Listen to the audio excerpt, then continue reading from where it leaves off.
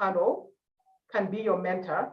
However, remember, when you approach someone to be a mentor and they are not available, they're not being mean, right? Sometimes they may refer you to someone else because maybe they don't have enough bandwidth for an extra person to do a good job with them, or they realize that you may fit better with another person, and that is absolutely fine. So don't take it badly that, Dr. Barbara refused to be my mentor. Maybe the timing is just not right, or she knows a better person for you. And then very important, back to us mentors, the way we explain to the person who has come to us why we cannot mentor them at that time, or why we think another person would be better for them, is really important. They say people will never forget how you made them feel. So it's really important the way that we do it. I noticed that we've had about a 100% increase in participants from the time we started. So those who have just joined, you're not in the wrong place. This is the first day of the IDI Science Fair, the third Science Fair. The theme for this conference is A Tale of Two Pandemics. We're starting off today with the Meet the Mentor and Meet the Mentee session. We have a number of mentors and mentees that come in pairs. We have Ivan and Andrew. We have Dennis and Alan, Ida and Barbara, Livingstone and Katrina. They're all mentor and mentee pairs. And today they're sharing with us the experiences of being both mentors and mentees. So you're absolutely welcome. The next thing we're going to do is we're going to flip questions. Normally, when people are talking about mentors and mentees, they tell mentors, these are the questions you need to be asking your mentees. And mentees are told, these are the questions you need to be asking your mentors. So today I want to flip this over, and we're going to have mentees ask their mentors the questions that their mentors are supposed to ask them, and we're going to do the reverse. So the first people I'm going to start with, first we're going to have Ida ask her mentor, and then we shall go to Catriona, who will ask her mentee. Let's start off with Ida. And those who are listening, if you have any questions, please put them in the chat and we shall incorporate them as we go along. Ida, over to you. Thank you, Dr. Miriam. So my question to Dr. Barbara is, what are some of the resources that have made an impact on your career?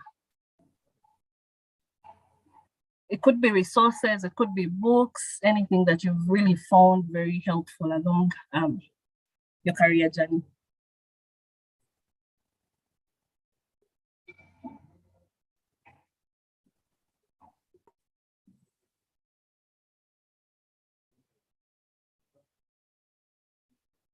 We don't hear Barbara, and she's not on mute. Barbara, we don't hear you. Or is it just me? No, I can't hear her as well. Barbara, let's give it another try.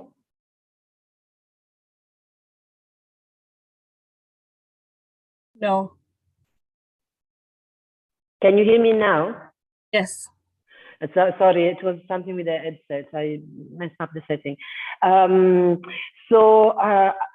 not sure that there were really like particular tools or resources. For me, I think what really makes in your career is the people.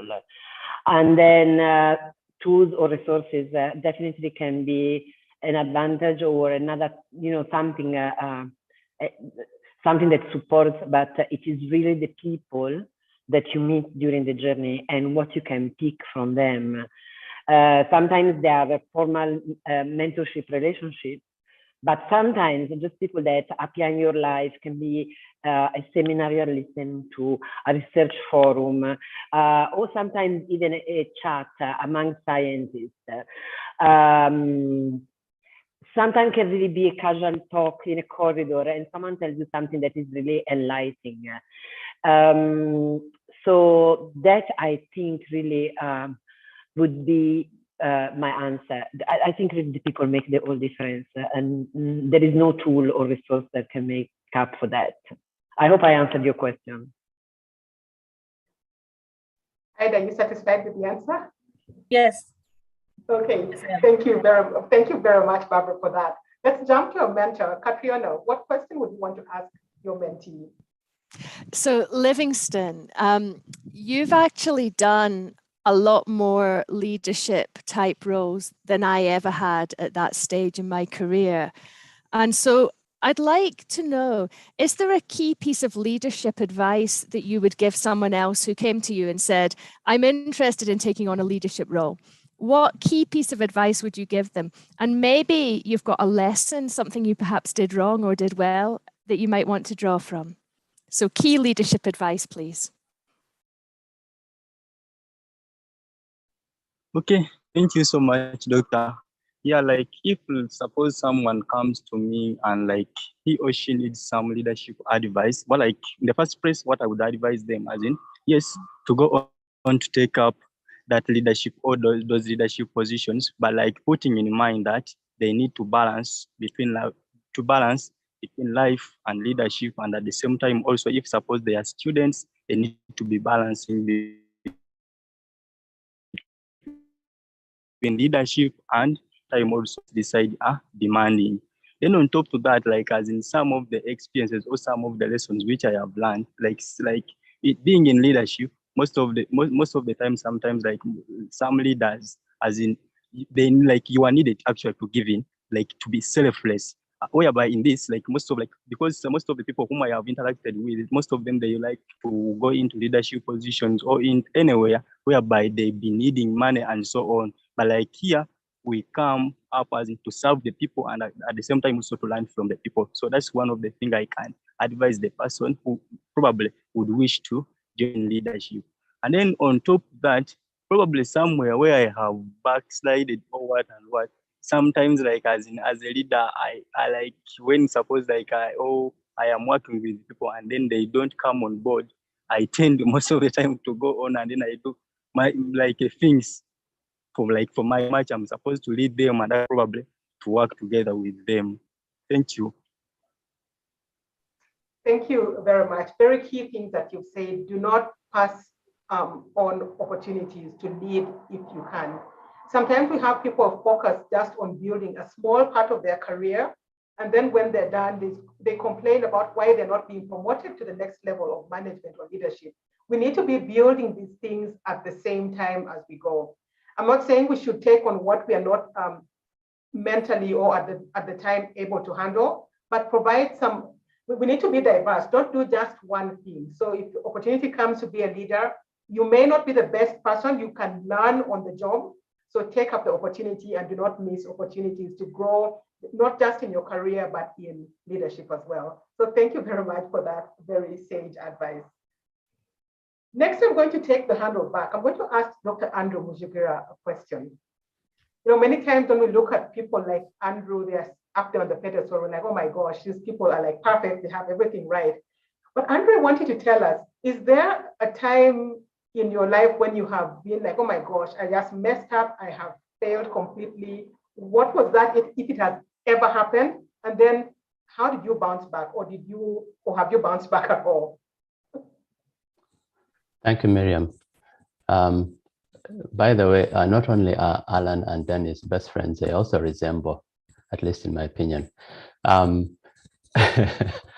Where did I fail? So I went back to grad school much later in my career, and the University of Washington, after you do the master's degree, you have to do a PhD qualifying exam, which is a 9-hour open book exam, and anybody who's done open book exams know how difficult they are.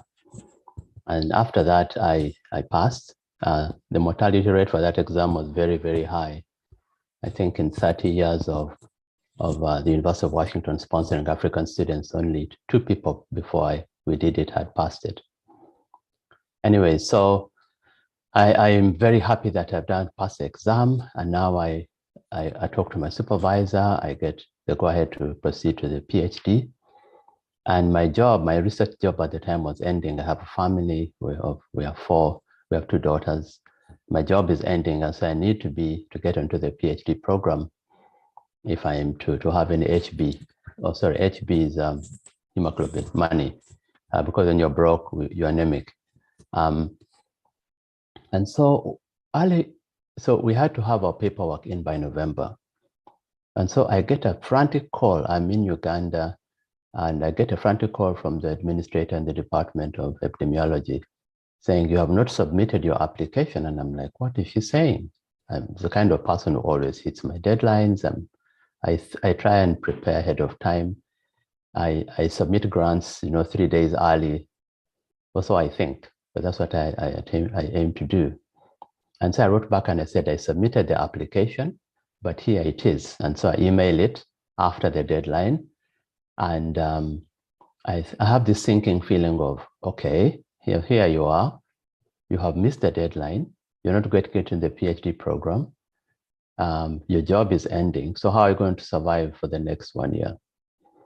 And so I go back into my email archives. I have a record of every email I've ever written since going back to 2004 on my computer. And I searched and searched and searched, and I could not find any indication that I had sent that application in. And so I had messed up big time. But thanks be to God, the department was very kind and they accepted my after the deadline application, and I was able to get in. And I shudder to think what would have happened to me if I hadn't gotten in. I think I wouldn't be here talking to you today. So yes, I failed. Oh, wow. Oh my gosh. I could see Katrina going, oh my gosh, because we all know the deadline. Andrew, what did you learn from that you could share with the people who are listening in? I think I learned that to err is human, and that much as I try to be a perfectionist, I will make mistakes. And that it's not about falling, it's about getting up after you fall. And I have made several other mistakes thereafter.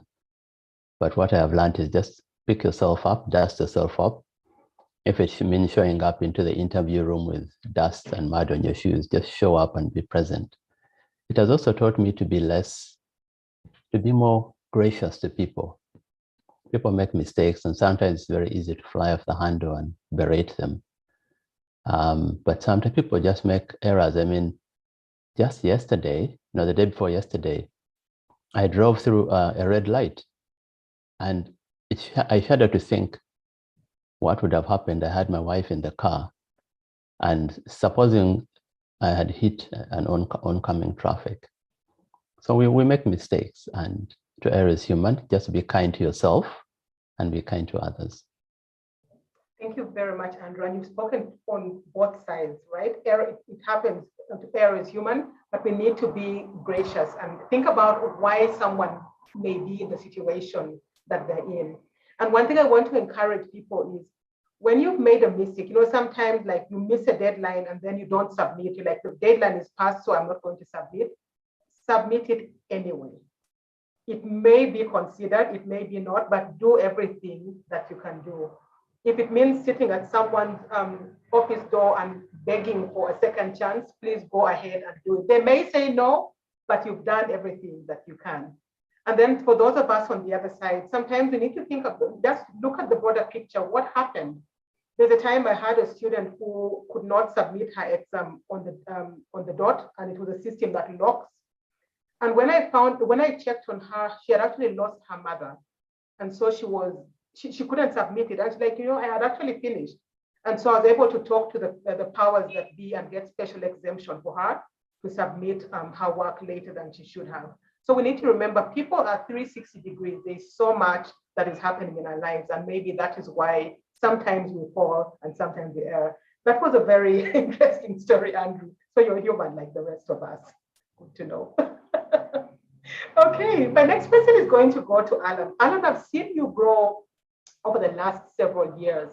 And I know a lot of people have seen you grow as well, and are curious to know, what has your path been like? Just maybe within 1 minute, what has the path been like for you? How have you gotten to where you are now? Was this very cleverly planned out from the beginning, or have things, that have the stars just become aligned for you and you're like, wow, I didn't know I would be in this place? Let's hear your story.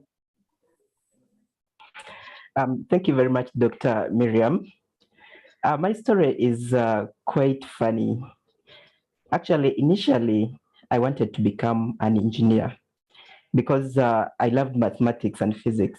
I was so good in mathematics to the extent that it used to be my kind of leisure activity. When I'm very tired, I just calculate out numbers. So I love to become an engineer.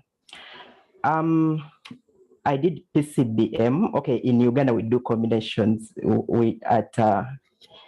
at advanced level or advanced secondary school, we do combinations. So PCBM stands for physics, chemistry, biology, and mathematics.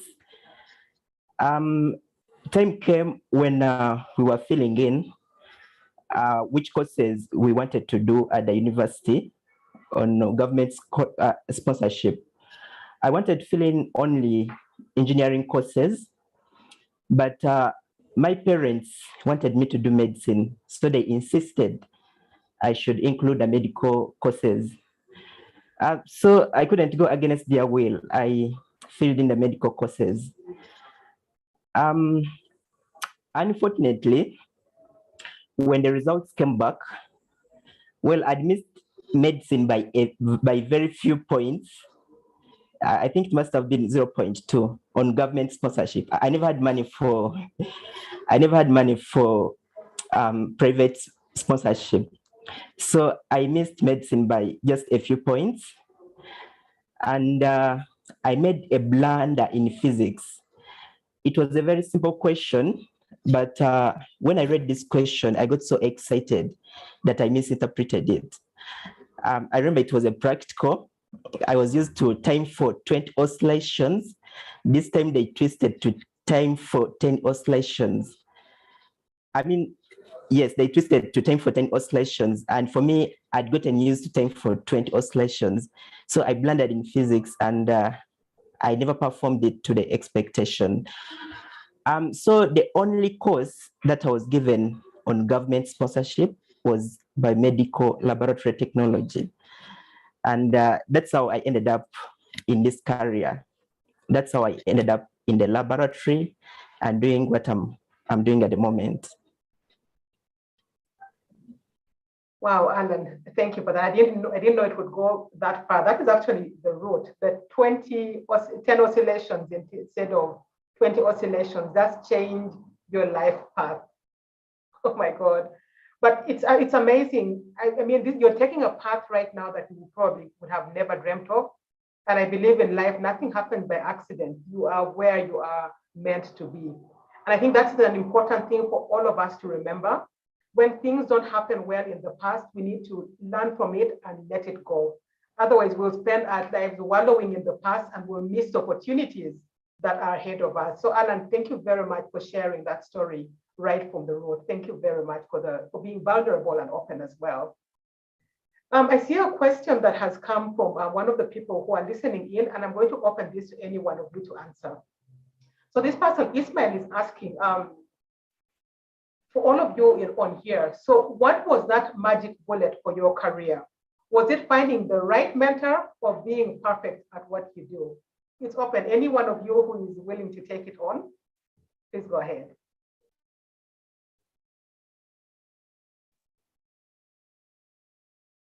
I see people are dying to say maybe something. I can, Yes. yes, maybe for me it's a bit none of the two or combination or something else. So I think you need a lot of motivation, and sometimes it's not really about being perfect. Nobody is perfect really, but I think motivation and determination are very important. In my particular case, I also have to say that it's almost like someone decided for me along the line. As much as I've been always self-driven and of course hardworking, it has been sometimes it's also a combination of opportunities that just appear and you are there in the right place at the right time. But again, that means that you always have to be ready for something. So it's not just that, someone is just to take you from one position to another position. You really have to, I think, really be 100% what you do every day. And then if the right opportunity happens in front of you, then it's when you are able to jump on it. So basically you're not allowed to sleep anymore. You really, really have to be attentive and motivated. And then if an opportunity comes, you can go for it. Thank you. Thank you very much, Barbara. You bring up a very strong point here. I think all of us should get away from the fact that we can be perfect. We can strive for excellence, but we cannot be perfect. I was a victim of thinking I could be perfect in a lot of things. And as a result, I suffered from imposter syndrome for a long time. And imposter syndrome is debilitating. You feel like you're never good enough. When you do things very well, you think they're going to find out that I'm not good enough for this. It's because you're driving for perfection. And it was debilitating. I had to go through coaching. I had to read books to be set free from it. But what was putting me in this position was I needed to be perfect.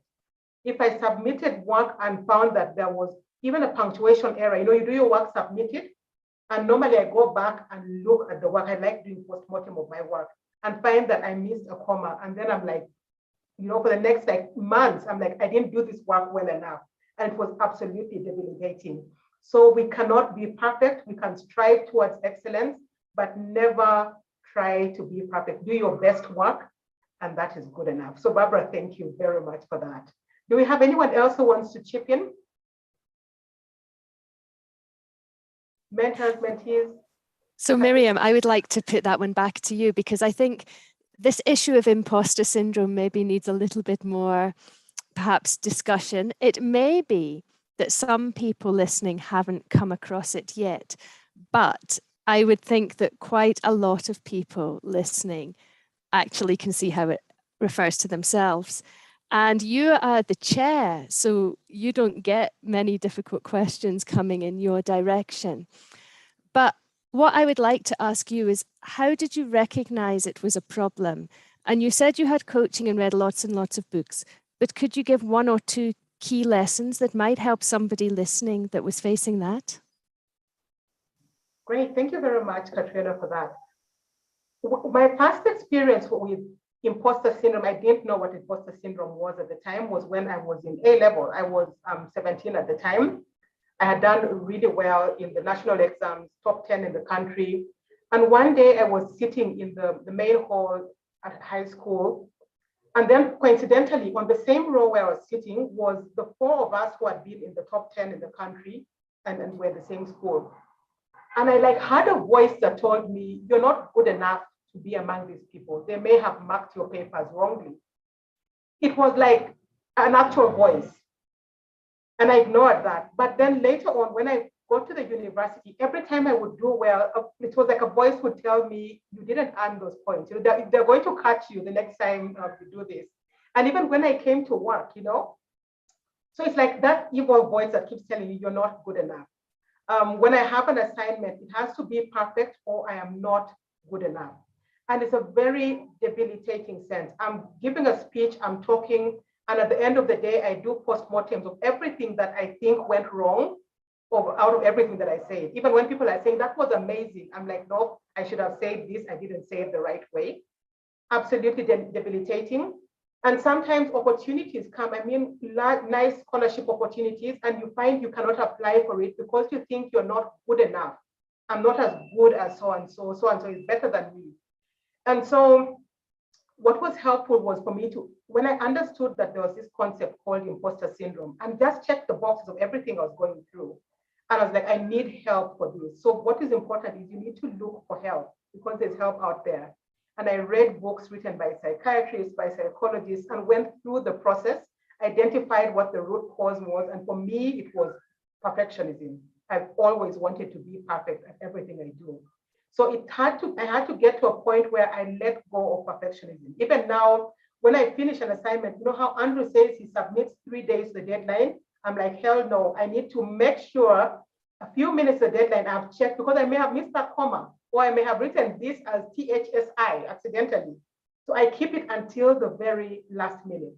And I realized, so deadlines are what made me get my work in. I was like, I need to have my own controls. And so it's been a lot of work, but it has really set me free.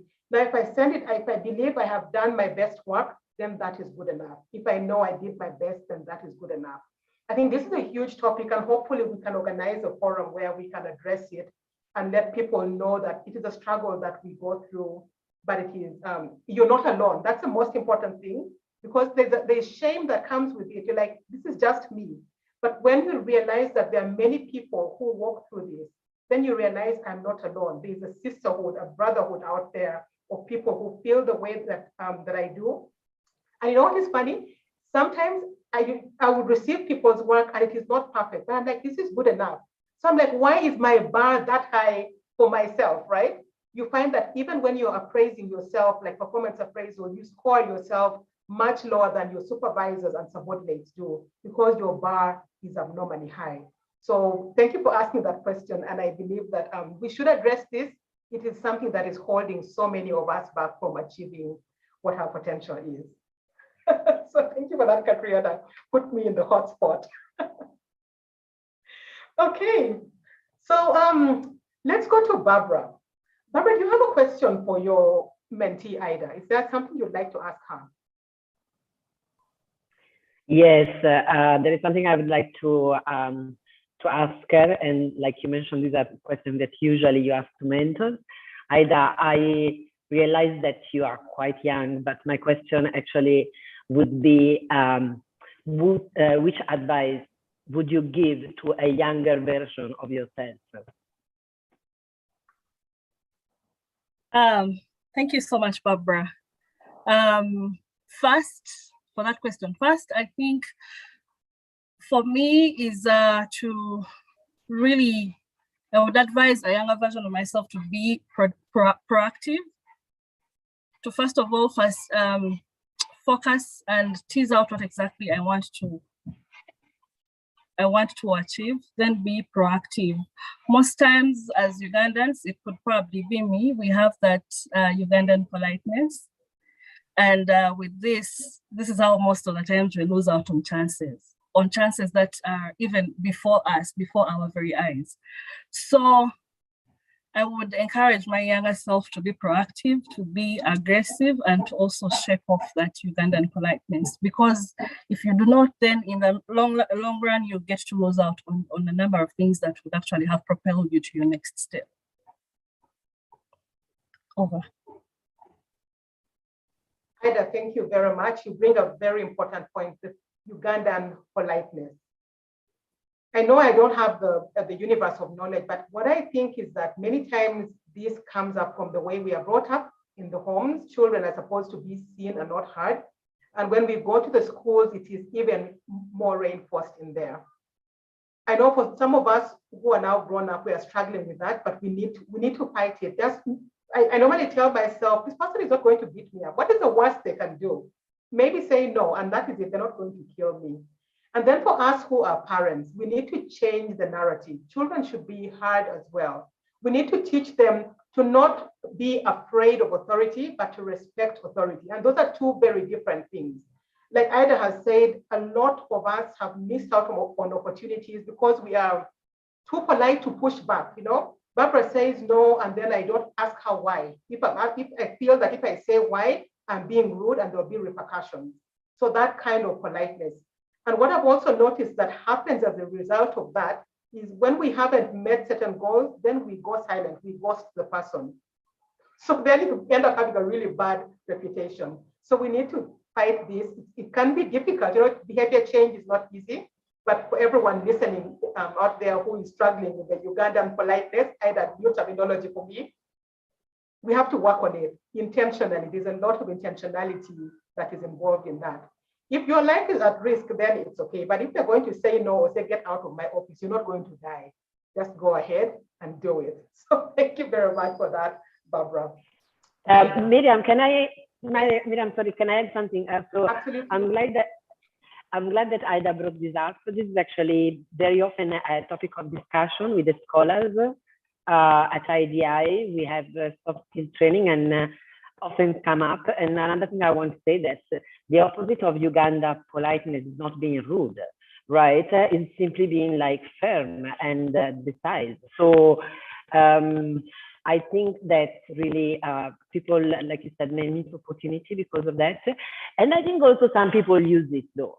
I also think some people are like, you know, I want to be polite and stay in my comfort zone. So sometimes also as an excuse, but sometimes, again, you know, like Ida said, can impact your career. If you don't stand for yourself, nobody's really going to do it. So you don't have to take shaking off the Ugandan politeness as to become rude. You're not. And worst case scenario, someone's going to tell you no, as Miriam said. Thank you. Thank you very much for that, Barbara. It should not be an excuse for us not going forward. There's a question from Maria, which coincidentally was one of the questions that I had aligned, and this is going to be open to anyone on the panel as well. It's about personalities. We are all very different personalities, and it took me a long time to discover that. I used to wonder why I was the way I was until I read a book about different types of personalities, and I'm like, oh my goodness, I'm not crazy, this is just me. But then I recognized that in life, dealing with different personalities can be very different, very difficult.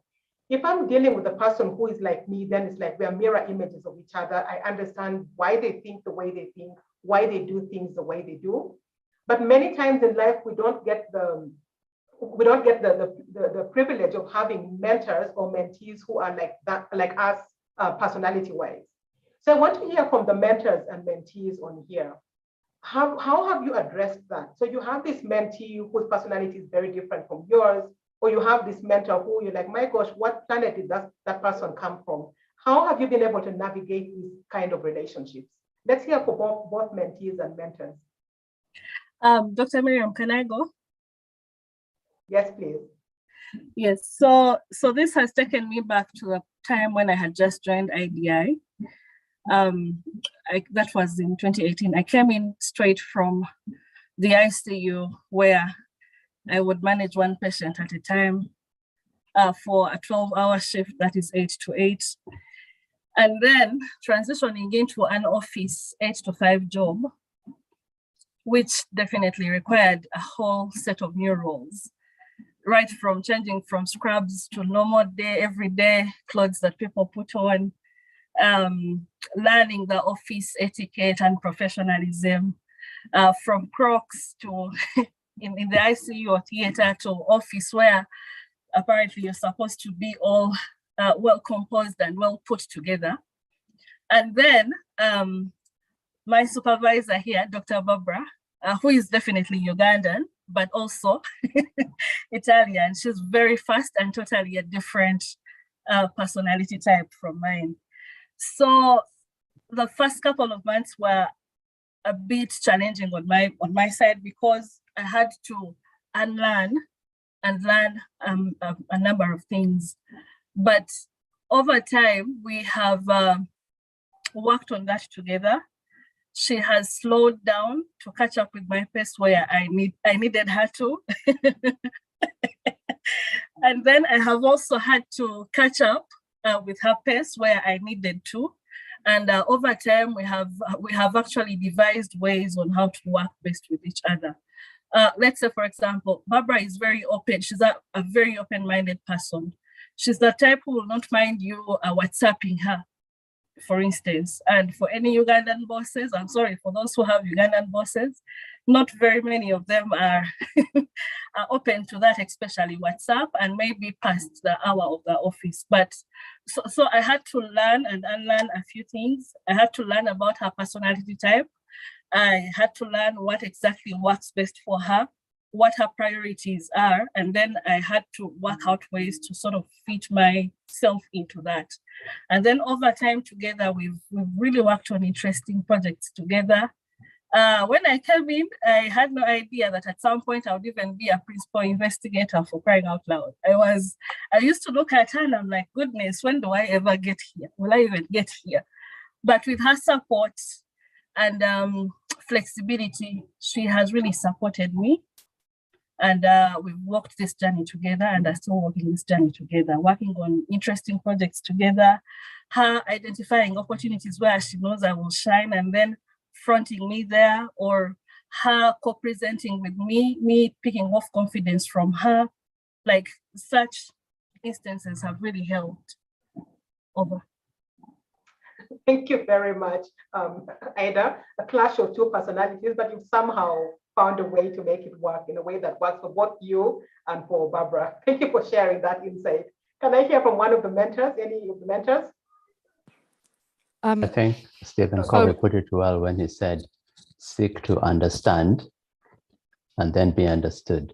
Yeah. So what I found helpful is to figure out what is your communication style. Are you a face-to-face person? Do you prefer to use Facebook, WhatsApp? Are you a morning or night person? What are your work habits?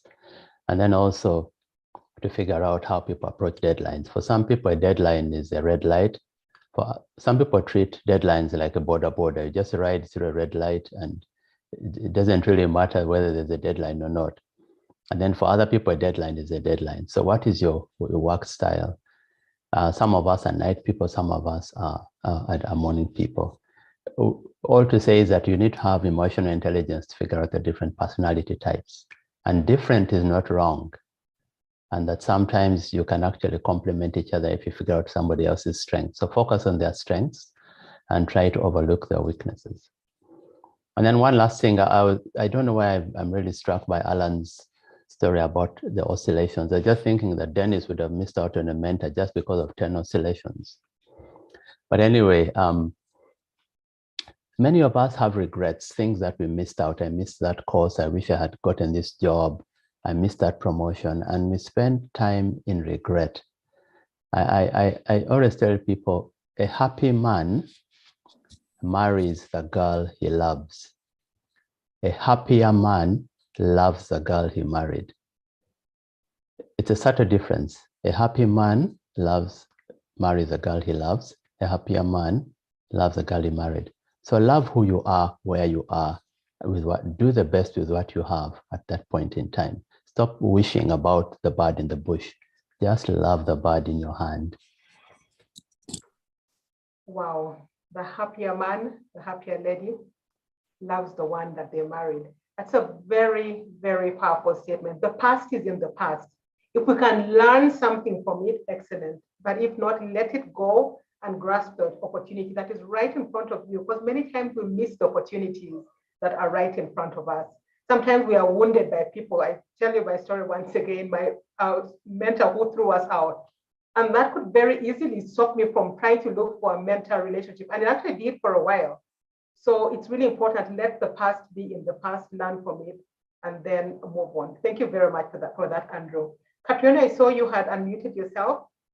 Yes, slightly different take on the question, I think. But what I've learned about leadership is that actually a lot of it is coming to understand your own personality and your own style.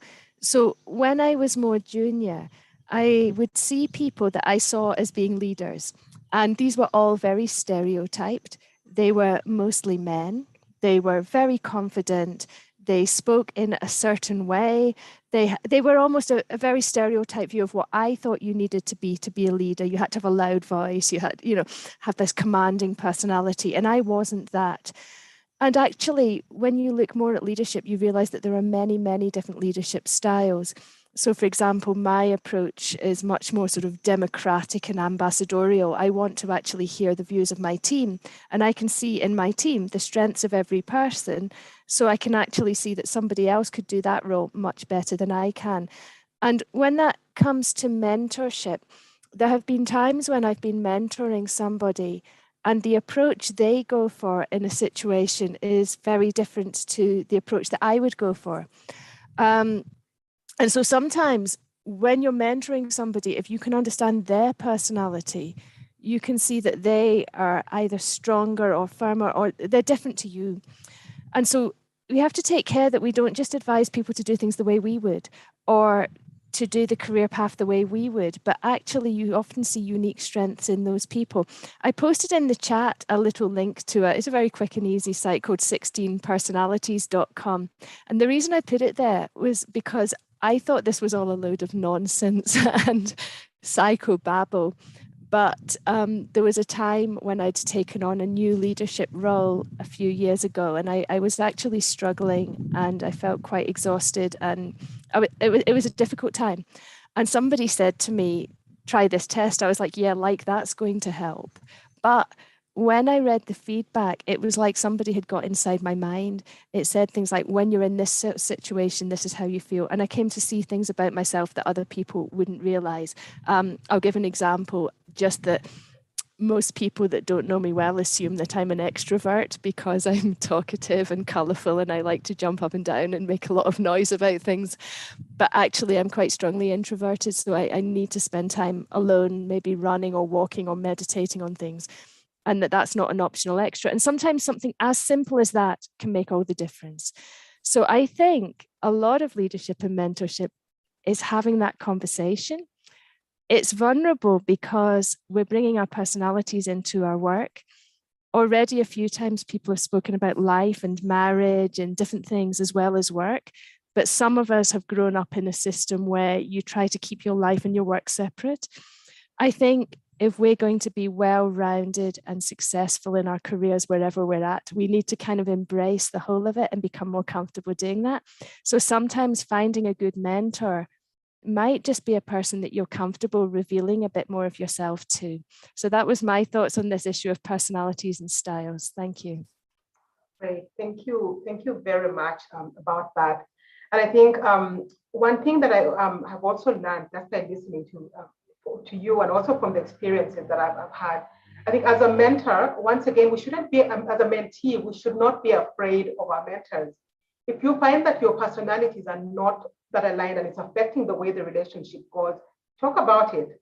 I'll share my experience. My mentor and I are completely different. He's an introverted person, thinks deeply before he says anything, and then he wants perfection from the word go. So if, let's say, you're preparing a poster, even when you're still in the thought process, every time you show it to him, the layout should be perfect. And I'm completely different.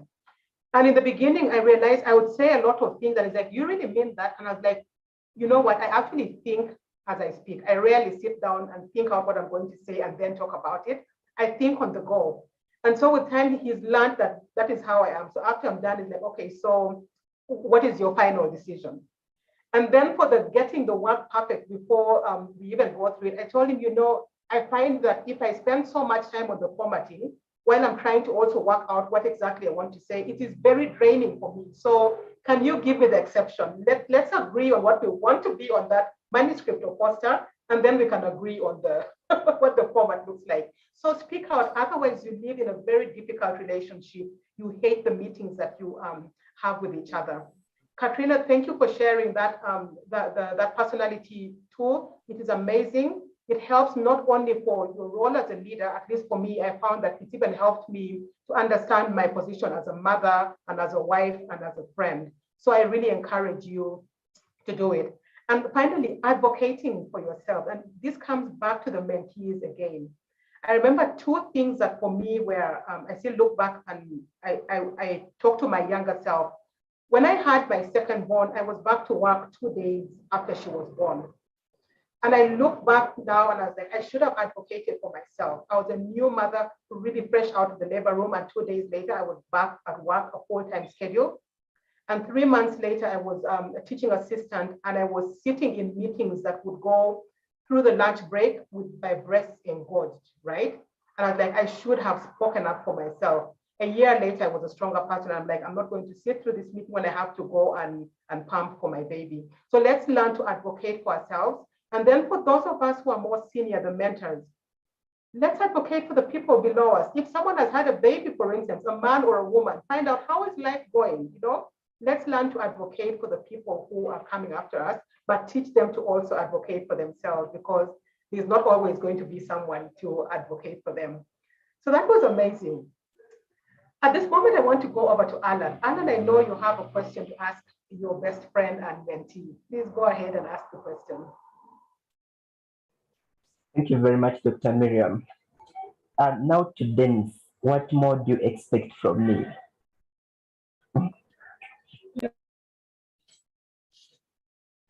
Omani, you're muted. Hello. Yes, please go ahead.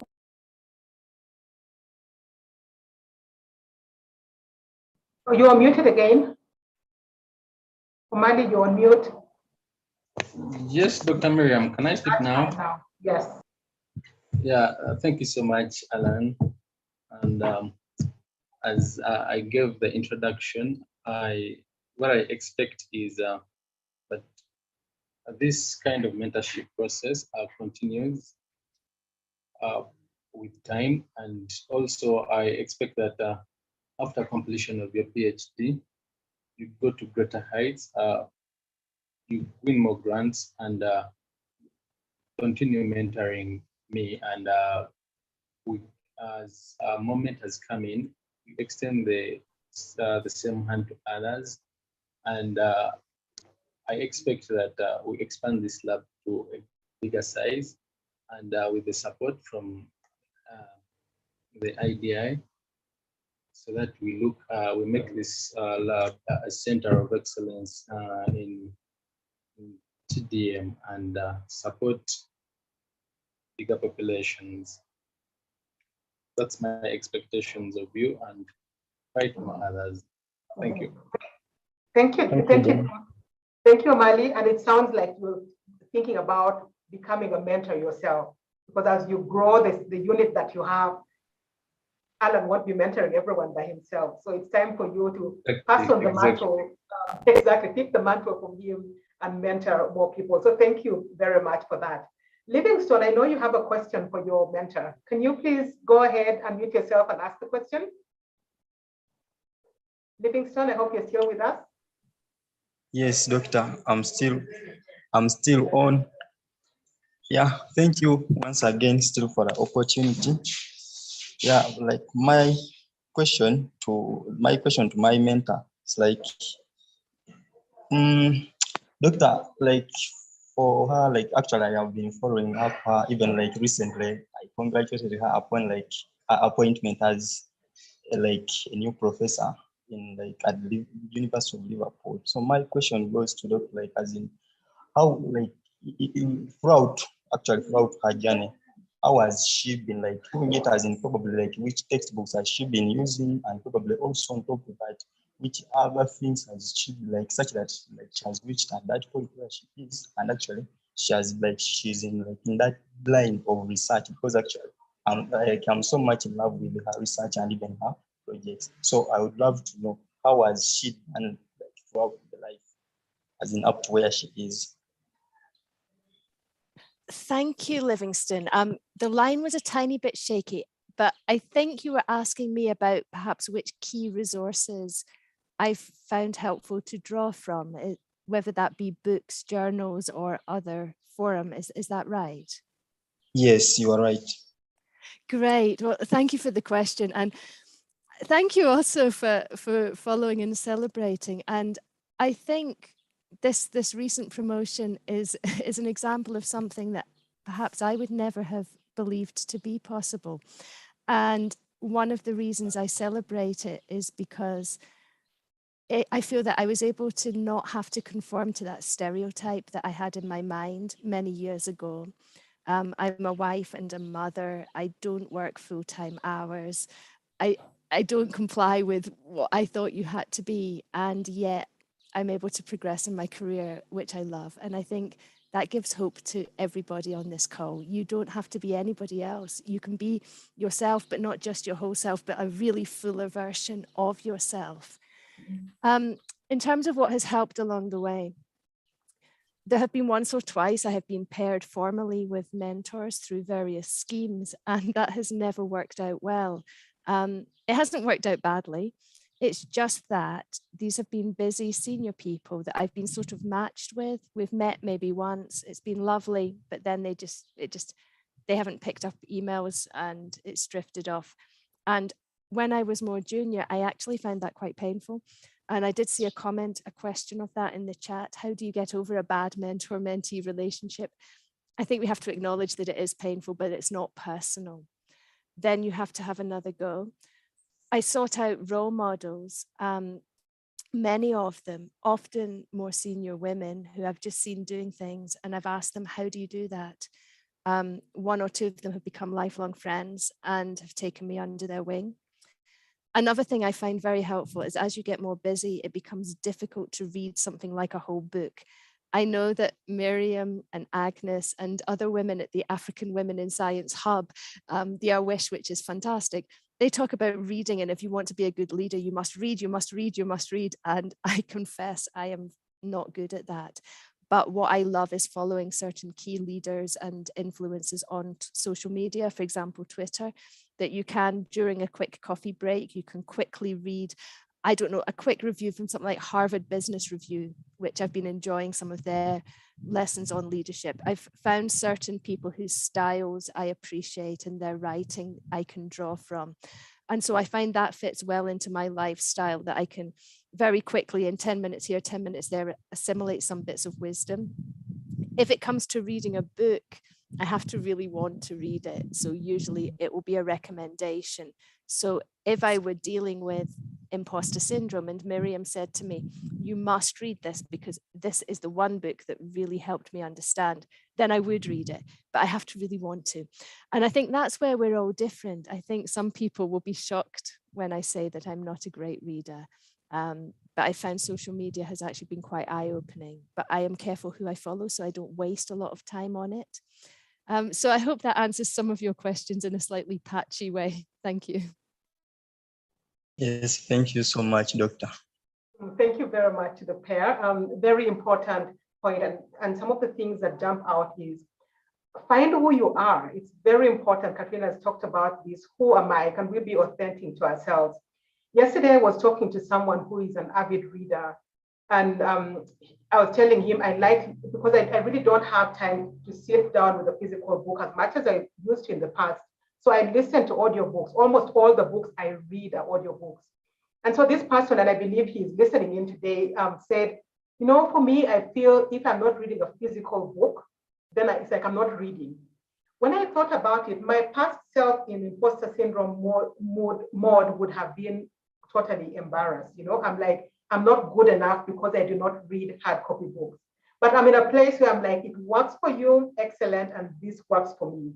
And that is really important for all of us. As we grow in our careers, don't try to be Barbara, don't try to be Alan, don't try to be Andrew. Be who you are. Our paths are all different. We do things in completely different ways. And I tell people these days that I read novels. In the past, Miss Imposter Syndrome, how I read scientific books and I read management books. But now I tell people I do read novels, and very frequently, non-scientific, non-anything. I just love reading novels, and that is me. The other thing that that comes through is we shouldn't be ashamed to not know. In the past, when my mentor would give me an assignment on a topic that is like from Mars, I would say, yes, that's okay. And I'd go like struggle to like look for the answers. And I learned that I can just ask the mentor, how should I do it? What are you thinking about this topic? And that is totally okay. So the people who are mentees here or people looking for mentors, it is okay to not know. And even for us mentors, it is okay to not know. And I believe you all agree with me that sometimes our mentees know much more than we do in certain areas. And that is also absolutely fine. I think Barbara, and I remember when we had a mentor-mentee session with Barbara and Dr. Christine Sekaja, Barbara was talking about areas where she's now learning from Christine as well. And it is completely fine to not know and to learn new stuff. So thank you very much. I'm going to move on to a question that is asked by one of the people who are listening in, and this is open to all of you on the panel as well. So it says, how do you pursue a mentor without looking like you're super gluing on them? How do you pursue? Yeah, so what is your answer to that? You're on the phone, you're sending an email, text, WhatsApp, whatever it is. How do you do it without looking like super glue?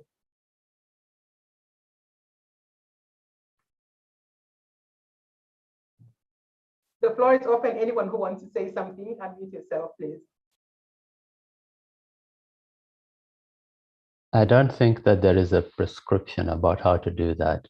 We all meet in different places. I was just thinking about a colleague, a young man I attended Bible study with many years ago, who met and dated his wife on a seesaw. They went to primary school, sat on a seesaw, and they just went up, down, and got to know each other. And they're happily married now with 3 kids. Now, if you told the kids of today that you can date someone in a seesaw, they'd say you're boring. Anyway, all to say that I don't think there is I think you need to show initiative. I think you need to follow up because people are busy. And you also need to know the difference between being persistent and being annoying. And that line can be very thin. But what I have found is just as Ivan so eloquently said earlier, is find out something about the person. So if you know that Katrina loves walking, or she has an interest in her reading, find out her interests and start talking to her from her area of interest. If Alan loves Arsenal, I don't know what football club he loves, then yeah, talk to him about Arsenal. And then before you know it, you'll be sharing goat meat and a drink. And then, so build the personal before the professional. I think sometimes one mistake I made earlier on was to be a little too intense on the professional. So I'd corner Katrina at a meeting and I start asking her questions about clinical pharmacology. And she's like, this guy is too intense. And I learned to get to know the person first before I pursued the professional. Thank you very much, Andrew. You saw dating. Anyone else? Can I come in briefly about finding out what the person enjoys doing? So with my mentor, during COVID, of course, we put good use of our time to walking together. Everyone that knows Barbara knows that she loves walking and exercising and keeping fit and eating healthy. So this is something, it was actually during the lockdown that I was here. So I wrote her an email and I said, hey, Barbara, I think I now want, I know what I've decided on what to do with my career. Could you please spare some time for me to go through the options with me? So she's like, oh, perfect. We could go on a walk. I said, okay. So it was new and interesting to have your supervisor do that with you. She actually came home, picked me, and then we went on a walk. So over time, that became our way of meeting.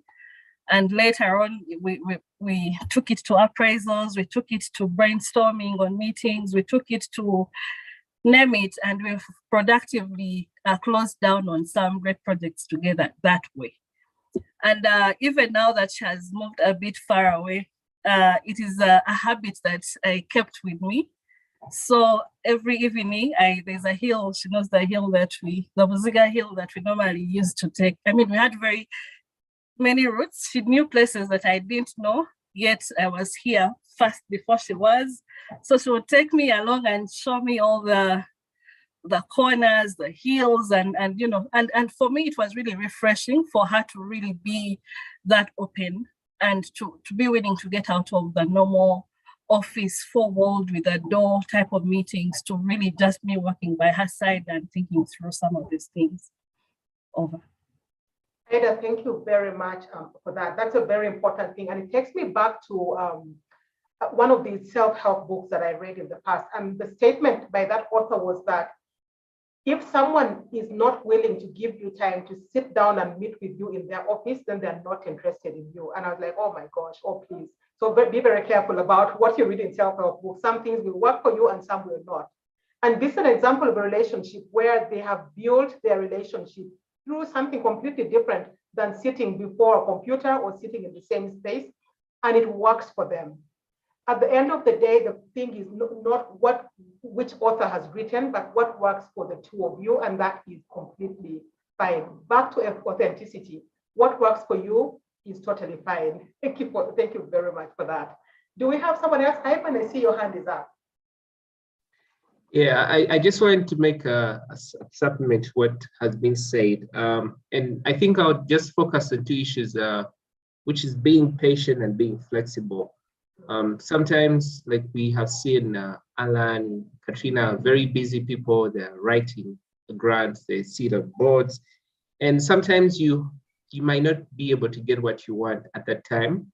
So for instance, Alan is having a lecture, make sure you attend it. They're meeting, they're making a presentation here, make sure you meet them, you talk to them after the presentation.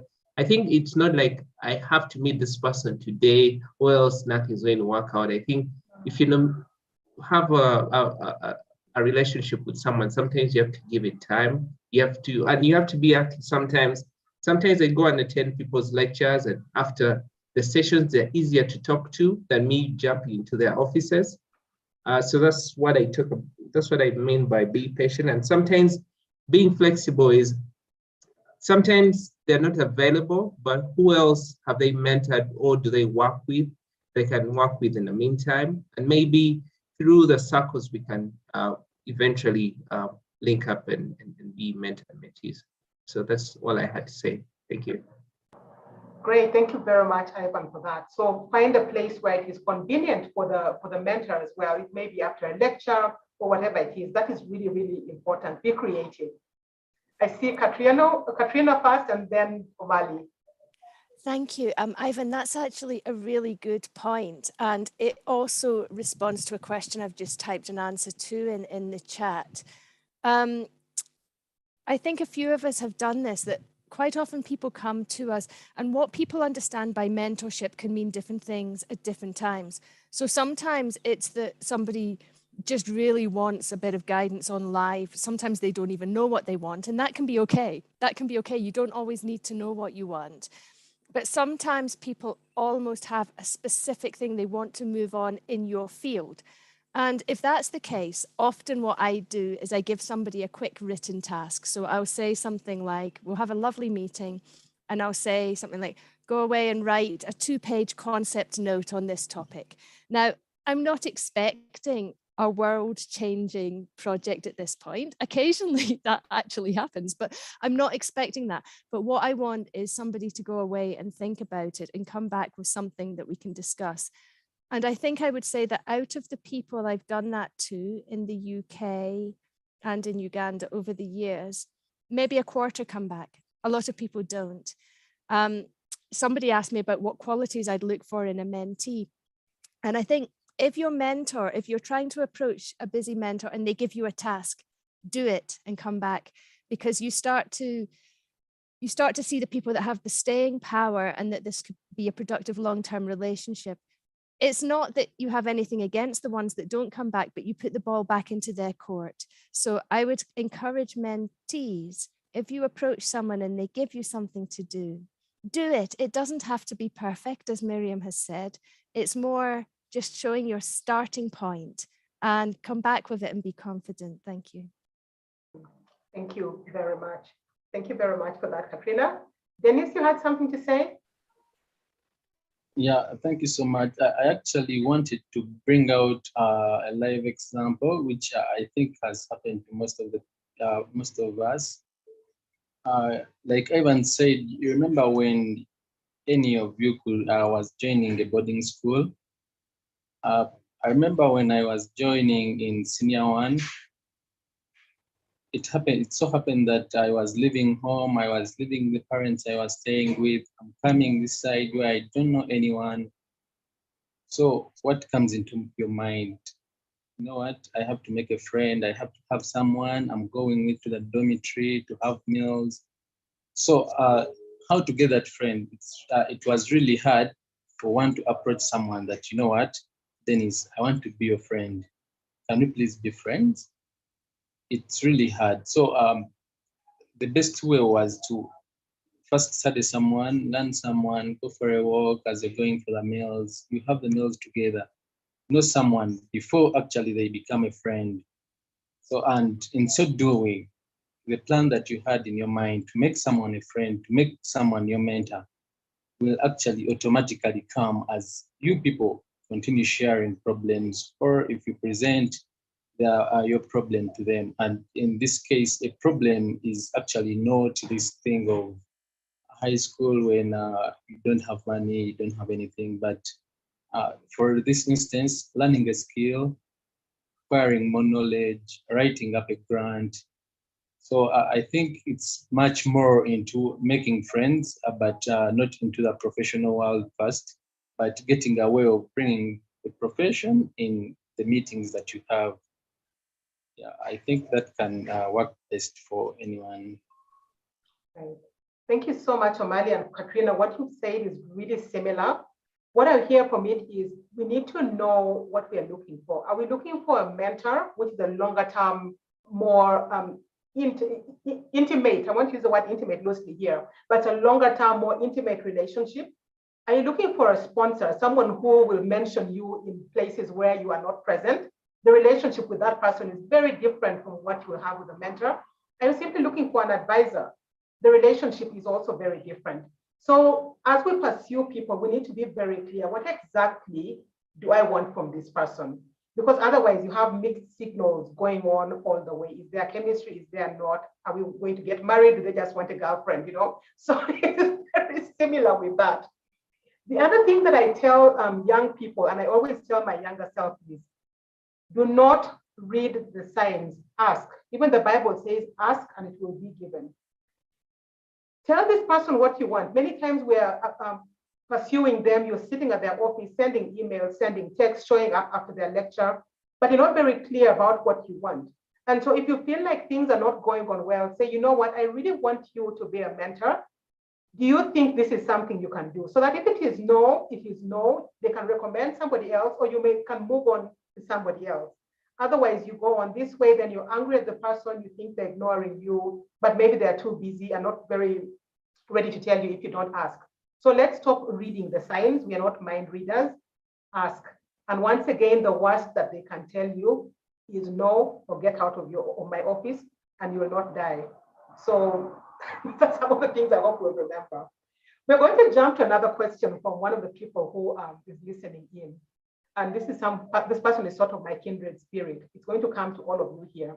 What drives you to study up to a PhD level? What was that thing that made you study up to a PhD level, or is making you pursue a PhD? Let's hear from all of you, because I hear everyone is talking about wanting to do a PhD, or they're already doctoral scholars. Some have already got PhDs, some even multiple. So let's just hear from one of you. Well, yes, let me start, since I'm a PhD scholar. Well, one of the reasons as to why I did a PhD, there's someone I met, and we were talking. So this person was giving me some kind of advice. He was like, you can have businesses, you can have houses, you can be extremely rich, but all such things can disappear. The only thing that cannot be taken away from you, it's the education or the knowledge. So this person was encouraging me to read as much as possible, to gather as much experience as possible, to get as more knowledgeable as possible, because this is something that cannot be taken away from you. Businesses can collapse, the rest of the things can collapse, but no one can, as long as you are still living, as long as you are still alive, no one can cut away your head. I mean, no one can steal your knowledge, no one can steal your wisdom. But that's a selfish reason. I think I want to serve my community better. I want to know more so that I can serve my community better. Thank you. Thank you very much, Alan. Anyone else who's ready to share their story? What was that drove you to study, to do a PhD? So mine is perhaps a bit different. I don't think I ever really wanted to have a PhD as a thing. It's just that at that time I was doing research into why people died of tuberculosis, and I had a fellowship to look at that in Malawi. And as part of that fellowship, I could register for a PhD, but the PhD wasn't my driver. I think if the PhD had been my driver, I would have got frustrated and discouraged. But understanding why people were dying and following the science was my driver. And it was almost like the PhD was a kind of byproduct or side effect of what was naturally happening. And the reason I think that there might be a take-home point there is that often we want a PhD to attain a level of career progression, or to make us eligible for certain roles or certain seniority, or maybe some prestige. But if you just want to get a PhD for the sake of getting a PhD, it will be really hard. But if you find an area of science that you just are passionate about and you can't let go of it, and you really want to know the answers, and it drives you on, and it drives you to overcome the hurdles, and it drives you to read the literature and to think again when things go wrong, then the PhD almost takes care of itself. but I don't know if that's a bit different to some of the others. Thank you, Katrina. I saw Andrew had unmuted himself, and then Barbara will be next after Andrew. Katrina has nailed it. Why do you want to do a PhD? So some of us do PhDs because we saw an advertisement in a newspaper on a notice board. And so you're like, okay, like a board, I'll just squeeze into the traffic. And so off you go and do a PhD in a field you had no interest in. You come back, and when you look back, as Katrina said, the PhD is just the beginning of your academic journey or research journey.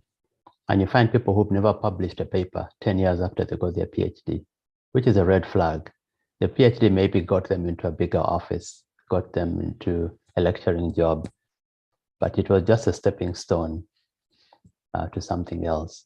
So what are you passionate about? I think that's what Katrina was saying. What are you passionate about? My wife is fond of watching rom-coms, and I sit in with her just to, I don't understand half of what's going on, but a young man was being asked, why do you want to marry this woman? And he was stumbling, and he couldn't quite say why he wanted to marry her. And so that's a question I ask, why do you want to do this PhD? And once you figure that out in your mind, then you can get it done. A PhD is a lonely journey. And often you're out there doing stuff nobody else has done. And if you don't know why you're doing what you're doing, it can be very frustrating. So why do you want to do it? Okay, thank you very much, Andrew and Katrina. And I think the common thread that I'm hearing is twofold. So one, why do you want to do a PhD? And two, why in that area? So it's really, really important, because you may have like all the perfect reasons to do a PhD, but the area you're choosing is probably something you're not passionate about. So there should be a very clear answer once again for you in those areas. It's not about so and so has got a PhD. It's about me, right? And also, is the timing in my life right at the moment? There are people who have done PhDs with 3 little babies at home, and for them, the timing was right. And then there are those of us who are like, okay, you know what, the timing isn't yet right for me right now. So let it all come back to, you know your life best. Does it align with what you want? So why do you want to do a PhD, and why do you want to do it in that particular area? Barbara, I see your hand is up. Yes, so mine is a bit different. So that's why I also wanted to bring this up. So for me, I did a PhD. It was, first of all, it was a long distance. I was working full time at IDI. And I had even already published part of what ended up to be my PhD. So when I started working in Uganda and in IDI, were really the first years of scaling up art. Actually, when I started working in the IDI clinic, I was one of the few people who ever used ARVs from my country. And most of the doctors were even scared of using the drugs because they were strong, they never gave ARVs, they had side effects. And so I remember those years were really challenges. I was seeing at least 50 patients a day in the clinic, and not just me, every clinician. And we were all very young, all very new to, anyway, even me, HIV medicine. And we had a lot of mortality, a lot of loss of follow-up. We had really a lot of challenges. We were almost without guidance, and we tried to learn about our mistakes. So my first papers are really all about these first years on how challenges was early mortality, how we were monitoring people using only CD4 count, and it was not really working out. So I really wanted to do my PhD because my book has that old story, has that old story of, let me call the pioneers of the antiretroviral treatment and the HIV programs in the country, which nobody was going to write a book about anyway. So I thought that it was really a nice way of documenting. If you read my PhD thesis now, it's really obsolete.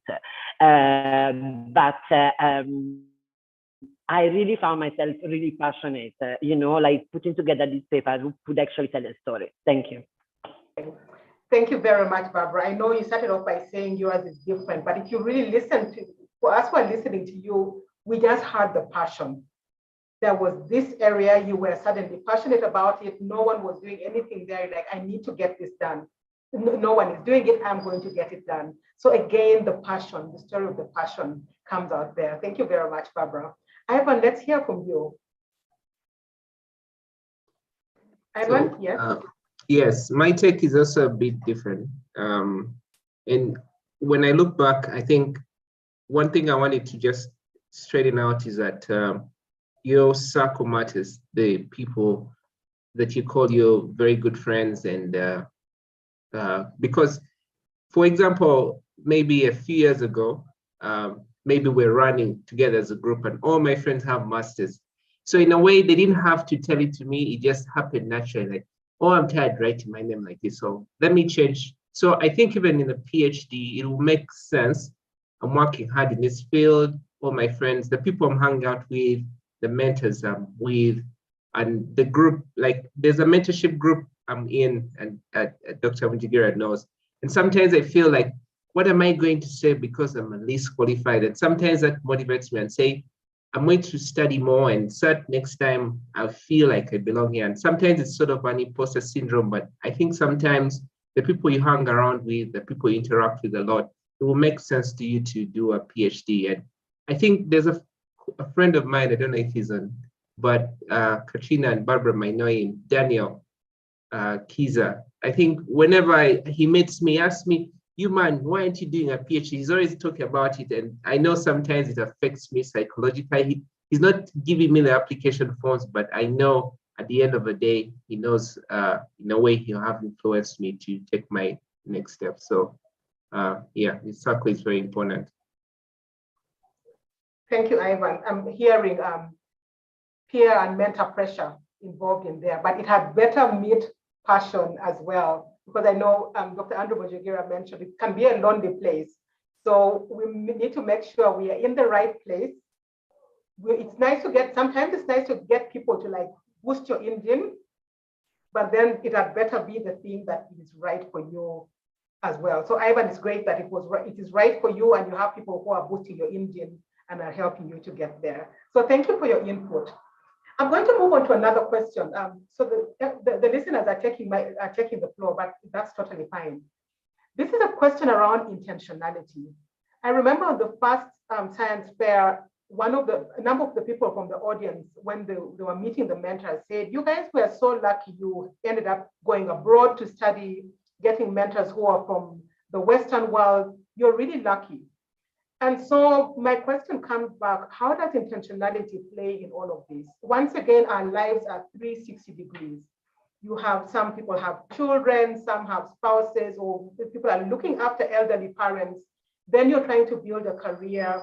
So can you guys just tell us how does intentionality come into all this? What role has intentionality played in getting you where you are right now?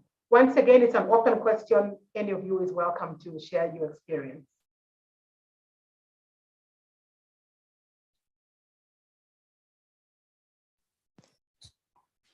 Well, I know. Oh, go, Andrew. No, you're the professor. You go ahead. That's never been said before. I think I would almost say the opposite. And interestingly, I saw some discussion on Twitter this morning where somebody was saying, actually, when a lot of it comes down to it, it's about luck. You know, being in the right place with the right people at the right time, the spark of ideas and the energy just happens. And I think there's going to be times in your career when it's both.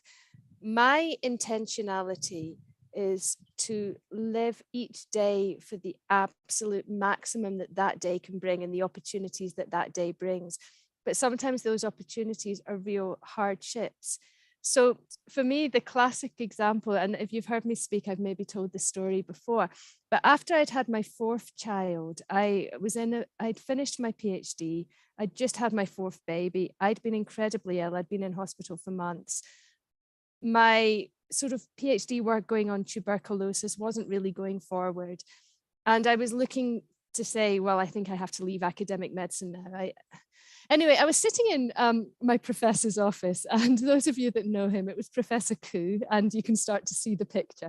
I was sitting in his office breastfeeding this baby, and then the baby was sick, and there was all this kind of mess. So you can imagine, I'm discouraged, I'm sick, my baby's just vomited in my professor's office. This is not the best moment of my life. But being Professor Koo and being very kind and taking me as I was, helped me clean up the mess. And we got into a conversation about, if a mother's taking medication, how do you measure how much drug gets into the baby, given that the amount of milk that the baby drinks, the baby's likely to be sick? And how do we measure that? And what about antiretrovirals, and how many antiretrovirals get into the baby? And I think most of you know the rest of the story, that night I went home, looked at the literature and realized there were only 19 papers that had ever been published on the topic, and they were not high quality papers. So I did a quick systematic review, put in a £30,000 starter grant, which was accepted, brought me out to Uganda in 2014 with my young family, and the rest moved forward. To me, was that chance or was that intentionality? And I think many of us can probably talk about something that happened like that. But then there are other days when we have to be much more intentional. Maybe some of my colleagues can draw out some of that. Thank you very much, Katrina. I'm just picturing the scenario, breastfeeding Muhammad, the baby throws up in the professor's office. As unconventional as they come, but that is the reality. You know, we need to bring our realities and our truths to the workplace as well, because that was the state where you are, in your life at the moment, and that was it. Yeah, Andre, so you had unmuted yourself earlier. I think Katrina has wonderfully illustrated how when life tosses you a lemon, you make lemonade, and she's made a really, really good lemonade over the years since 2014. So somebody had asked previously in the chat about luck. And I think that, as somebody said, luck is what happens when preparation meets opportunity. So I think you've got to be prepared and you've got to be intentional, as you asked. My story is also familiar to many in the audience. I did what Ivan did, which was go to a talk where professors speaking about HIV and STIs, and I stayed behind to ask questions. She interviewed me, and I don't think she hired me because I knew about STIs. I think she just thought that we could work together, and we're still together nearly 2 decades later. So it's about being in the right place, putting yourself in the right places, meeting people, talking to people, and being interested in what they're interested in. So career paths, some people think are like a straight road. They're actually not. I feel like my career is like a winding river, sometimes going backwards on itself and forwards, and sometimes there's no water in the river. And it's not a straight line. It's just persistence. Keep going, even sometimes when you don't know where you're going and what you're doing, just keep persisting.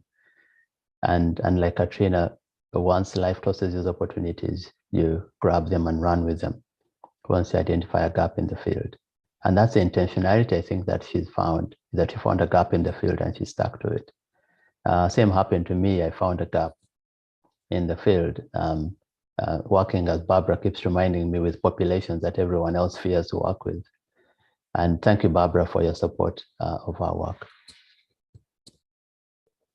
Thank you very much, Andrew. Went for a lecture, and the rest is history. Asked questions, and the rest is history.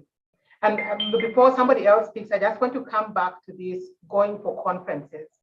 One of my first experiences, actually the first international conference I went for was an IAS conference in Mexico. And so on the first day of the conference, I showed up to sign the attendance list. Those days it was manual, and then I was entering the hall. Now it happened that there was another doctor we had traveled together with. He wasn't working with IDI, but another institution. So we get there, and again, we meet at the signing desk. And after we finished signing, he was leaving, and he said, "You mean you actually attend these conferences?" I mean, he just blew his mind. It's like, you've got a chance to come abroad, go and shop, go and see the country. And I know many of you may have heard this or been tempted to do this, but these conferences are opportunities. You've already heard from Andrew talking about it. They're opportunities. You don't know what opportunity you will meet in this place. And be bold enough to reach out to speakers and talk to them. They may be experts in certain fields and they need help in Africa, for instance. So take advantage, go for these conferences, already just to have a clear conscience, attend the conference, just be there, but also use it as an opportunity to grow your career. And this person who was surprised that I was actually attending the conference was very much senior to me. So you can imagine the kind of advice we sometimes get from people that are our seniors. It's like, you mean you actually attend these conferences? And so exactly, my first international conference, and that was the advice I was receiving out there. Great. Anyone else who wants to talk about intentionality? Yes, Ida here. Yes, please go ahead. So what quickly comes to mind when you talked about intentionality was the fact that some of us are in positions that in a way put you in access to very many things. Let's say, for example, such as mine, I will always have intel on which scholarship is available, which course is happening where, which conference, and to mention but a few. So if you're not very focused and intentional, I'm not saying I'm perfect, it's a journey that I have been walking, you might end up getting swayed by anything that comes to you. For example, you might be doing clinical work and then something else comes, and because you're excited and you're not really relating where you want to go vis-a-vis what is currently available, you quickly jump onto that. I'm not saying it's bad, but you sort of need to reflect and see where you want to head. For example, I really have always wanted to write. I've always wanted to publish my own work. So, and within the unit, why I'm saying it's actually important to also start where you are. Sometimes we look further ahead and we forget where we are at a particular point in time. So with the unit that I work with, I decided to focus my energies and intentions with the unit. So I said, so we've been doing this for a number of years. How about we do an evaluation? And for me, that was an opportunity to write up a protocol to evaluate the capacity building model that we use within the unit. So when I approached Barbara, she was very excited and she walked that journey with me. We wrote together. And then recently, again, during the COVID time, still within the unit, we realized that we needed to automate some of our systems there. So again, it was something that she was happy to support me with. So she said, fine, just like Professor Wade, she says, write up something, send it to me, and then we'll take it from there. So, and then other things have been coming up like that, like in that same manner. So sometimes intentionality helps you to focus on where you are in that opportune time, and then you can build from there and then expand. Over. Thank you very, very much, Ida. And consistently, what I'm hearing from everyone who has shared their view on intentionality is consistently wanting what you want, So you know what you want and you consistently go after it. You're intentional about it, even when your career path is like a river, not even a river night at the early stages, the old stage of the river when it's twisting and turning. The career path may end up being that way, but the river knows that it is going to the delta. So that is what intentionality is. I know where I want to go. It doesn't matter what will happen along the path, but I'm going to continue on that path. One thing that I want to mention related to intentionality, but I think, Andrew, you also mentioned this, was not every opportunity is your opportunity.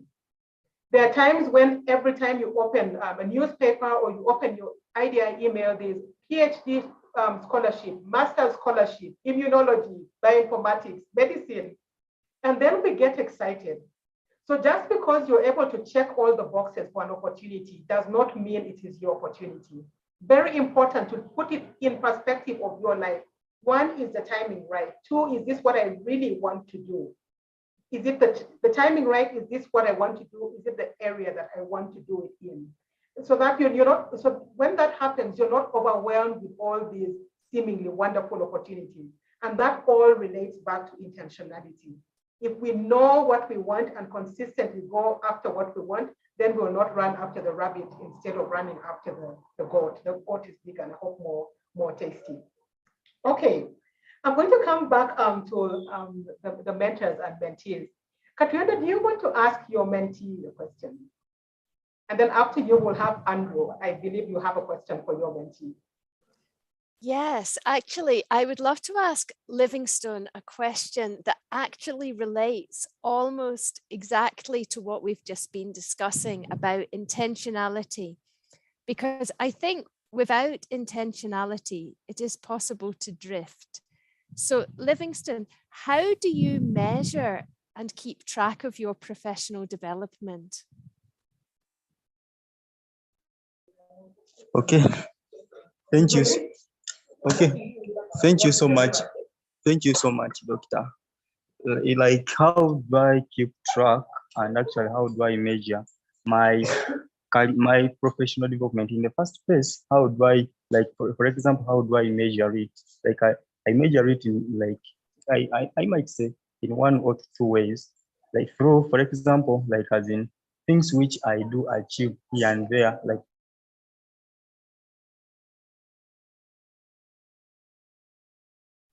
have we lost you? Is it just me?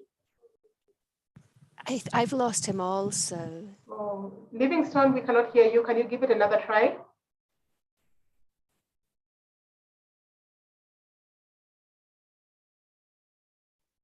Oh dear. Livingstone, we've lost you. Oh, you're back. oh, yes, am I back? Yes, you are. Now, to the question, had put up We hear you now, my Livingstone. professional Oh, it's very it's choppy, like, unfortunately. Can you give it another go? am I audible now? Now you are. Yes, okay. Thank you. Thank you so much. So, like, how do I keep track? How do I keep track of my career profession and my career goals? I was like, and even the development. One, first of all, it's like in the first place, I managed to go through now medical school and actually nursing, and like I'm about to graduate without any retake. And yes, I'm now a free intern. That's one. Then another thing, like I have been involved in several projects whereby I have been publishing with friends. Very soon, I'm going to get also a paper whereby I'm also the corresponding author. And then other, like, how do I keep track? It's like I keep my friends in my contact list, and then like whenever I could need anything or what, like all those people whom I need for this career development, like such that they can be in my contact list. Thank you. Thank you, Livingstone. So you brought in the element there, I think, of accountability of there are things that we can easily measure, like degrees, papers, presentations. And then the softer things where we lean on our friends and ask them to hold us accountable, which I think we can all do. Sorry, Miriam, back to you. No, absolutely. That's totally fine. Thank you very much, Katrina, and thank you very much, Livingstone. I think for me, one thing that I'm learning as I get older, as I keep track of my career growth, I also keep a check on my mental health. And it became very apparent for me during the COVID pandemic. I was keeping track of my career growth. There was just so much that I wanted to do. But then at the same time, we have 4 little children and they were all studying online. So it was mama this, mama that, as if that is not them. Like, okay, so go to daddy, then that's when they would go. And then I had deadlines to work on. And then people I knew were dying. And then it was just too much. And I got to a point where there's this self-assessment for depression tool. I think it has about 8 questions. I got it from Dr. Ethel Nachimuri. Some of you may know her, a psychiatrist. And I filled it in and I'm like, I'm actually depressed because I was like crying very easily and that was just going on. And I had to tell myself, okay, so hold on, what is important right now? So as we keep track of our career growth, it's important to be intentional, to know what we want. But at the end of the day, we need to be mentally stable and healthy to get to that. Another thing that I've also done to help me with my tracking my career growth is looking at the big picture. Because once again, I have young children and they are growing. And I remember one time, one of our colleagues, Dr. Philippa Kadama, she's on this call as well, I believe, told us of a professor she had when she was doing her MPH in Europe. I know he actually wasn't a professor, he was visiting, someone visiting from the WHO. And one of the questions asked to him was, if he could turn back time, or what are the regrets that he had? And he had just one regret. He said, I wish I had given more time to my children. But now they are grown up and we don't have a tight relationship with them, and it is too late. And for me, the primary thing in my life is being a mom. So even when I'm planning for my career, I always put the children first, because they will grow and they will go, and I want that relationship to be there. And for myself, I believe that making being a mom and then a wife a priority has not affected my career negatively, because I have been able to say, this is what I can do if these are my priorities. And that has worked for me. And so mental health, I believe, is very critical. Otherwise, we break down. And when you break down, it's very hard to build you up to where you want to be again. So I thought I should throw that out in there. As we monitor our career growth, let's make sure that we are healthy mentally as well. Thank you very much, Katrina and Livingston. Andrew, let's go to you. What question are you throwing to your mentee today? Yeah, building off what you've just said. Ivan, many years ago, I went to a butcher to buy meat. And I recall that he put a 2-kilogram weight on the weighing scale and then cut a nice slab of meat and put it on, but it was less than 2 kilos. And so to make the 2 kilos, he added on cartilages and bones and joints. And I was looking at the butcher like, really, what are you doing? And I was like, well, it's also meat. I bought the whole goat or cow. And so what do you want me to do with these cartilages and bones? And I felt cheated. How do you achieve work-life balance in this mythical weighing scale that we have when people add other other stuff to you, cartilages and bones, or things that you don't really want to do? You have a young wife and a daughter. How do you achieve work-life balance given your clinical trial pharmacist and a full-time researcher as well?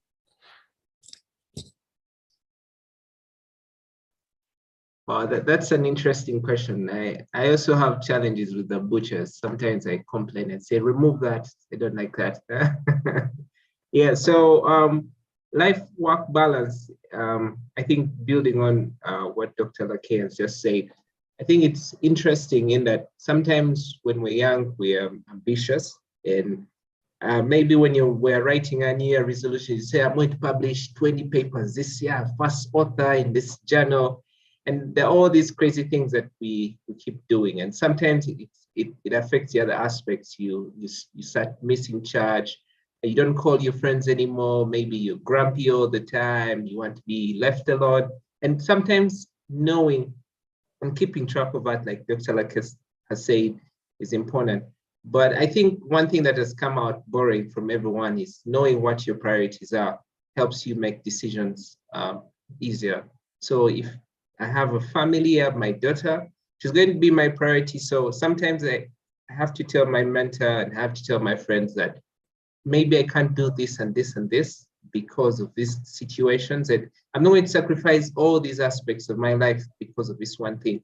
I want to get a PhD, I want to get 20 publications, but it's not going to go, I'm not going to ruin my life or my family because of that. So I think one of the things I've learned from Dr. Munyigera, and most times when I'm talking to him, he tells me, oh, I'm talking to my wife. My wife is my priority. And sometimes you have to understand that. So even if from your mentors, you want them to reply immediately, and you know, maybe the child is sick or wife is going through this situation, you have to understand that. So I think the first thing is knowing your priorities. And the other thing I've learned is sort of trying to balance out is you have to know your limitations. So let me say, going back to my New Year resolutions, I might not be able to publish 20 articles, but if I do 5 and still be able to see my friends and do this. So sometimes when it goes back to being intentional, when I'm setting out my day tomorrow and I'm writing the 3 things I want to do, maybe I'll put 1, I want to work on this paper, so I have to make sure my 1 hour in the morning goes to writing that. And then 2, I have this birthday coming for my daughter, and so I'll make those. I'll be intentional about it and put them even in my diary, just to make sure I don't go crazy. Yeah. So thank you. Pretty absolutely interesting and amazing. And you know, one thing that I'm hearing from you, Ivan, is some kind of performance review. You know, many times we do performance reviews in the workplace, appraisals, how am I performing? But in our other lives, we don't do performance reviews. And that is one thing that I learned very quickly, to actually sit down with the family and say, how am I performing as a mom? And many times I've had feedback from my husband, you're not available. The kids are like, you work all the time. And this has been very helpful for me to make sure I realign my priorities.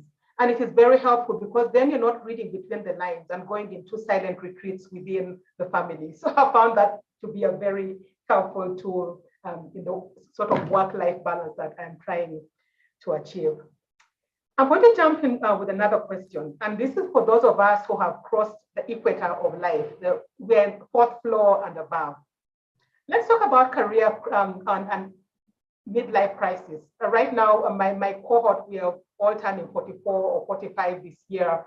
And one of the things we discuss when we meet now is, one, we're getting gray hair, but people are like, oh my gosh, I'm tired of what I do. I've been in this career for the last 20-something years. What do I do now? Is this unique to me and my crazy friends, or has anyone else here who has crossed the equator experienced that in their lives or in their friends' lives? Let's talk, I'm asking for my neighbor's wife. The floor is open. Maybe I can start. So, yes, I don't know if it is really a middle-age crisis. For me, I think that the pandemic has changed so much the way we do things, the way we work, that I really wonder why for years I spent, for example, time in traffic, or why for years I've been working from 8 to 5. And I start now, I think from that, that was brought to another level of what do I want now the next 10 years be? And I'm in the middle of thinking. So I still don't know really if I'm happy with what I do. I mean, I'm happy with what I do, but I don't know if I would be happy to do exactly what I'm doing for the next 10 years, or if I have to start thinking about something not completely different, but another lifestyle, another work style. So that's where I am. And I think it's important that we always do a check with ourselves. Do we want to be continue like this forever? And so, you know, you have to start thinking at a certain point how you're going to retire, and retire into what. And you can't plan it when you are 55. You have to start planning 5-10 years before that, how you want your career to proceed and then eventually end. So that's where I am. I really don't think it's a middle age crisis. I think it's really time to do that. And then you can keep enjoying what you're doing, knowing where you are going. Thank you. Great. Thank you very much for sharing that, Barbara. Anyone else who is ready? I would be like with Barbara. I don't think I have felt a midlife crisis. However, I think there is something about realizing that you are getting older. Inside, I still feel that I'm 17, and I still feel, I still laugh. Anyone who works with me knows you can get me laughing and you can't stop me, even at things that actually are a bit childish. But when I was a student, there were some very influential senior professors in pharmacology, and I can still now remember specific things they said, specific things they did, things that they probably can't even remember, but just that moment in an instant that really influenced my thinking and perhaps influenced my direction. And I suddenly realized that I am now the age and in the same position that these guys were. And suddenly I feel this responsibility of, actually, it's on me now. We are not the up and coming generation. We are the generation. And when I think about how that changes me, I think I care less about what people think about me as a person now. Maybe when I was younger, I was more insecure. Will they like me? What will they think about me if I say this? Now, I think if there's a matter of injustice, inequity in healthcare or inequity in opportunities for careers, then it's my job to speak out about it, because if I don't, nobody else is going to. So I suppose for me, rather than being a crisis, it's actually recognizing that I'm a grown up and I actually need to take on my shoulders the responsibility that I have and use my voice and any visibility I have for good and for the good of others. And to me at the moment, it's very motivating. I think at the times it also feels heavy. I'm thankful for what I would call peer-to-peer mentorship. For example, Barbara has been an amazing friend and ally through many times through this pandemic, and also through perhaps recent career decisions. I sometimes WhatsApp her with these moments of doubt and insecurity, and she's a similar stage of life to me. We understand each other. And so I think maybe that's another take-home point, is find yourself peers who are going through the same career hurdles. So they're getting more senior, they understand the new challenges you're facing. So it could be a crisis, but I see it more as an opportunity. Thank you very much for that, Katrina. I know one time I talked about what I call a ranting buddy, and I find that that has been very helpful for me in this career, like restlessness, if I could put it that way. Someone I can just rant with and just tell them I'm tired of this, tired of the other, knowing that it's a safe place to do that. And then I try to brainstorm with them, what should we be doing next? What do you think I should be doing next? And I find that has been absolutely amazing. And before anyone else jumps in, you mentioned the fact that we are now the elders. Someone told me one time they went to, there was a function in the village, and you know those days it would be mommy, daddy, grandma, grandpa sitting in the room. And so he said he was in the room, and then they're like, okay, now let's hear from the elder. And he leaned back expecting to hear someone talk. And then there was silence. So he opened his eyes and everyone is looking at him. And he's like, oops, I am now the elder in the room. So like you said it, we are now, a number of us who have now crossed the fourth floor, we are in places where people are looking up to us for decisions. And we are making decisions that can actually affect the nation and the world. And that is a bit scary sometimes.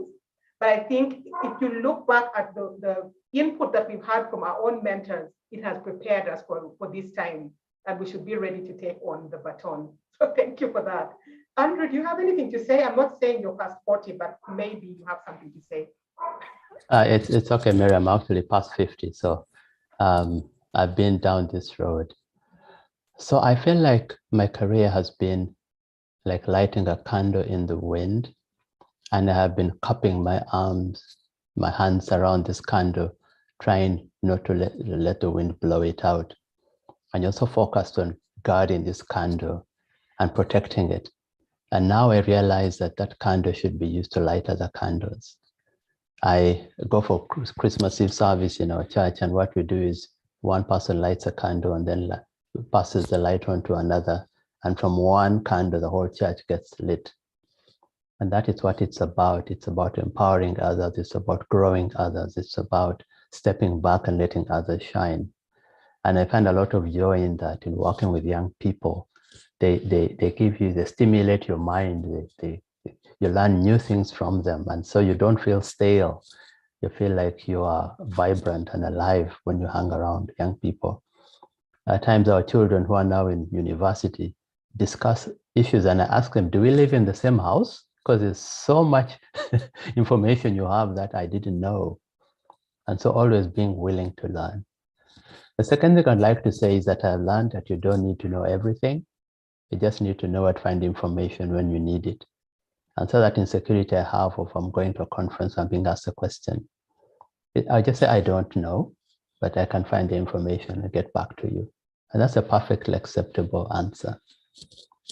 Thirdly, do not kick the boat that you used to cross the river. You're on the other side, and many of us, as somebody said, you jumped into the taxi and then you locked the door up behind you, and people are banging on the door to get in. You're like, no, telling the driver, let's go, let's go. We've seen mentors, people who trained us, people ahead of us who are selfish. they climbed onto the roof and then pulled the ladder after them. And I think what we need to do is keep that boat that enabled us to cross the river and help others to cross. Keep the ladder down so that people can climb. And actually, while they're climbing, give them a hand and help them to climb that ladder. And then you realize that you're the better off for it, because their success is also your success. And just to say, we talked about intentionality. I think also you have to be realistic and make sure that you don't load that minzani with more bones and cartilages than you can eat. And so learning to say no. When I turned 40, I promised I'd learn how to say no. I'm still struggling with that. But learn how to say no and do it graciously and not with anger. And people understand when you can't do something. My 2 shillings, Miriam. Thank you very much for that wise insight. I think for me, one of the things that really stood out. Oh, Barbara, you're welcome to go ahead before me. Yes, sorry, I just want to add something maybe before you wrap up, brief, because I edited one of the questions. I think it goes along with this theme. Someone asked me, why are you mentoring so many people? And she said, like, seriously, how do you do it? Why do you do it? And it's the same that Andrew was saying when he was talking about the candles, right? So if we don't do it now, and then, like Katrina said, we are the generation. So it's our responsibility to grow the next one. I'm actually kind of enjoying this middle age thing, to be honest. I feel finally like I'm sure to do something, and that was not probably 15, 20 years ago. And so I actually really enjoyed that. And I think all the mentors here feel pretty much the same. It's really, first of all, we learn because somehow you have to keep up with your scholars. Like Andrew said, we don't know everything. Sometimes I'm mentoring people on topics that are not exactly our piece of cake. And so we have to start reading. And so we learn even more. Then it's nice to work with enthusiastic people. And then definitely there is that satisfaction when you see one of your scholars publishing their paper or getting their PhD or their master, you really, really enjoy. And so I think all in all, this is a great place where to be, really. I really, really love mentoring people. Thank you. Absolutely. And that really ties in with what I was going to say. When you talk about stepping aside and letting other people's candles shine, absolutely important. We're at a point where we begin to think about retirement, but let the seeds that we've watered also grow. They say the hardest place for a plant to survive is in the rainforest, because the older trees are like, there's no way you're getting through. We are taking the light. So we need to stand aside and let the light shine for others. I traveled to Botswana and with someone Emmanuel, who is here as well. And one of the things that we're doing was showing the lab people how to run this new device. In the past, when I would make a trip like that, I was the one, I show the lab people, I talk to the administrators, you are the light. But this time with Emmanuel, after introducing him to the people in the lab, I let him be. And it felt so good to know that his light shines bright enough wherever he is, to know that he's going to represent me, represent our team exactly the way I would have, and even better. It is such a relieving feeling, but also it takes stuff out of your plate. So you're less tired and less stressed than you would have been if you were to do all that stuff. There's one story that I want to share with a gentleman who is one of my mentors. He's an old man, he's in his 70s now, one of the most renowned statisticians in the world. You can Google him. He's called Eric Bittingholm. So I met Eric when I was in UCSF, and he's an old man, an amazing, fantastic, and smart statistician. So last year during the COVID season, when I was going through my career restlessness, I wrote an email to him and said, you know what? There's something wrong with me. I'm completely restless. I love my job, but there is something that is wrong. And so in his response to me, he told me that when I was 41, I was at a dead end. The thing that I wanted to do had come to an end, and it was really a dead end. And he said at 41, I went back to school and did a bachelor's of statistics, and the rest is history. He's in his 70s now, one of the most renowned statisticians. I mean, the statistical methods that he came up with, he's in his 70s now. So it was great to just hear from him that at any point, it is okay to pivot and do something else. Or it is okay at any age to move on to the next level. Maybe it's time to start your PhD in your 40s. or to do that postdoc that you have never done, or maybe to do something completely different. It is never late. I was reading something this morning and it said, if you woke up this morning, then God still has a plan for you. You can still do something. I know we're coming to the end of this session. I love KB, I love talking to people, and COVID has taken that away from us to a degree, so I could do this until tomorrow. But I'm going to ask the second last question, and this, everyone is going to have maybe 30 seconds to 1 minute to answer. When you're not wearing your career hat, what do you enjoy doing? Let's start. I'm going to follow the order that I have on my screen. Livingstone, you will go first. When you're not wearing this researcher, career hat, leader, manager, what do you enjoy doing? Livingstone?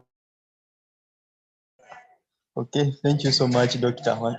Like what I do enjoy most, like reading textbooks, reading novels and reading some books, and actually reading some political books, things like books about politics and even like what's actually going on. Thank you. Thank you, Livingstone. You're better than me. At your age, I would not have mentioned novels on such an exquisite panel. So thank you very much for that. Let's go to Alan. Alan, what do you do outside your career hat? I do enjoy farming and teaching. Yeah, I enjoyed it too. Okay, thank you very much. I should come to you. I have a terrible hand. My succulent just died. You know, these little cactus people put in the house. Mine died. As in, how bad can that get? Thank you, Alan. Let's move to Ida. Well, so for me, I think I would, well, I do it. I would do events management. I love coordinating things, and I think I am good at it. So yeah, that's it. Oh, excellent. And Barbara, I mean, Ida, you don't think you're good at it. You know you're good at it. Terminologies. Okay, Ivan. Yeah, so mine is more, I like watching TV, which might sound as a bad thing being on this forum, but I like things that challenge my thinking. Sometimes some of these movie creators are really creative. They create things. There's a movie I was reviewing actually, and they were showing smartphones. And at some point, maybe 20 years back, that looked impossible, and rockets. And I like that people are thinking out of the box. And that's something sometimes helps me when I'm relaxing to sort of challenge my mind and see what different possibilities are out there. Yeah. Great, thank you very much. It is okay, irrespective of the forum. Last year, when everyone was talking about Trump, I realized I did not understand the US electoral colleges and stuff like that. Before that, I would have sort of muddled my way through the conversation. But this time I was like, I told my husband, like, teach me. I don't even know the first thing about that. He taught me then, I have forgotten now, and that is still okay. Dennis.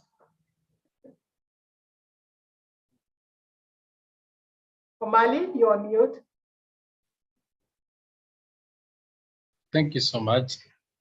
I actually out of my profession career, I love singing, but mostly church music. So I do church choir, and also watching movies, but specifically action-packed movies like the Fast and Furious.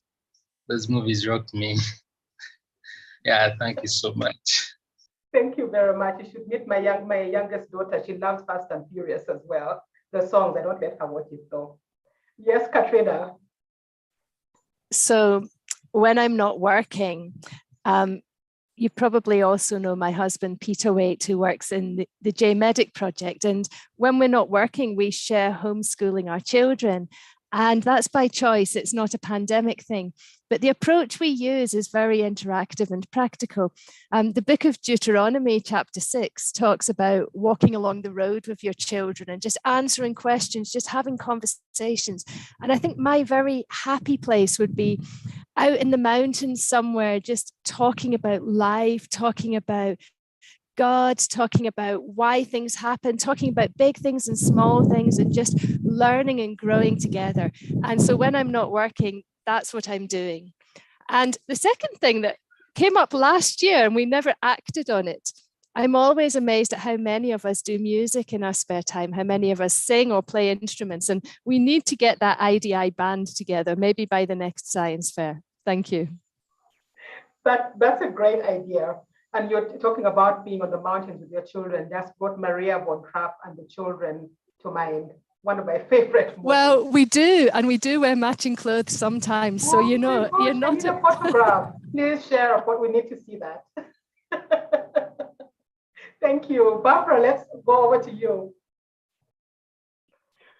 So I actually like many things. Definitely one of the first is spend time with my family. And then I like outdoor activities, as someone already mentioned, not just because I want to be fit. They really help my mind. You know, after every day at the office, or sometimes when I stress out, a good run really helps you. And so I try also to combine these activities with my family. And so, for example, like Katrina does, we walk together and we chat. During our holidays, our favorite thing is to go and do this like really hardcore camping with just a tent and our little fire, and we cook everything while we're outdoor camping. And so by telling you that I love cooking, I'm the one cooking for my family, which I love. And as other people said, I'm also an avid reader. And Miriam, I also read novels because when I reach 9:30 in the evening, I really feel like I want just to relax, and finally everybody's in bed. And then I can just have this novel and somehow escape in space and time and be somewhere else. Thank you. Thank you, Barbara. To know we are kindred spirits, walking and reading. Excellent. Yes, and Andrew. Thank you. I enjoy long distance drives with the family. Just go out into the countryside and distress away from the city and the noise and the stress and the deadlines. So when we lived in South Africa, that was easy. We drive to Namibia, drive through the Namib Desert. It's a fantastic, amazing landscapes. Get in the car, go to Swaziland, go to Lesotho, go to Botswana, go to Victoria Falls up in Zimbabwe. And those are the lifetime memories we've created with the children. I also like doing music, although I can't play an instrument, but I like supporting those who sing and those who play. And so every Sunday, Church of Uganda online services, I'll be in the background learning how to do mixing. Although last month there was no drummer, so I had to start drumming for the first time in a live service on NTV. And I hope none of you checks out the service because I made many errors in the drumming. And then thirdly, we're just big sports fans. So with my wife, we have had the privilege of watching live rugby, cricket, Formula One, soccer. I have a ticket here. I'll just dug it out of the archives. FIFA Confederation World Cup, USA versus Brazil. And so I was able to go and see the Brazilian team play, something I'll take to my grave as a highlight of my life. Wow. Thank you very, very much. It's amazing to know that we all have lives outside this career, this work, because life is 360 degrees. That's what I always say. And if you're fulfilled in your career and not in the other areas of your life, you cannot find happiness. So that is important. In 1 minute, can we have anyone who wants to give a parting shot? I'm not going to put people on the spot. Anyone who wants to give a parting shot before I hand over back to Rachel.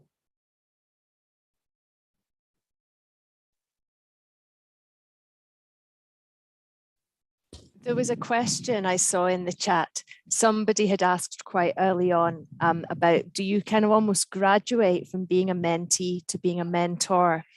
And I feel that's maybe the wrong question, in that I feel like every one of us at all times, forever, can always be both a mentee and a mentor throughout our professional career.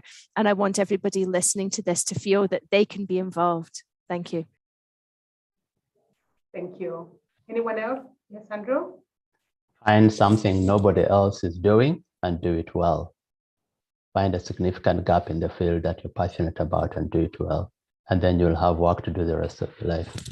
Great, thank you. Any other person?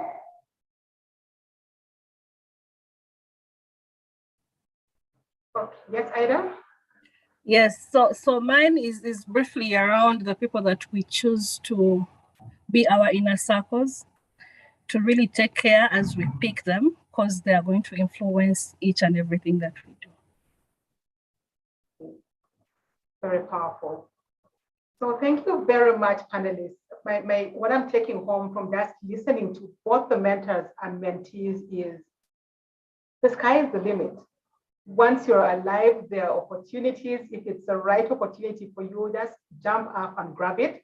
We are all in this learning process together. Don't be ashamed of not knowing, because if you don't know, then it's an opportunity to learn. Let's not be ashamed to ask. Let's not be ashamed to learn new things. And then most importantly, as we grow older, learn to take a step aside so that the seeds we have planted can grow and reach the sun as well. It's been an amazing session. Livingstone, Alan, Ida, Ivan, Dennis, Katrina, Andrew, and Barbara, amazing session. I've really enjoyed these conversations.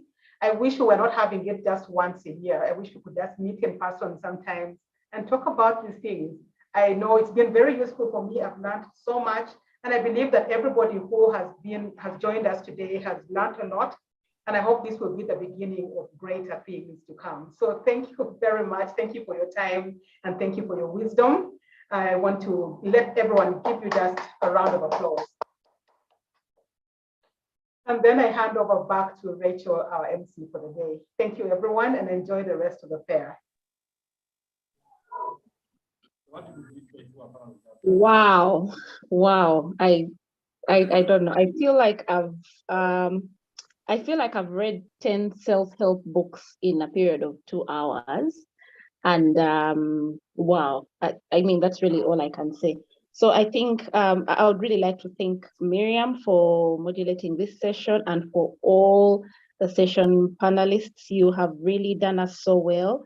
I think for me, I've had quite a number of takeaway messages, but I feel like some of the ones I need to mention and I want to mention, especially looking at the mentors. And these are really people that are leaders within IDI, part of senior management that we always look at and think, we always think they probably have like 15 fingers instead of the rest of us who have 10. I feel like the takeaway messages for me is these are normal people with normal people problems, but who always choose to look at these problems as in a positive and optimistic way, like to look at the solutions as positive and optimistic, and hence, that gets them there. And for me, that really has been a very large takeaway message for me. So maybe just to say one thing. So as this session was going on, looking at the mentors and mentees, I saw the openness between the mentors and the mentees, the questions and answers, and how they kind of like fit in with each other. And I remembered when we were medical students, we had a module called ethics, and our lecturer told us a story about how he viewed the relationship, the doctor-patient relationship in Uganda. And he said that one time I don't know if it was true, if he's the one who did it or someone else did, but he said that so the patient came to the doctor and said, I have malaria. And then the doctor wrote down on a paper that this is the medicine you're going to take. You're going to take it 3 times a day for 3 days. And he gave the patient the paper. So what the patient did, he went home and he tore pieces of that paper 3 times each day and swallowed the paper and then took water. And then 3 days later, he said he was better. And that's how the lecturer viewed the patient-doctor relationship in Uganda, where the patient, rather the doctor, read mentor, told the patient, read mentee, what to do, and it's exactly what the patient did without asking any questions. But I like that the relationship that has been modeled within IDI for the mentors and the mentees is that it's very open, and it's a back and forth where it's not always the mentors that do the speaking to the mentees, but also the mentors speak back and also ask questions and have the ability to grow in that relationship. So thank you so much, Miriam. Thank you so much, mentors and mentees, for taking the time, also for being vulnerable, for sharing aspects of your personal stories that are quite close to your heart and yet help us learn. Thank you again and again. So our next session is going to be one that is very important for all of us to attend. It's the grand opening of the IDI Science Fair by the Executive Director of IDI. I do not want to preempt this session. And this session is going to begin at 3 o'clock. So that's about in 13 minutes. That's when it's going to begin. And afterwards, you're going to have plenary sessions that will run from 3 o'clock up to 5 o'clock. And then we shall have discussions and close afterwards. So we are going to take a health break for these few minutes. And then we shall return at 2:58 to be exact, so that we can be here for the grand opening of the IDI Science Fair. In the meantime, IT will project some of the work that has been done, some of the abstracts, some of the adverts that we need to get out there for people to know about IDI and the work that we do. So please stay tuned, do not step away. You can stretch, you can take a snack, you can take your lunch, but please come back at 2 minutes to 3 so that we can continue. Thank you very much. I'll hand over to IT.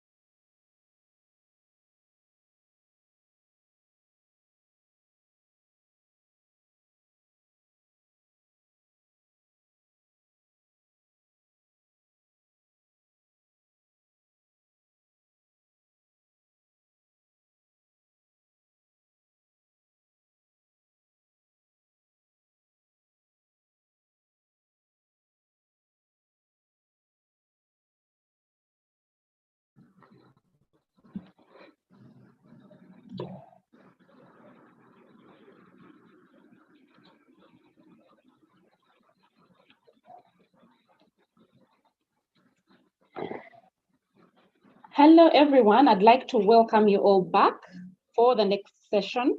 I'm happy to have you all, so you can continue taking your snack or your lunch or whatever it is you are completing to do as we start the next session. So the next session is the grand opening of the IDI Science Fair. And to bring this on, I'd like to invite our Deputy Head of Research Department, Stephen Okoboy, who is an epidemiologist at the IDI and also the Deputy Head of the Research Department.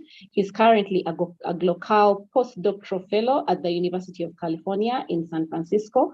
He leads over 100 research projects at the IDI as a principal investigator and co-investigator at the IDI. So I'd like to welcome Stephen. Please take on this plenary session and the grand opening, and also welcoming the Executive Director.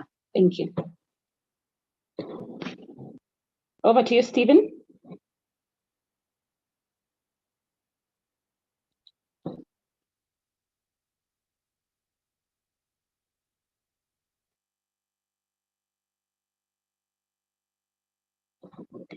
Stephen, I think you're muted if you're trying to speak.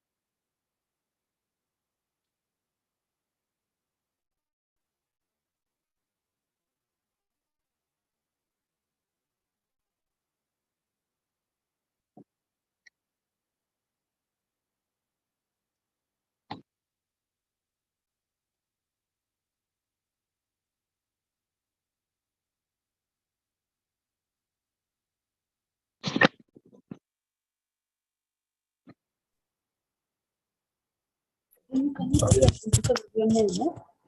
the earphones. It's okay, let me just, it's fine, I'll go later. Rachel, can you hear us now? Yes, I can hear you loud and clear. Testing room sound. Testing room sound. Rachel, can you hear us now from our end? I can hear you loud and clear. Richard, I can hear you as well.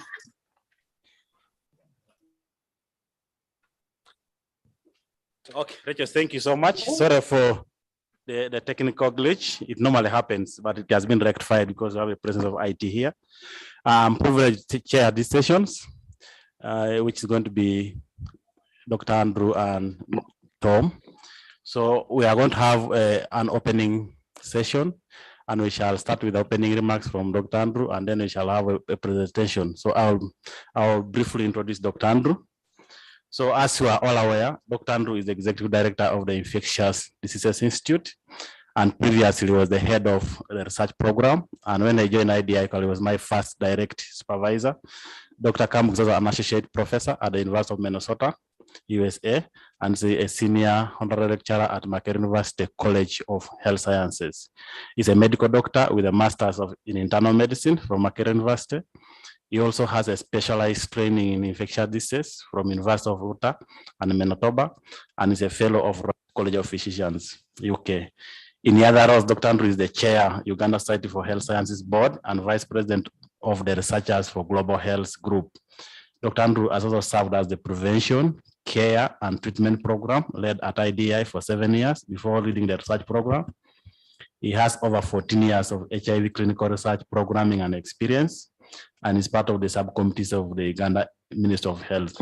He has made significant research contributions in the area of ART. There is no better person to give this overview about IDI than Dr. Andrew Kambugu, who has been a medical doctor, a head of department prevention care and treatment, head of department research, and now our executive director.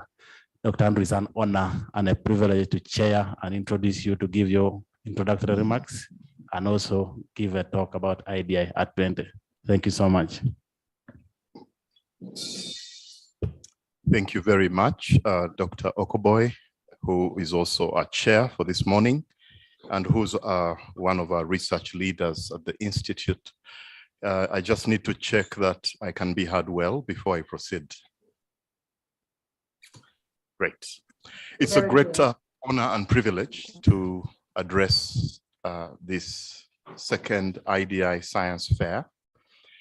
As Dr. Okoboy noted, as a previous leader of the research program, for me, coming to address the science fair is a form of homecoming. So I thank the organizers of this science fair. I don't see him. Do you see him? I don't see him. To not only make pertinent opening remarks, but also is talking.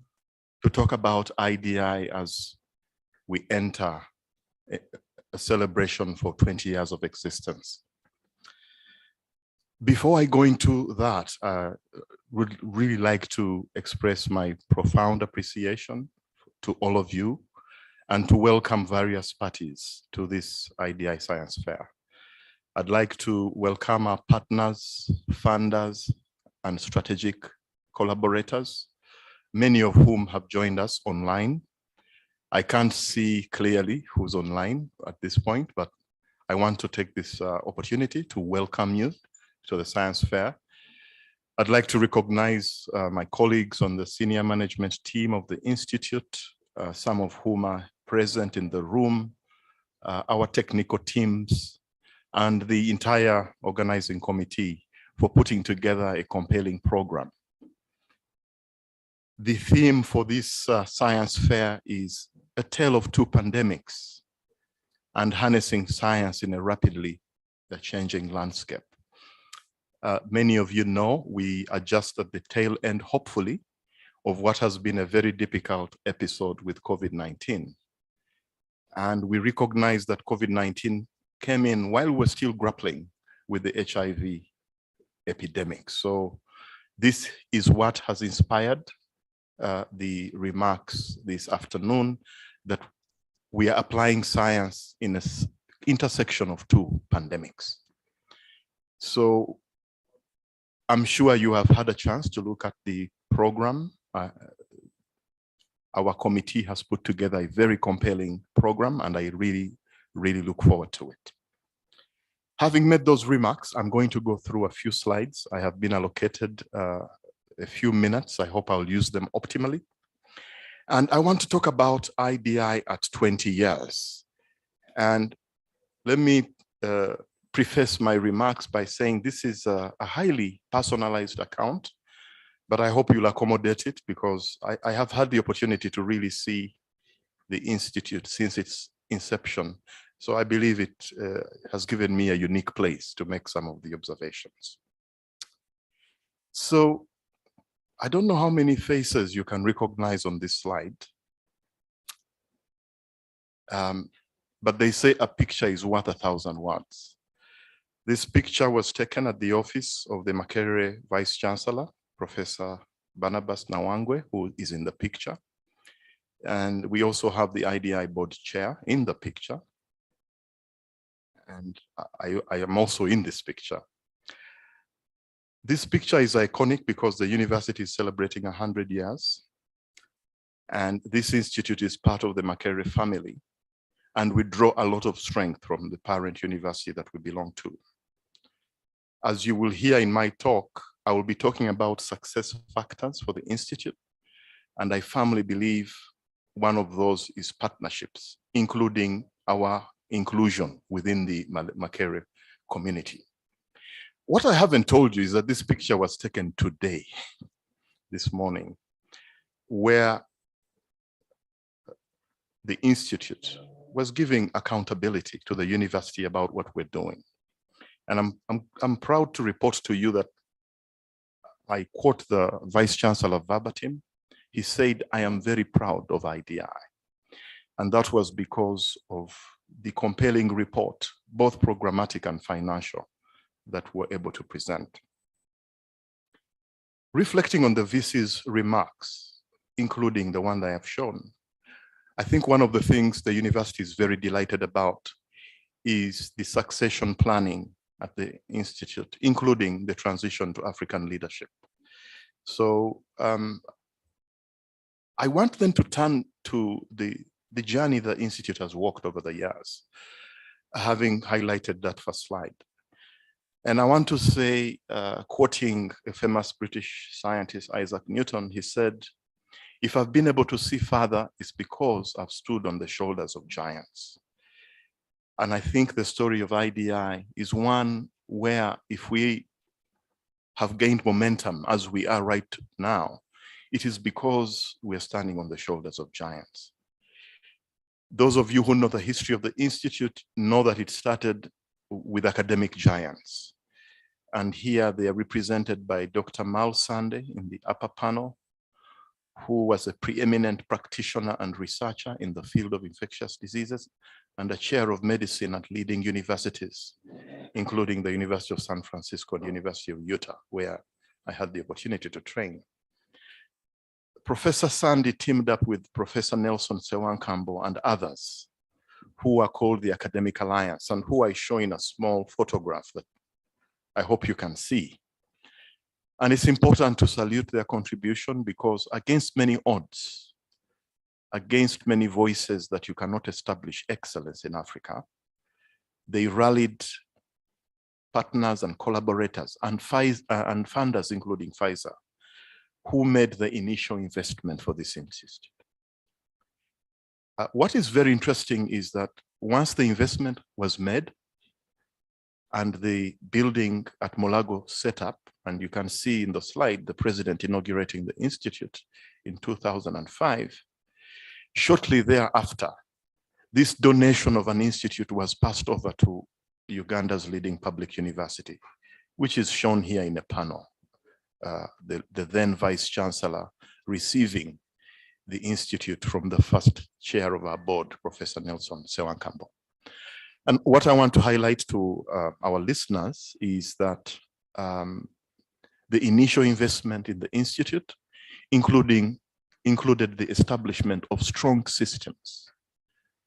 So I think it was important that not all the initial investment went into programs and into expenditures, but a lot of that investment went into establishing strong financial systems, strong human resource systems, strong governance, including a board. And as we will see, there is a strong culture about having a business approach at the Institute. So this is kind of a snapshot of the journey we've walked, showing that indeed, if we've gained any success, it's because we built on a firm foundation. So currently, the Institute has 6 strong program areas. I believe it is these results that compelled the Vice Chancellor to say that he continues to be proud. So IDI runs a Center of Excellence in Infectious Disease Management at the National Referral and Teaching Hospital, Molago. That Center of Excellence is the peak referral point for those individuals who have complex infectious disease problems, including those living with HIV. IDI also continues to support many regions of this country through our health system strengthening teams. And we are present not only in the Kampala-Wakiso region, but also the Karamoja and West Nile region. One of the things we are proud of is that this institute shoulders about 1/4 of the burden for oversight for HIV programming. This is a notable development because we have taken the university into the community.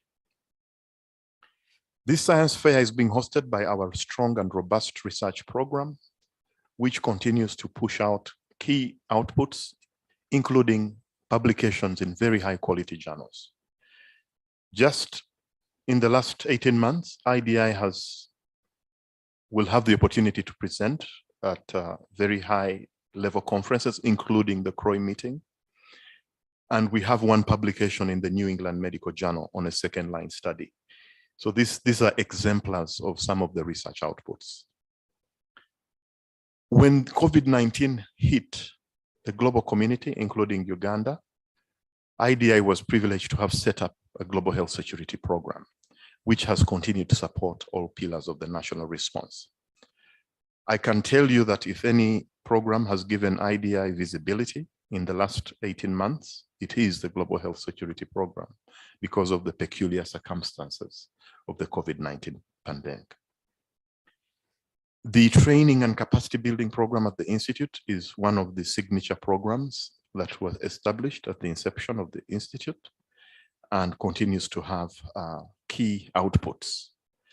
And last but not least, IBI has a laboratory services program, which is centered around our College of American accredited facility that is now also one of the COVID-19 testing sites. I also wanted to say that we have two areas of sub-programming. One is the Academy for Health Innovations that continues to put out innovations in the health space, and which also runs a Health Innovations Conference. And we are very proud of that offering. And one of the signature outputs is testing and piloting a drone for the delivery of antiretroviral therapy on the islands of Lake Victoria.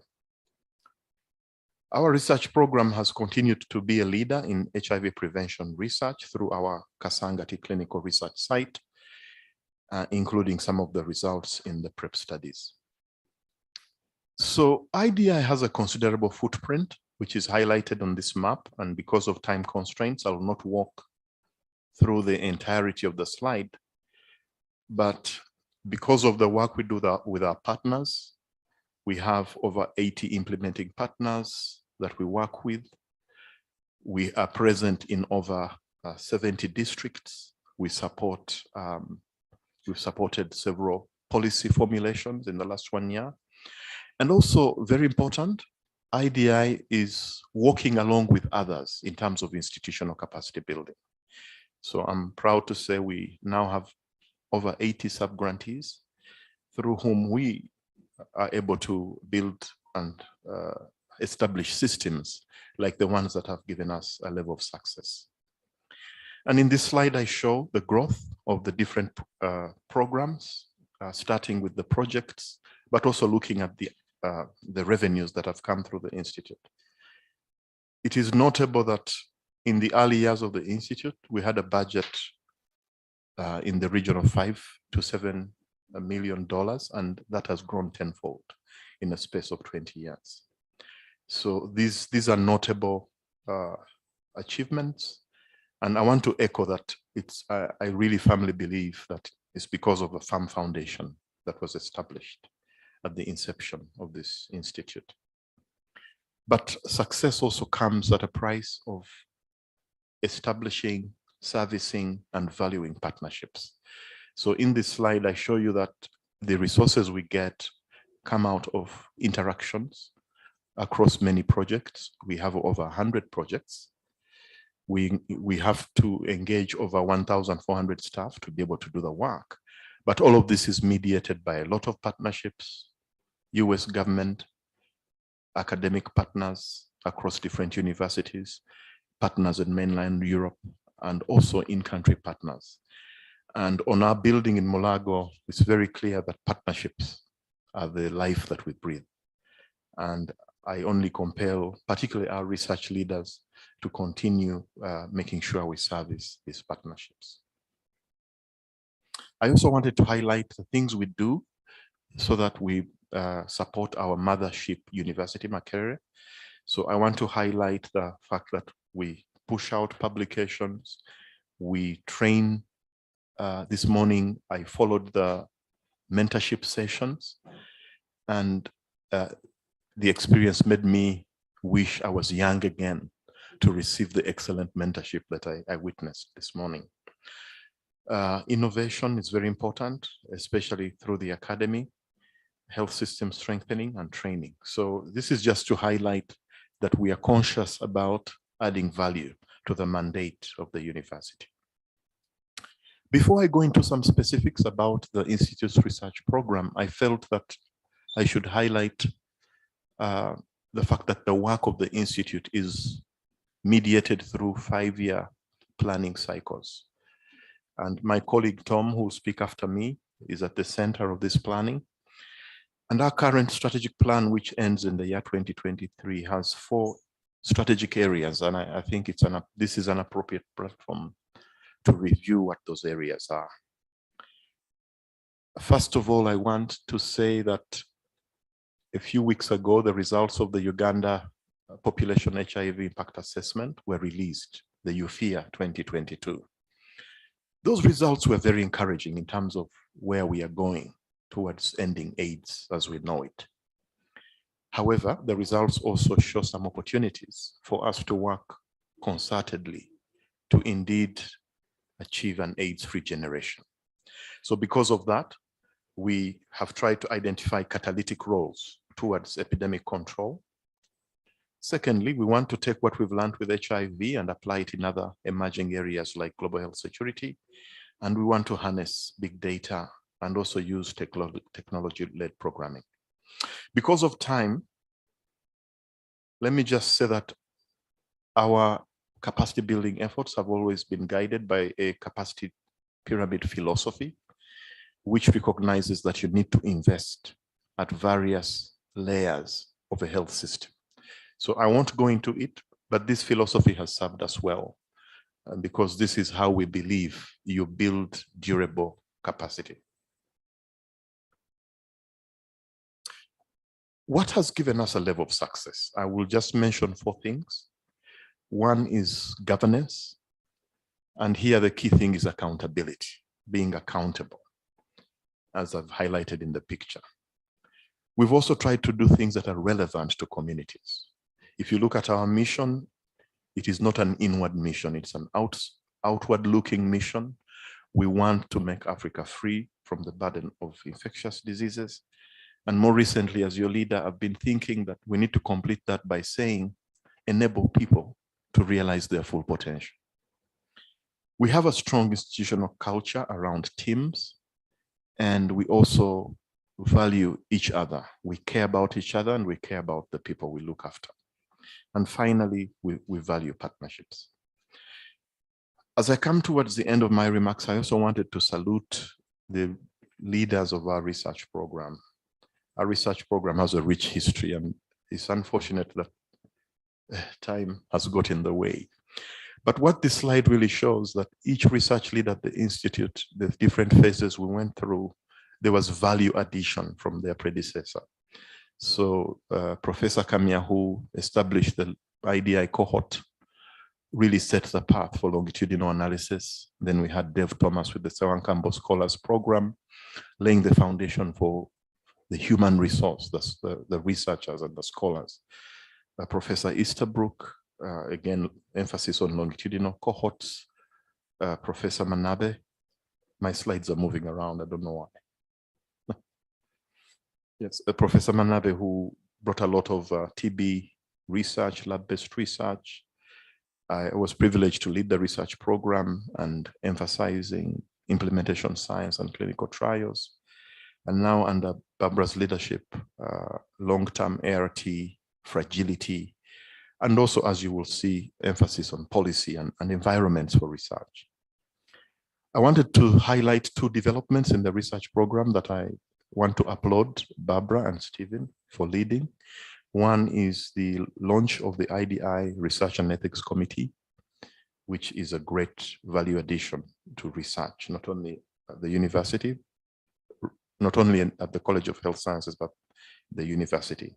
I also want to highlight the recent work on adopting a sexual harassment policy to make sure we have a safe environment at the Institute. I will play a video at the end of my remarks to highlight another area the research team is working on research integrity. But before I come to that video, permit me to just highlight what I see in the next 20 years. And briefly, I see 3 things. It's very hard to predict the future. But in terms of the research focus, I see that increasingly we have an opportunity to lead in data science, but also because here we are at the Makerere University, which is a cross-disciplinary university, I am compelled that we have to break down silos and do cross-disciplinary research. And here I mean even between the sciences and the arts, so that we really address societal challenges. I also see that our work, we are going to get out of Africa into the rest of Africa. So presently, I'm very pleased that we have teams We have a team in Cote d'Ivoire looking at COVID-19 work. So in the next 20 years, I really think it will not be, I will not be crazy to see that idea will have another regional headquarters in Addis or one of those places. I think that's where we should go. And this is reflected on our logo. Finally, we should have a focus on products. For far too long, we have stopped at publications. Now we will really need products coming out of our research, because that's where the money is. That's where the impact is. So I thank you for listening to me. And before I end, I'm going to play a 4-minute video, and I just pray that you tolerate this, because it represents a lot of important work that has been done.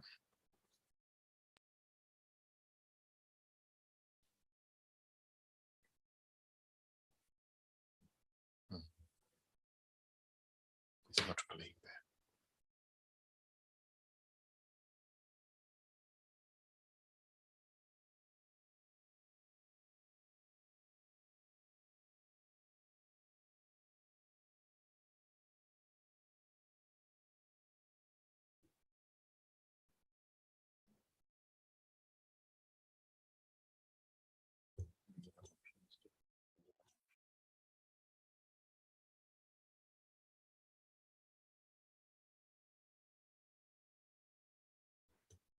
Bear with us for 1 minute.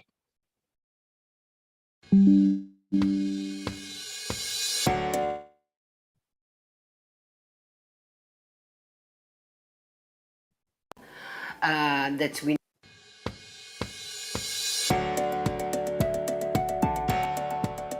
To me, research integrity is not a set of rules that we need to follow, but it is an attitude of intellectual honesty throughout the research cycle, from ideation, grant application, implementation, and publication.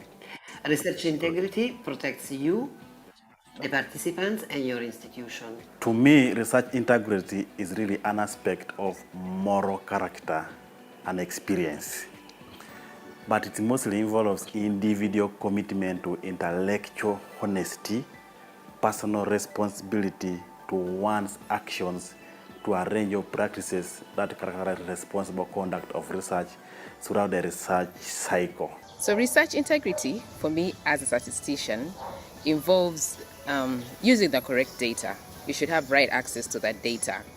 And then during analysis, you need to have a statistical analysis plan that you should stick to, and you should not alter your results to suit the findings that you anticipate them to be. And most importantly, your results should be shareable, your analytical code should be accessible, and anybody who wants to replicate your results should be able to do so. That way, you're achieving integrity as an analyst and a researcher.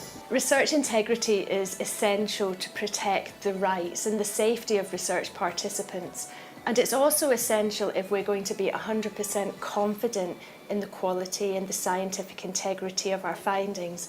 So research integrity underpins any research activities we do. Integrity requires us to treat research participants with care and to respect their autonomy. Researchers should be open and transparent and keep open lines of communication with all their stakeholders, who include participants, communities, research staff, regulators, and policymakers. Research integrity for me means conducting research where, as a researcher, I would be happy to participate as a participant if I met the eligibility criteria. It also means reporting results of my research project, even when they were not what I expected, whether null results or negative results. In short, for me, research integrity is doing the right thing, irrespective of the consequences. To me, research integrity is being responsible and accountable for actions as professionals in the field of biomedical research, taking into account all key players, right from the ethics committees and regulatory bodies, the policymakers, the researchers and the research institutions, and the research participants and the communities they come from. It's essentially about telling the truth from the perspective of science, because it could impact on people's lives. And so we need to be able to do the work that we do with integrity, with making sure that we are accurate with what we're doing, and that the data that we are collecting and putting together and analyzing is being done correctly. To me, research integrity means that I should ably conduct research in a way that allows my audience to be confident about my methods and also have trust in my findings. But also I think that research integrity should involve the participants. So the participants should be able to understand my objectives, they should be able to understand where they fit in, and also allow them to ask questions and also ably answer those questions that they ask. Research integrity from the patient perspective would mean the safety, dignity, and participants' rights are respected throughout the entire research process.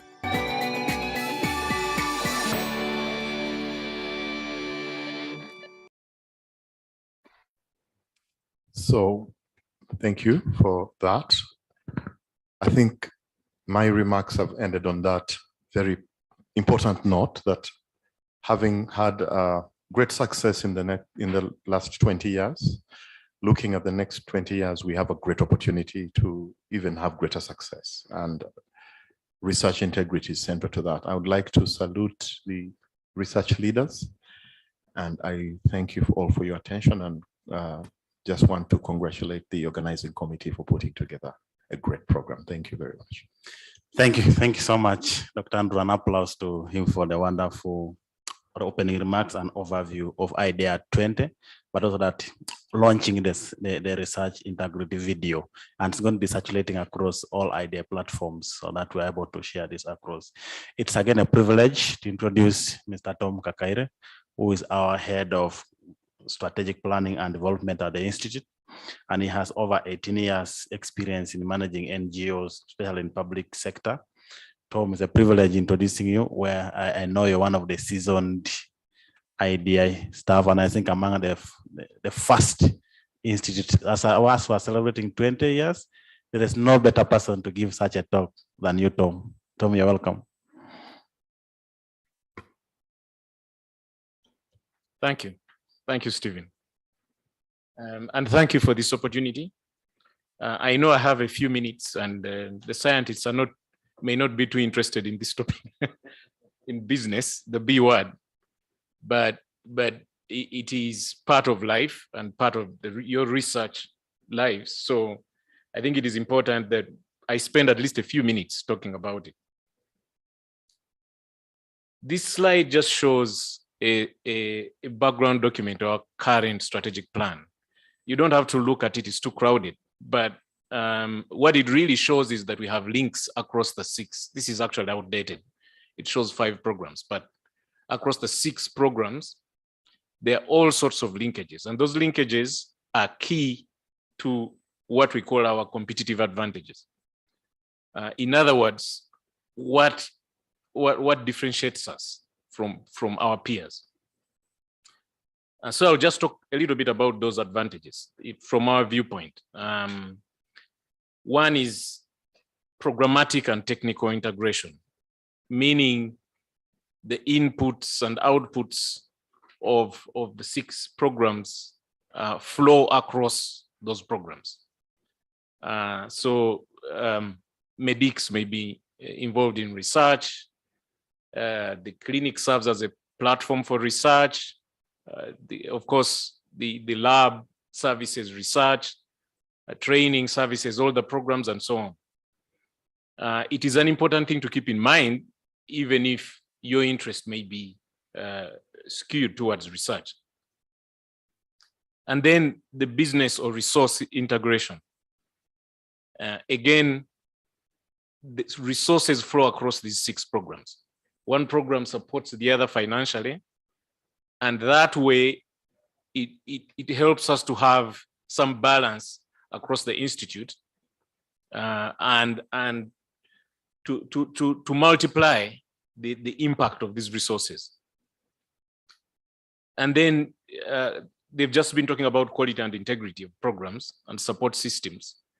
But here maybe I'll just emphasize the support systems, because if you do research and you do it right, you have your ethics right, but we don't support you in a way that complies with our financial and administrative regulations, with our policies, the chances are that sooner or later you will not be able to do the research, either because you're not funded or because we don't put those resources to good use. And then finally, having agility, which really is related to our autonomy, to move to areas of relevance. And Andrew had just said something about that. I'm showing this slide just to bring you back to the 4 strategic themes that Andrew mentioned, but I'll just move on very quickly because I've run out of time to try and relate these themes to research, to the research environment in IDI. So the first strategic objective, as Andrew mentioned, is playing catalytic roles towards achieving HIV epidemic control. Now, obviously, a lot of the goals that you'll find under any one program are aspirational. But at the time when this plan was done, we thought there were opportunities to contribute to this strategic objective within research. And one was more implementation science in order to increase the uptake of evidence. There's a lot of evidence, especially in the area of HIV. Some of that evidence may not be so easy to translate into programs. So implementation science becomes really important. And some of these approaches, there are many approaches. There's a lot of research that has been done in this area. But we thought that one opportunity would be to see how cost-effective some of these approaches are in order to contribute to ending the epidemic in the most efficient way. And then we thought building capacity in these areas obviously was important.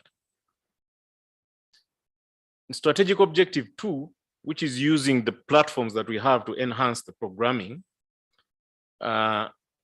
we thought research could contribute in providing data, including big data, and in building new analytical capacity. We have budding capacity now in artificial intelligence, machine learning, modeling, and so on, which can contribute very meaningfully to expanding our research portfolio. And then we thought building on the clinical trials unit, and possibly with a view to having some kind of clinical research organization capacity was a good opportunity to pursue. And I know there's been a lot of conversations around that. And then coming back to big data, we thought research could support other programs with longitudinal cohorts and surveillance to harness the data that is collected, especially out of programs, service programs. And then in the S, or the bioinformatics unit, we thought research could meaningfully contribute to building that capacity to analyze that data. And then around technology, we thought research, the research program could work with the academy to embrace new technologies. Data these days takes many forms. It could be voice, it could be text, it could be data that is online. And there's a challenge there for research to embrace these new forms of data and use them to answer relevant questions. I will end by going through 3 slides just to talk about how researchers can help us to be sustainable. I'm sure many of you have heard us talk insensately, possibly too much, about core funds and supporting the core functions of IDI. We do this because it provides cash flow. Many of when you start programs, unlike many of our of similar organizations, when you start your project, we have cash for you to begin that project immediately, even if a funder may not have made that cash available. It is because we have some cash, we have a sufficient cash flow to make your programs efficient. It also provides a buffer against difficult times. Some of us who are familiar with our financials know that until we have our financial numbers at the end of the year, there's always that tension where we anticipate a deficit, and we have got deficits in very many years. That may not be so obvious for people who are not close to these things, but it is a real possibility that we get deficits and they eat into the little savings that we have. And then core funds help us to invest in infrastructure and new programs. I think I won't labor that point. So how can researchers help us? I've had many conversations with many of you researchers around finances and budgets and so on. It would be nice if we felt that researchers see the need for us to generate fixed overheads. Sometimes there's a rate that is prescribed by funders, but sometimes there are times when funders have some flexibility, and we would wish to see researchers on our side to maximize those rates because they are key to our survival. And then other areas of core cost recovery, supporting support staff, time charges, utilities, security, and all other indirect costs. It's important that you see how those contribute to your program or your project, and that you support us whenever the opportunity arises. And then fees, where we have the opportunity, it is important for researchers to help us generate fees. Of course, this is usually in fixed fee clinical trials, but it's not only important to help us generate those fees, but also to help us take that business, to start those programs with the right amount of risk. So for instance, you as a researcher, you know the chances that you can pull off a project in terms of recruitments and other things. So to manage the risk and the scope and the duration of these projects is important. And then to support business across the organization, as I said, to support new programs, new ideas and proposals, create value for money in the way you do your research, and then support our compliance function, respect funder regulations, national regulations, and even our own internal systems and policies, because it reduces other risks, disallowance of costs, and helps us to maintain sustainable systems. I'll stop there and hand over back to Stephen. Thank you, Tom. Thank you, Tom, for keeping within time. And yeah, for also driving the strategic goal into a research perspective. And I want to remind members that this being a keynote address, there are no discussions. Keynote address, you don't discuss it. So I would want to invite Rachel, who is our MC, to take us forward to the next session. Thank you, Rachel. And thank you, my panelists, Dr. Andrew and Tom, for sparing your precious time, for taking us through these presentations. They're very insightful, and I look forward to the next session. Thank you. Thank you, Stephen, for leading the session, and thank you to the Executive Director, Dr. Andrew, and Tom Kakare for this session. We shall now move to our next session, which is on HIV prevention for key populations and their partners. This session is going to be led by Dr. Joshua Musinguzi, who is the Assistant Commissioner of the AIDS Control Division at the Uganda Ministry of Health. Dr. Joshua, you're welcome. Please come on and welcome all the panelists who are going to conduct this session with you.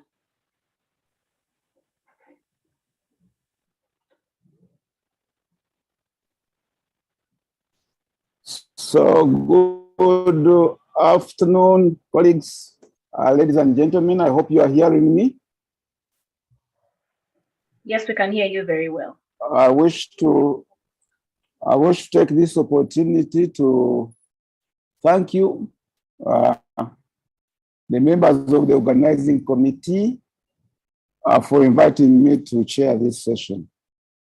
I wish to appreciate this very important fair, very important event at which we are celebrating IDI at 20. And particularly to appreciate the great role IDI is playing in the health sector in Uganda. IDI is a great partner of the Ministry of Health in a range of areas, but particularly in the area of HIV and AIDS, where I have specific interest as the head of the AIDS control program at the Ministry of Health. My name's Dr. Joshua Msinguzi. I'm a medical doctor, but also an epidemiologist by training and a researcher. And I follow closely what is going on, especially at IDI. I wish to really thank you for the cutting edge research, but also program implementation that is taking place. As we move towards our quest for HIV epidemic control, colleagues, you'll appreciate that we need to deploy our full potential in the combination HIV prevention interventions that we're implementing. A number of them in the area of structural interventions, behavior interventions, and biomedical interventions. Particularly those for prevention, as we struggle to make sure that we reduce new infections from occurring, but also to make sure that we also treat those that occur to make sure that they are kept healthy and alive, that they don't transmit this infection to others. We do have a very interesting session this afternoon at which we are going to hear some very interesting presentations in the area of HIV prevention. In this session, we shall be looking at the topic of it takes two HIV prevention for key populations and their partners. We have three presentations that we're going to receive.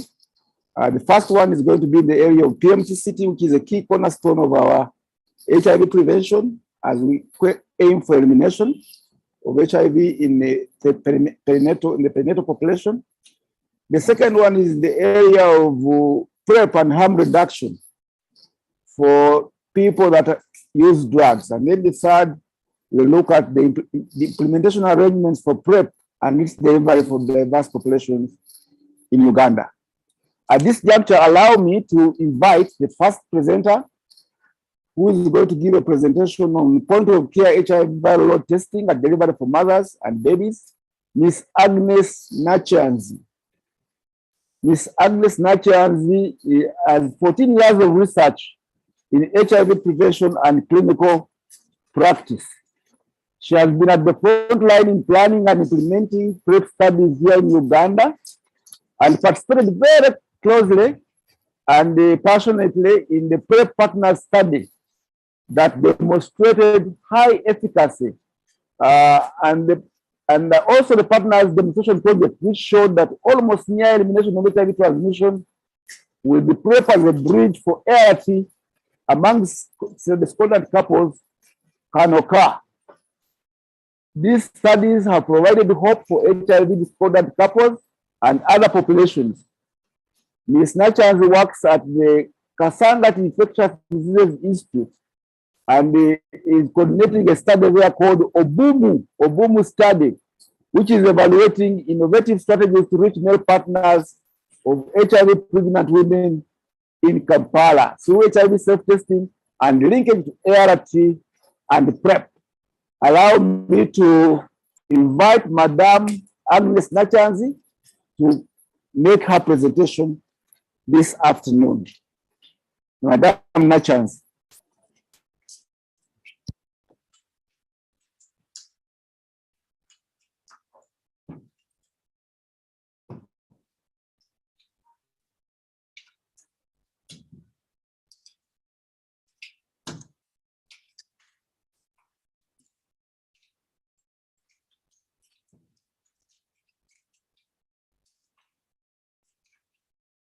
Good afternoon, everyone. Good morning for those who are not in Uganda. Privileged to be one of the first scientific presenter during the IDI Scientific Fair. And my presentation is particularly on pilot study of point-of-care viral load testing at delivery for the mothers and babies. The main objective of this pilot study is to evaluate whether point-of-care viral load testing with same-day adherence support improves viral load suppression among postpartum mothers living with HIV compared to the standard of care lab-based HIV viral load testing. That is the study setting. Chitevi Health Center 3, located in Ubaga Division on Wankuku Road, and those are the study staff. First of all, I'm going to give you a brief introduction about this study. We did an Obumu study where we are evaluating the impact of secondary distribution of HIV self-testing on male partner engagement in HIV testing and uptake in HIV care and prevention services.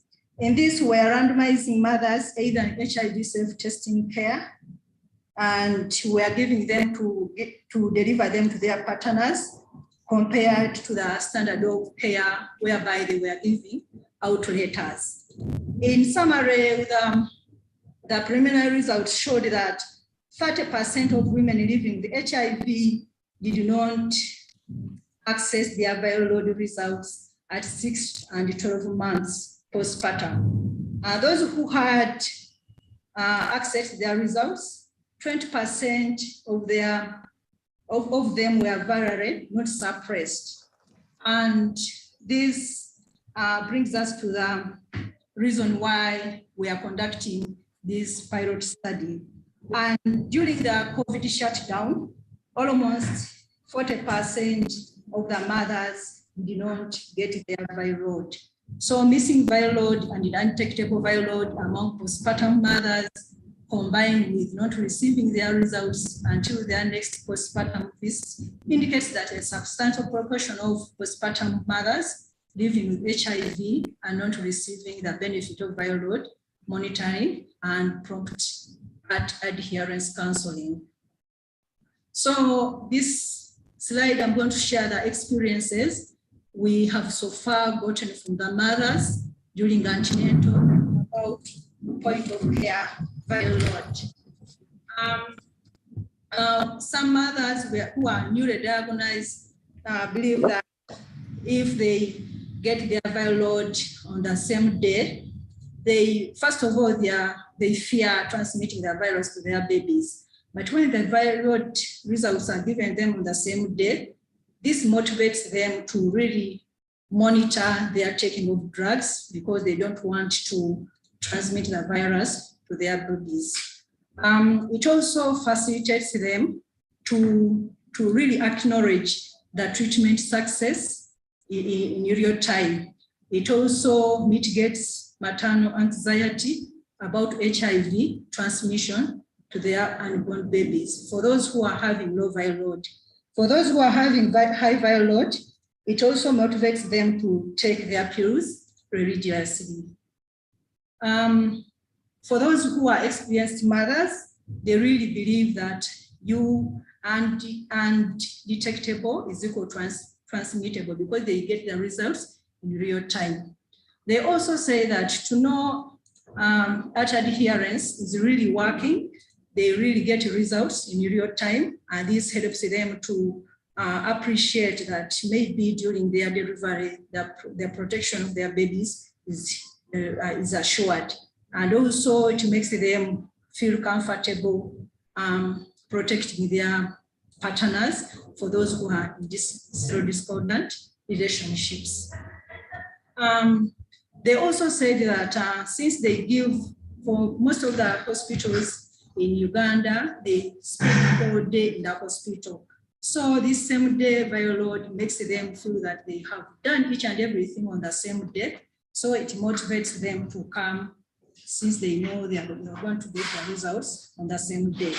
So I'm going to share about the case study for mothers who we interacted with. This is PN, a 32-year-old mother, para 4, who had been on ART for 5 years. And she started her ART during her third pregnancy and reported ART adherence. So during the real-time viral load testing, we noticed that she had over 8,000 copies of viral load.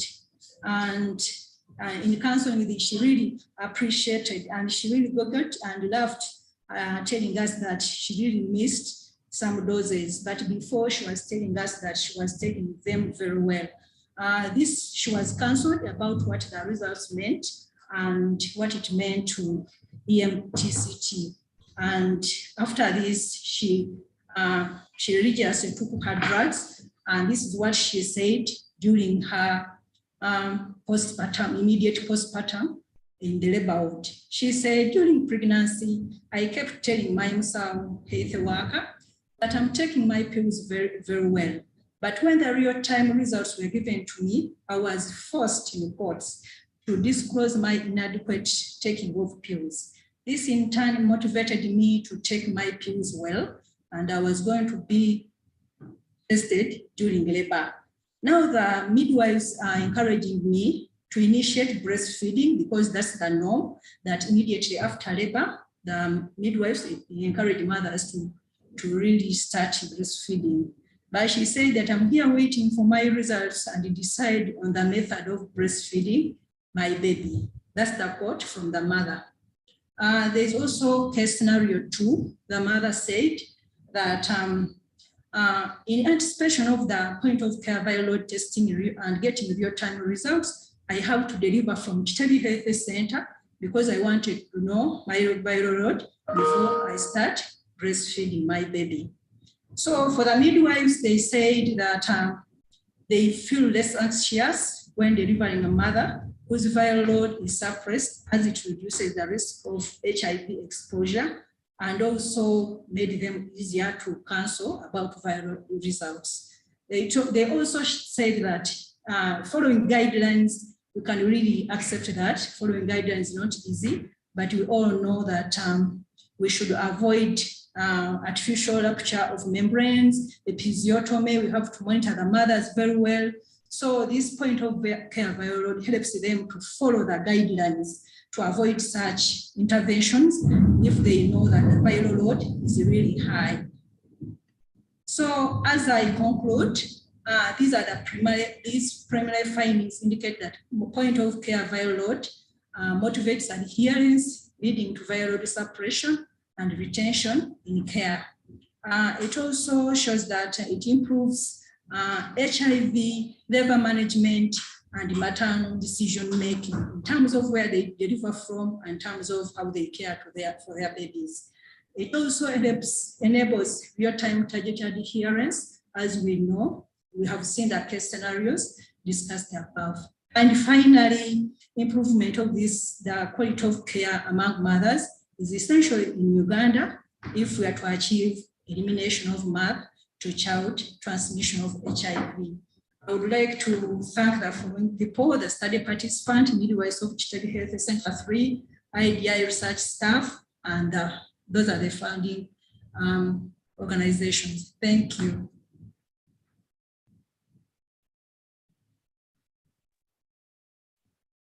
Thank you very much, Madam Agnes Nachanzi, for that very eloquent presentation, and particularly those results that indicate that real-time testing and return of results seem to motivate good outcomes in PMTCT populations.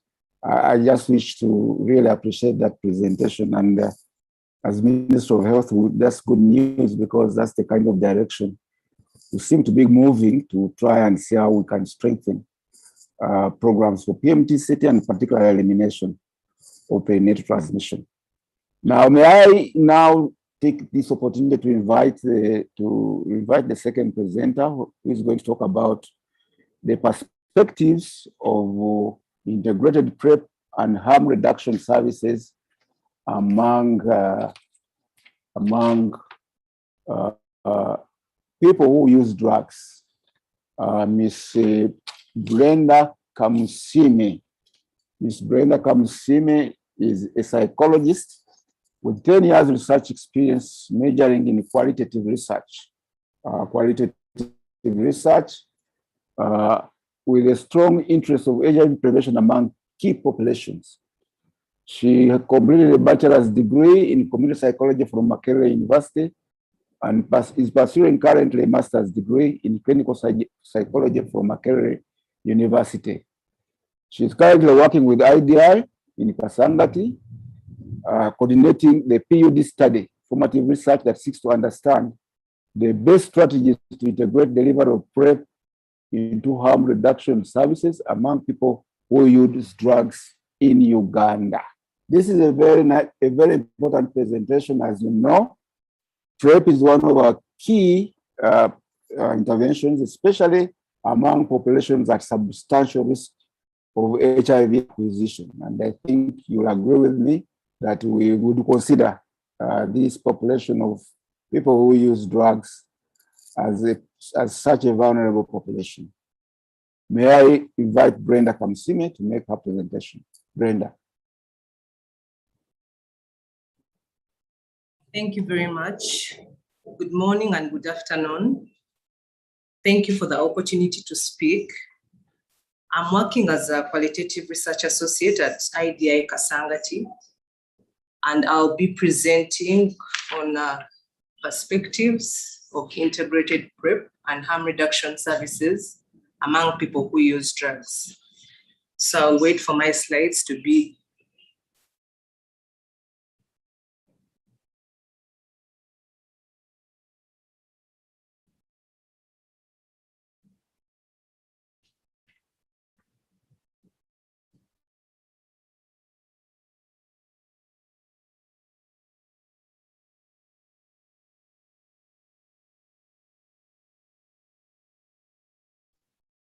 Thank you very much. Drug use has become a public health issue in Uganda, and from the surveys conducted between 2017 and 2018, there were approximately 3,800 people who use drugs in Kampala, and the prevalence of HIV among this population was at 17%. Needle reusing and sharing was reported by 30 to 40% of people who use drugs due to limited access to clean needles and syringes. They also often engaged in transactional sex to be able to purchase drugs, a practice that increased their risk for HIV and hepatitis B. In 2016, PrEP was integrated in the HIV prevention guidelines, and to date, approximately 1,900 people who access PrEP identify as people who use drugs, indicating a large gap and an opportunity to enhance the delivery of PrEP within the provision of services for people who use drugs.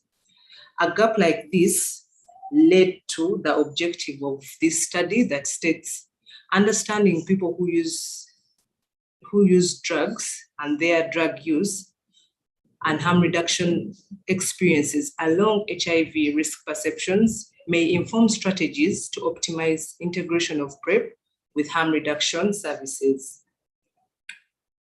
The study was designed to be qualitative in nature, where people who use drugs, both injecting and non-injecting, with and without previous experience accessing harm reduction services, were recruited through purposive and snowball sampling methods. 23 in-depth interviews were conducted by the qualitative team. Thematic analysis for the debriefs and transcripts was conducted, and 4 themes emerged.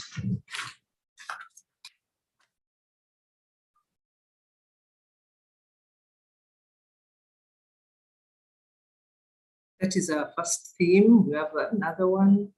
the third, and the fourth. So the first theme was harm reduction access. The study participants supported integrating PrEP into harm reduction services, but also advocated for changes in how these services are accessed. They often cited very strict policies within the harm reduction centers where the exchange of needles and syringes is done, and they needed, and the health workers needed that the end users had to return the old syringes in order to acquire new ones. And they also cited the high costs that is associated with individually purchasing the needles and syringes. This was elaborated or is elaborated in the court between the interviewer and the respondent. And the respondent is a 24-year-old male who injects with drugs, and it reads, I stands for interviewer, R stands for respondent. I asked a question, so what happens if you're not returning the used ones? Respondent, well, they will tell you, we are giving you the syringes, but we need accountability for these things. So has there been a time you've been denied the syringes? Yes. And you've said it's because you've not returned the old ones. Yes, because they will claim I am selling, but I saw people just get them and sell them to get some money. Our second theme that emerged was PrEP integration. People who use drugs were knowledgeable about PrEP and trust its efficacy. However, it's only a few that are currently taking PrEP. Therefore, including PrEP in the delivery of harm reduction services was perceived as a right strategy to prevent HIV among people who use drugs in Uganda. A question was asked of a 30-year-old male person who uses drugs, and it reads, how do people use drugs? How about people who use drugs? Do you think they need to take PrEP as well? And he goes, I had forgotten to tell you that people who use drugs and drink alcohol should take PrEP because such people might forget to have protected sex when they are under the influence of drugs or even when they are drunk. This puts them at risk of getting HIV. So when they are taking PrEP, it protects them from HIV. The third theme that emerged is added risk due to COVID-19. The existence of COVID-19 and the associated restrictions increased the risk of HIV among people who use drugs, since the traditional sources of income were limited by the COVID-19 prevention measures. A 34-year female person who uses drugs was quoted saying, since we are in COVID, there is a certain time when we are not expected to be working because of curfew, and that is when I am expected to be working. When we are found outside beyond curfew time, we are beaten. Being beaten is not the only problem here. The main challenge is getting a client who wants to have live sex with you, and he's giving you like 15,000 shillings, which could be little, yet you badly need that money. It is hard sometimes to get heroin, and you could be needing it at that time. You have to look for money, and yet where you are looking for money is also dangerous. In such a situation, when you get a client who is willing to give you that money, you end up accepting the offer at the risk of your life. Our last theme was HIV risk perception. Many of the people who use drugs reported to frequently testing for HIV and even went on to admit that they are at risk of contracting HIV due to sharing, injecting equipment, and engaging in sex work. An exchange between the interviewer and a male 23-year-old illustrates this. So what do you know about the risk of HIV and using drugs? The respondent goes, yeah, it's high for those people. Usually, once you are using drugs, your level of assessing for some situations is usually limited. It's not great. Let's go over the first one, the sharing of needles. In case you do share, once you're using, there is a need to have constant source of money. For the girls, they will end up in prostitution, which is having sexual intercourse with anyone to get some money to buy the drugs. That will put you at risk. Then there is the uncontrolled sexual kind of network within the hotspots themselves, like you're a girl, you use drugs. I'm a boy, I use. It is easy for me to convince you to become my girlfriend and we start sleeping together if I can actually buy the drugs. Girls will definitely sleep with me as long as I can provide the drugs. Once I run out and I can no longer afford the drugs, she will definitely move on to the next one. And it doesn't matter a bit, so that puts them at risk. What does all this inform us? Hidden populations, like people who use drugs, need safe and friendly HIV prevention services tailored to their needs. People who use drugs know that they are at risk of contracting HIV, and COVID-19 and the COVID-19 lockdowns increase their risk for HIV. Integrating PrEP and harm reduction services will reduce HIV risk among people who use drugs. And I'll conclude by saying that meeting the needs of people who use drugs will require addressing barriers to accessing existing harm reduction services and approaches to integrating PrEP into harm reduction services that are informed by people who use drugs experiences has the potential to prevent HIV acquisition among this population.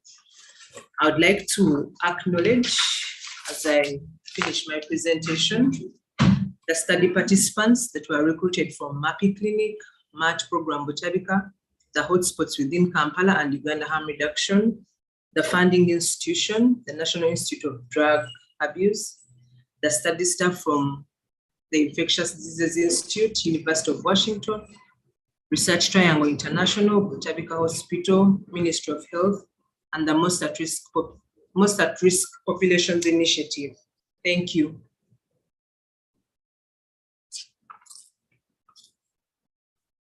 Thank you very much,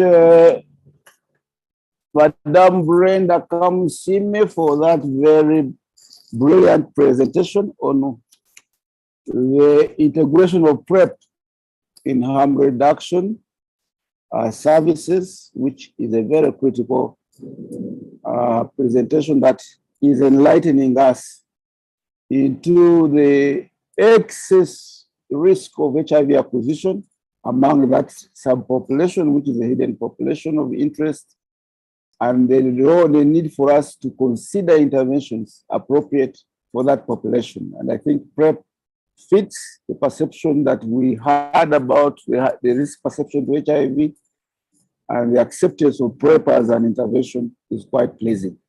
So thank you very much, and I wish to appreciate that presentation on behalf of the audience. By the way, if there is a way we can have some clapping for the first two presenters, Agnes Nachanzi and Brenda Kamsime, we could use our virtual gadgets to send some applause and some clapping for them as we go along. It may not be very easy for us to do and see, but I wish to ask you to appreciate the presenters for the effort they are making into collecting the data and presenting it. And the idea who are really showing us that research is critical for programming, and that the journey from research to policy and implementation is possible. So finally, this afternoon, I wish to invite Dr. Timothy Muwonge. Dr. Timothy Muwonge is going to make a presentation on the implementation of PrEP delivery for diverse populations in Uganda. Dr. Timothy Muwonge is a public health specialist and infectious disease specialist as well, and is heading the program at the Makerere University Infectious Diseases Institute in Kasangati. He's the head of programs there. He's also a member of the Ministry of Health, Government of Uganda, HIV Prevention Technical Working Group. He did his degree in medicine at the University of Mbarara and went on to do a master's degree in Makerere. He has over 12 years experience working with a team of researchers at the International Clinical Research Center at the University of Washington and Harvard Medical School. Those teams have variously visited Uganda, and I think are some of the teams that have visited me mostly at the Ministry of Health in this area of PrEP. He's currently working on the HIV care and prevention, on an HIV care and prevention study among key and vulnerable populations, including that for refugees. Dr. Timothy Muwonge, you are welcome to make this presentation. Thank you very much. Thank you very much, Dr. Joseph, for the warm introduction. I'm going to talk about implementing PrEP delivery for diverse populations in Uganda, and looking at where we have come from in terms of prevention cascade. We are looking at many formulations or solutions for HIV prevention, including harm reduction, needle and syringe exchange programs, MAT programs for people that inject with drugs, oral PrEP, injectable PrEP, and the equivalent rings, post-exposure prophylaxis, STI management, condom use and lubricants, HIV testing, among other behavioral and interventions that are being used. And these are looking at populations of substantial risk that have not left out adolescent girls and young women, serodiscordant couples, and other populations like men who have sex with men, sex workers, transgender people, as well as other populations in incarceration. So the government, the Ministry of Health has looked at given a leadership platform and partnership with the public sector, private and community sectors, using evidence-based and normative guidance to complement and have all these packages given to the different populations. Way back, we did not have data on some of the populations in terms of prevalence and disease burden, like the people who inject with drugs and transgender. I'm happy to say that some of this data is now coming out and being used in programming. So the guidance from the Ministry of Health comes way back, having different policies and prevention packages that look at an encompassed formulation or encompassed approach, looking at primary prevention, HIV testing, and prevention of vertical transmission, as well as sexual and reproductive services.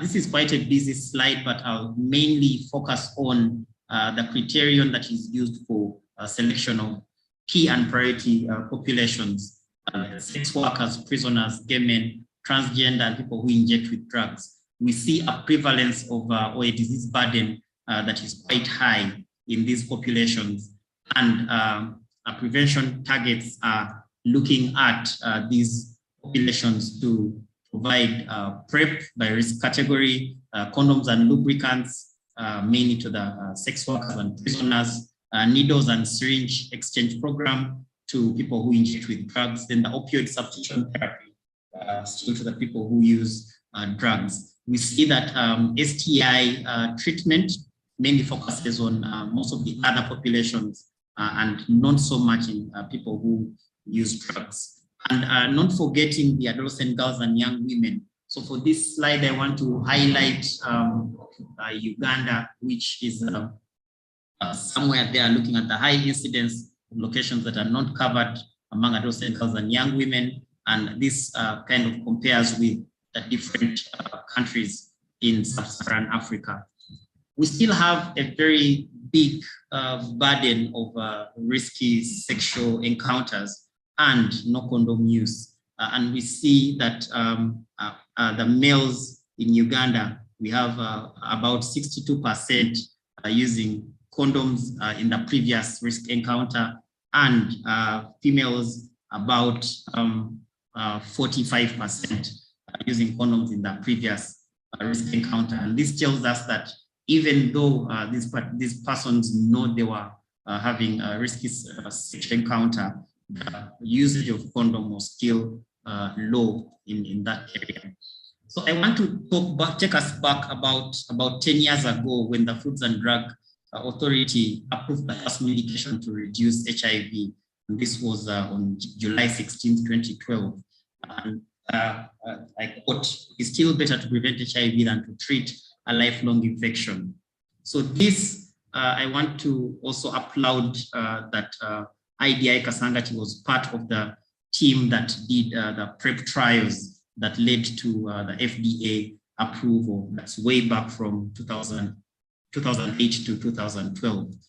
10 years down the road, we see other formulations coming in, like the injectable long-acting cabotegravir, which was recently approved in December 2021 for usage as a prevention tool. And again, our chair for the panel, Dr. Joshua, I want to applaud the team from the AIDS Control Program for taking a very big step in rapidly moving with the WHO and the research to make amendments to the technical guidance in the country based on evidence. And currently, the technical guidance is amendment meetings are happening to include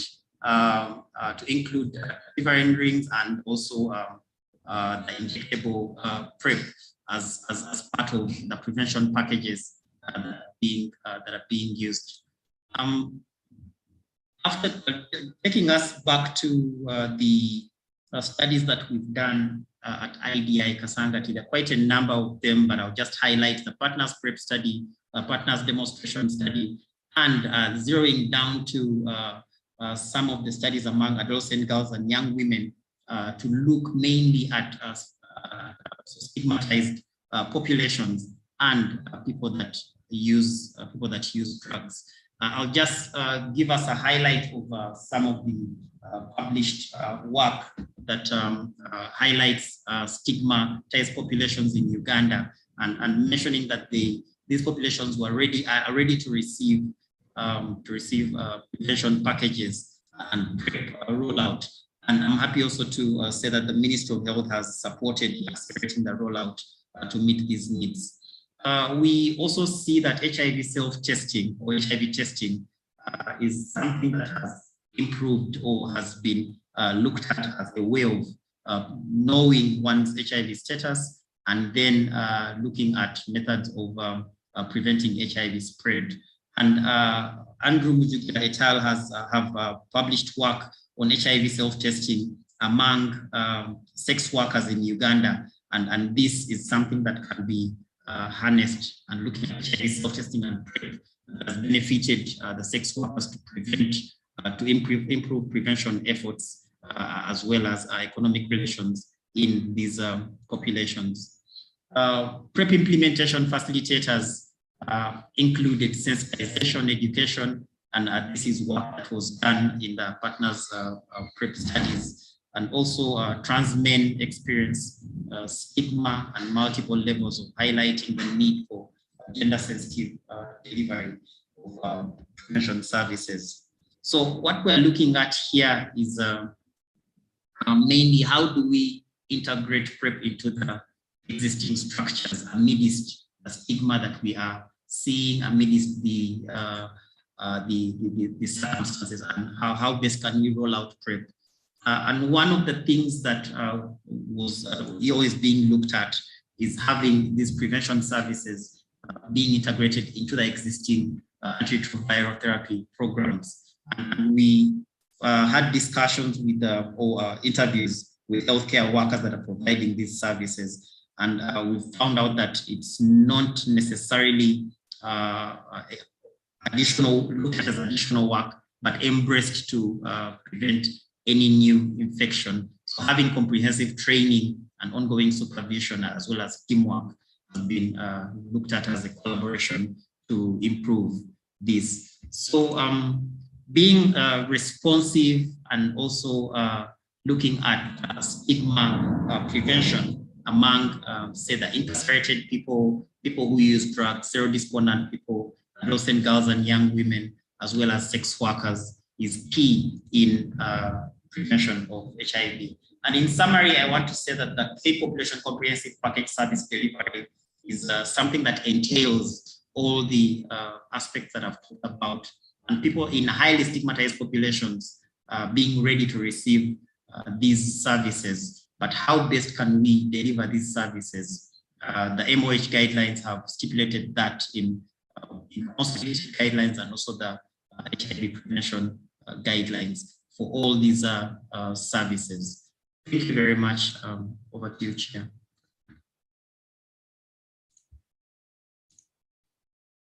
Thank you very much, Dr. Timothy Mwonge, for that very eloquent presentation on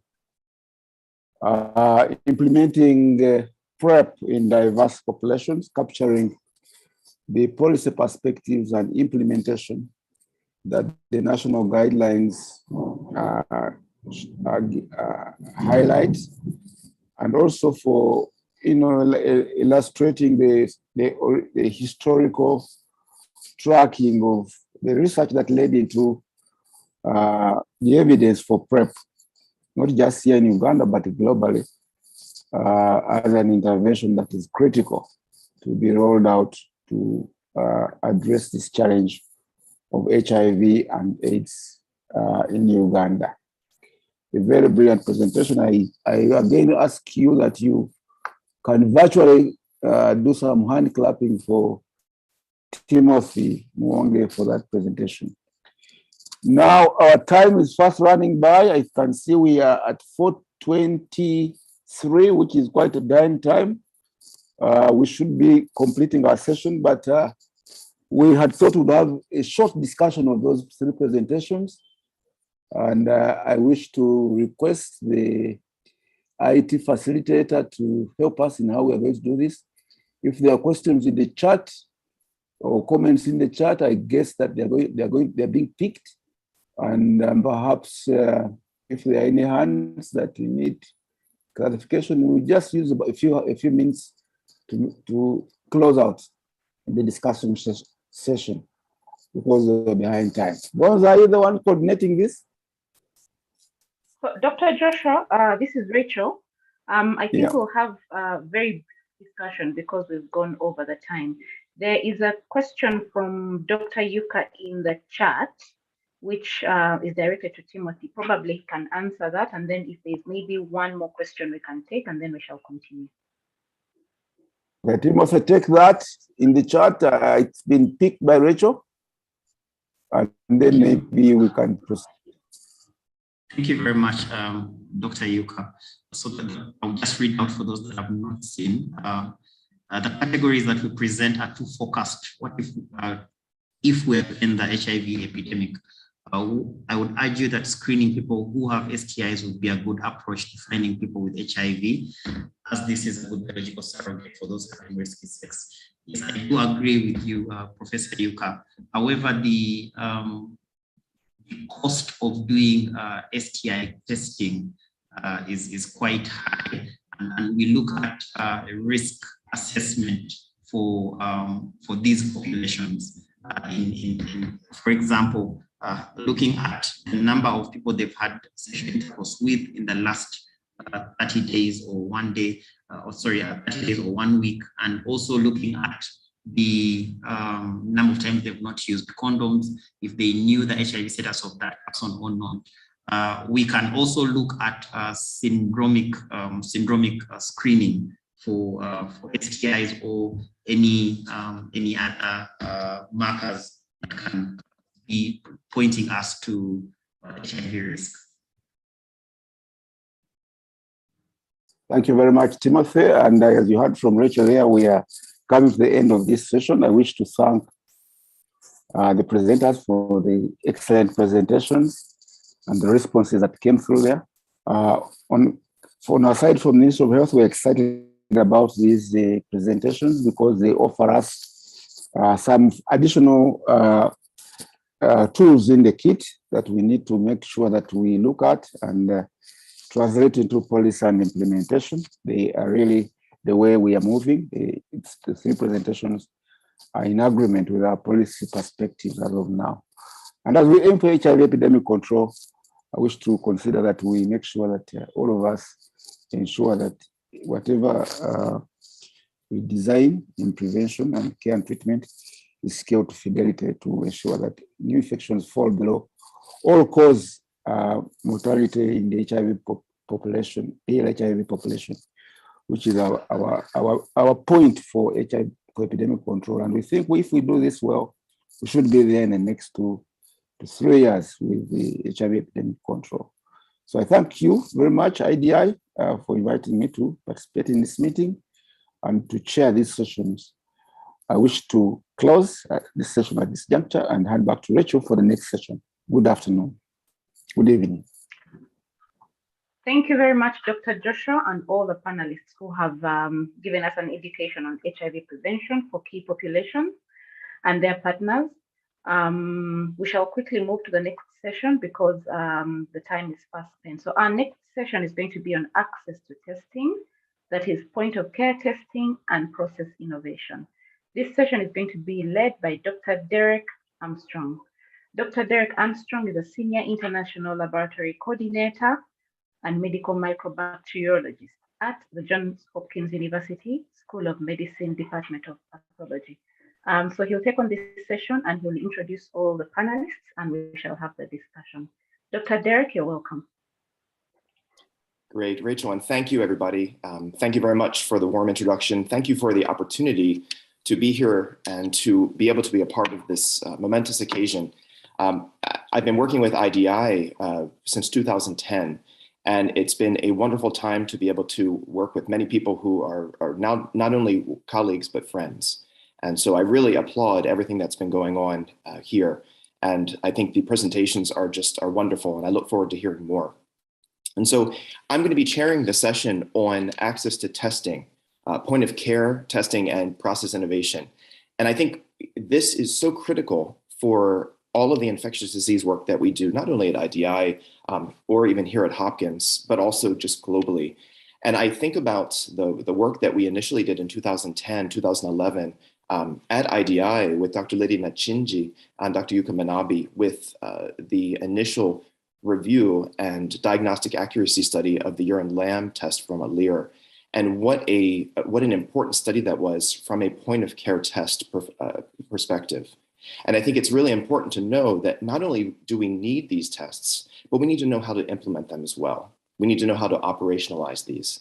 And so I'm excited that our speakers are going to be able to provide some background on this and also help us understand not only why they're important, but how we can best use them properly. And so what I'd like to be able to do is then introduce the first 2 speakers, Dr. Rosalind Parks-Ratanji and Dr. Agnes Chiragi. And what I'd like to do is just give a little background on them. Dr. Rosalind is the Director of Academy for Health Innovation Uganda at IDI. She has interest in innovative research and development. She's on the chair of the board of directors at Aga Khan Health Services. And also Agnes Chiragi is a statistician with a doctoral degree in biostatistics from Macquarie, well known to many people as well. And she has many research interest in public health, specifically in prevention of mother-to-child transmission of HIV. And so I'd like to welcome both of them to be able to provide the first presentation, which is the increasing access to point-of-care STI testing. So Drs. Rosalind and Agnes, please take it away. Thanks. Thank you. Thank you, Derek. Rose, can you please share the slides?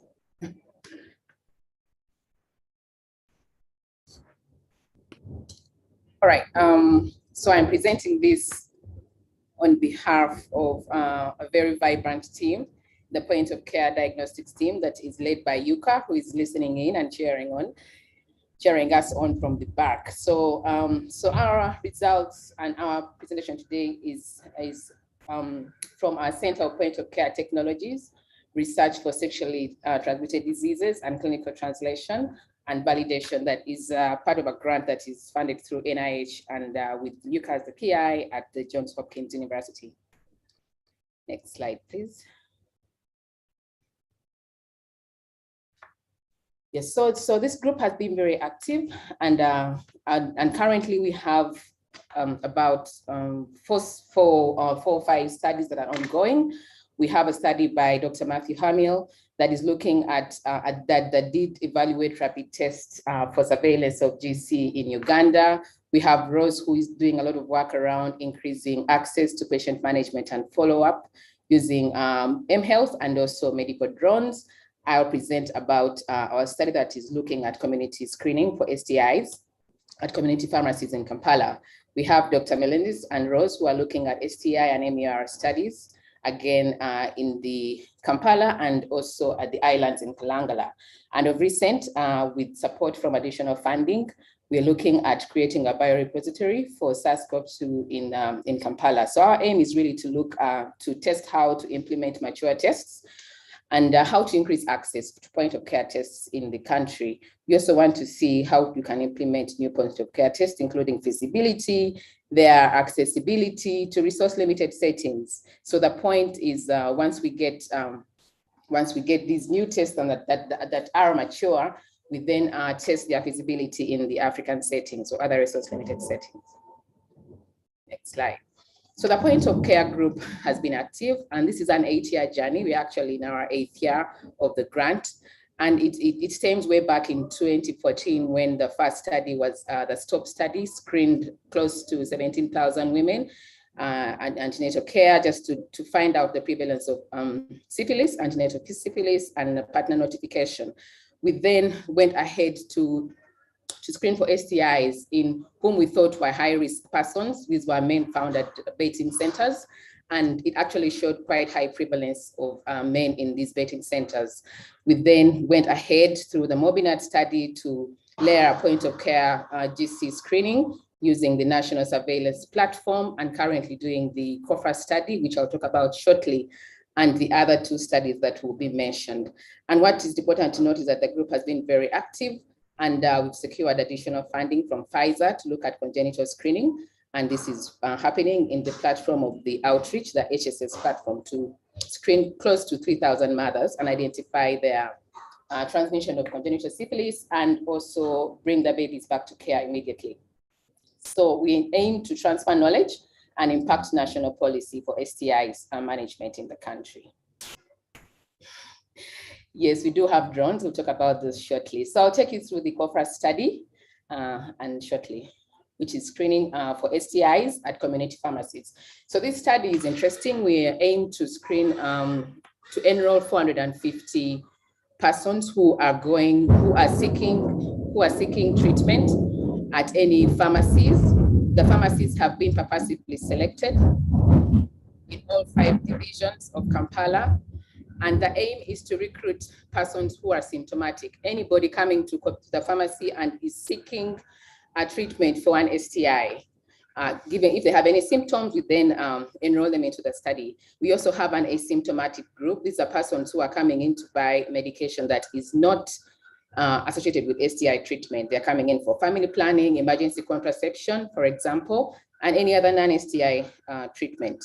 So the sample size is 450. This is an ongoing study. We only enrolled 44% of the study, and we follow them up at day 30 and 90, one to look at incidence of STIs and resolution or cure for those that are identified with an STI. Next slide, please. Yes, so to date, we've enrolled 82 symptomatic and 118 asymptomatic persons. And we've followed up a few of those at day 30 and day 90. Thank you. Next slide, Rose. So this is what we've found so far. And what we're seeing is that the community, persons going to community pharmacies, an interesting group. We've actually found that in the group that is symptomatic, that is the left set of bars, these are persons who are asymptomatic, both male and female. We see about 14% prevalence of HIV compared to 5.1 prevalence of HIV in the asymptomatic group. The third group is just the total, the total population. We're also seeing that syphilis is about 7.3 in persons who are presenting with symptoms compared to 3.4%, which is close to what the national IUFER study presents. When it comes to chlamydia, we see 8.5 prevalence in the group that is asymptomatic and slightly higher in the asymptomatic group, which is about 10.1. And when it comes to gonorrhea, it's about 11% in the symptomatic group and 2.5 in the asymptomatic. So clearly there's a lot of background STIs going on in the community. Persons who are symptomatic do actually have a high prevalence of HIV. And what we've seen is that a third of the cases we are identifying in the community are actually newly diagnosed. So this could be a potential area for looking out for the high-risk persons. And again, for the cases that are syphilis positive, 33% are actually active syphilis. Next slide, please. And in total, we see that around 70% of the population did not have any STI. 23% have at least one STI, 2 have 3 STIs, and about 2% of the population that we are screening have more than 3 STIs. When it comes to breaking this down in terms of the symptomatic and asymptomatic and breaking this down by gender, what we see is that the HIV is highest among the females who are symptomatic with 16% compared to the male at 11.1%. Gonorrhea is quite high in the symptomatic men at 22% compared to 5.5 females. And the other statistics are pretty close. We only tested trichomonas among the women, but we see 20% prevalence in the females that are symptomatic compared to 3.6 in the asymptomatic. What is also striking is the high prevalence of chlamydia among the asymptomatic group at 11%, 11.4% in the male versus 9.6. And I think that male and female do have a lot of background prevalence of different STIs, and the rationale for screening at community level is emphasized by gender here. Next slide, please. So at that follow-up, at day 30 so far, we've analyzed the data. Remember, this is an ongoing study. Majority of the persons once treated are actually cured. And when it comes to trichomonas, we see when it comes to trichomonas, nearly 90% of the persons who were tested positive at baseline were treated. Chlamydia, almost 83% of these have actually been cured of chlamydia, and the same for gonorrhea at 87.5. So there's a lot of, at least people are taking their treatment, and we do see cure rates, high cure rates as expected at the 30-day follow-up. We're analyzing the data at the 90 as we continue to enroll the participants.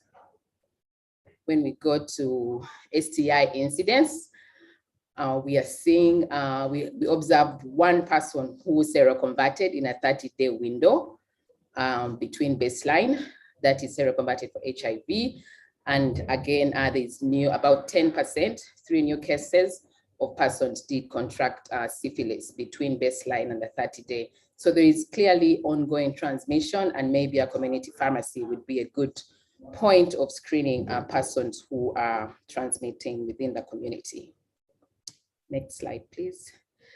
And I'll end with this slide, which talks about the added value of mHealth through the Academy for Health.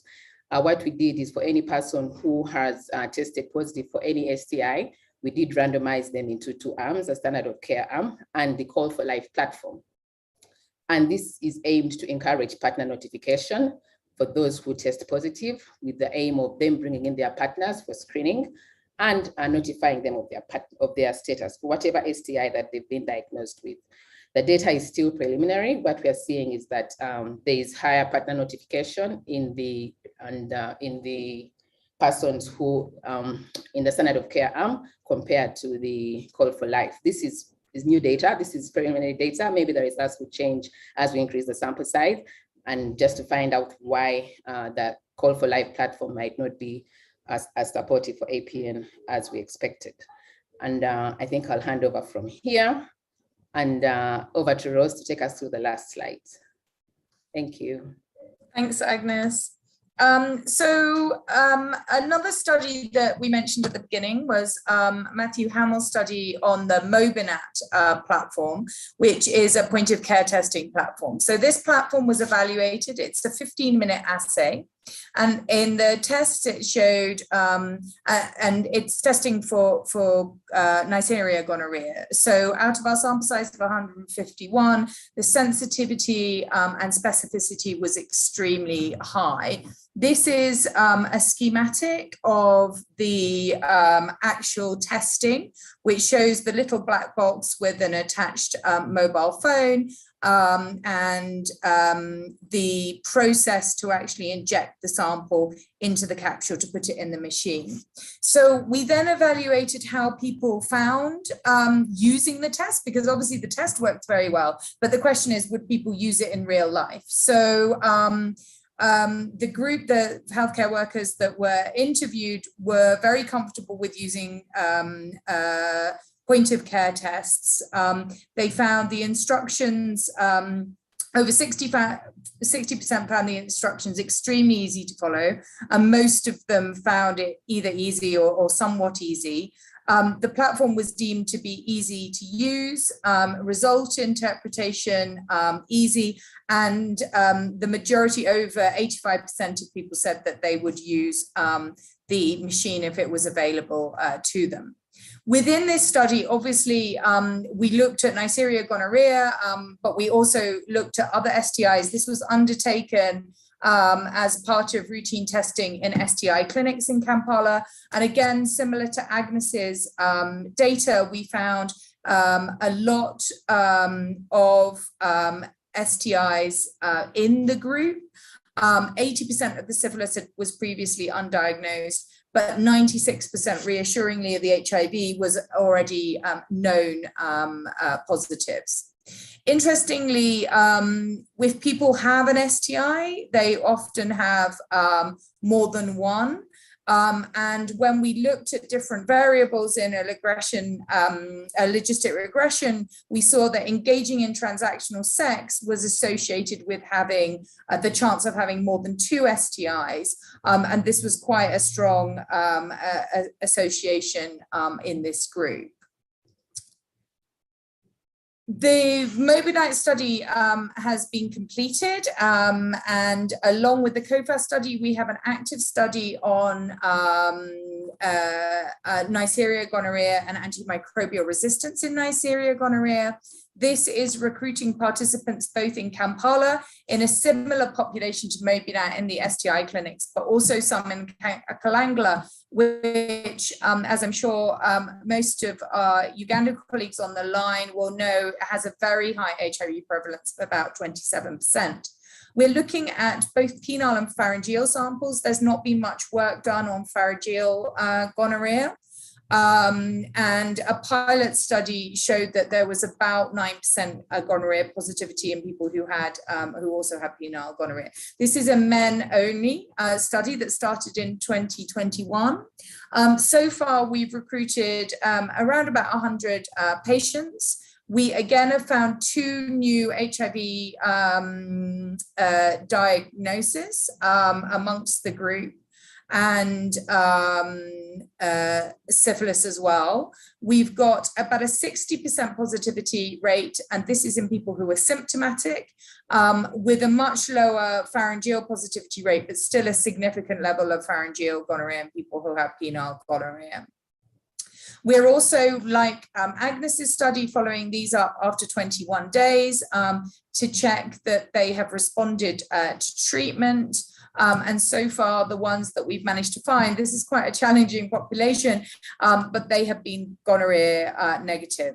So we're waiting to undergo nucleic acid testing of the samples, and also some antimicrobial resistance testing, which is being undertaken at Hopkins, along with genomic analysis. Within this, and I'll talk more about this in my presentation tomorrow, but just to mention that we are doing a feasibility and acceptability study of moving gonorrhea or STI samples in our medical drones project in Kalangala. And here is our drone loaded with some samples on the bottom right-hand corner. And so far, we've seen 100% concordance between samples flown in the drone and also samples taken by boat. suggesting that there is no kind of adverse effect of transporting samples on the drone in terms of their culture positivity rate. So the gonorrhea stays viable even after it's been flown around in the drone. So this is a growing group, our STI group. We've got some great more junior researchers joining us, including Dr. Annette Onzia, Dr. Hope Macklin. We've had Joshua Chencha, others who are helping along with the studies. And we also, as well as increasing our general group, we also hope to start to do some more higher impact intervention studies. Most of our studies have been along the lines of epidemiological and the point of care diagnostics. So whilst we have the platform funding from UCA's grant, we are looking for external funding to grow this STI group and to build a network of researchers beyond IDI who are interested in STIs, as well as, building the capacity of our more junior master's students. We've had some great engagements with Ministry of Health this year, and we're grateful to Peter Chambade, who's really helped us both clinically and also research-wise. But also with our new Pfizer funding, we've been able to work with the ministry to set up a syphilis, congenital syphilis registry to check on babies who are born to mothers with maternal syphilis. And this is being incorporated into HMIS tools. So we hope it will be rolled out as a national syphilis registry to really get a handle on the burden of congenital syphilis in the country. Thank you so much, and we're happy to answer any.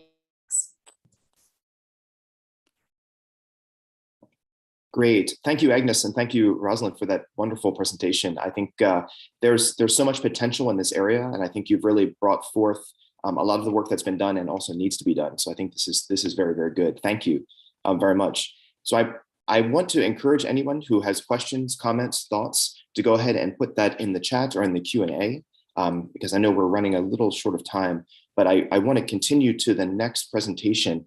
And the next presentation is actually going to be from Dr. Lydia Nachinji, who is a clinical researcher and physician based at IDI. She's also a senior lecturer at McCarry University of Health Sciences.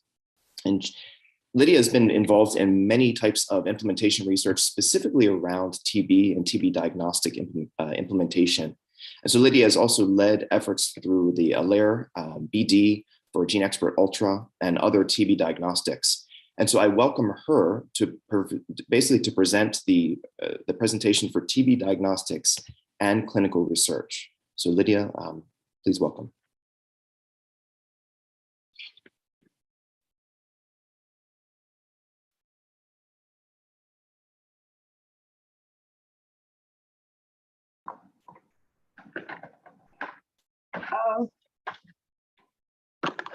Thank you, Derek. Can everyone hear me? Yes, we can. Thank you. All right. Can I share my presentation, or someone else is going to share?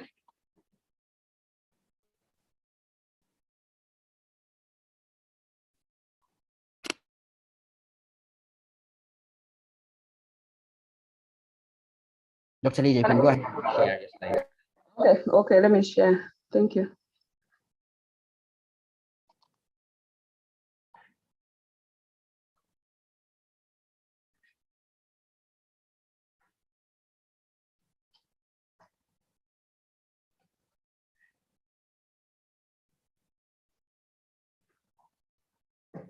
Can everyone see this? Yes, we can. Thank you. All right. Thank you, Derek, for that humble introduction. I can't add more.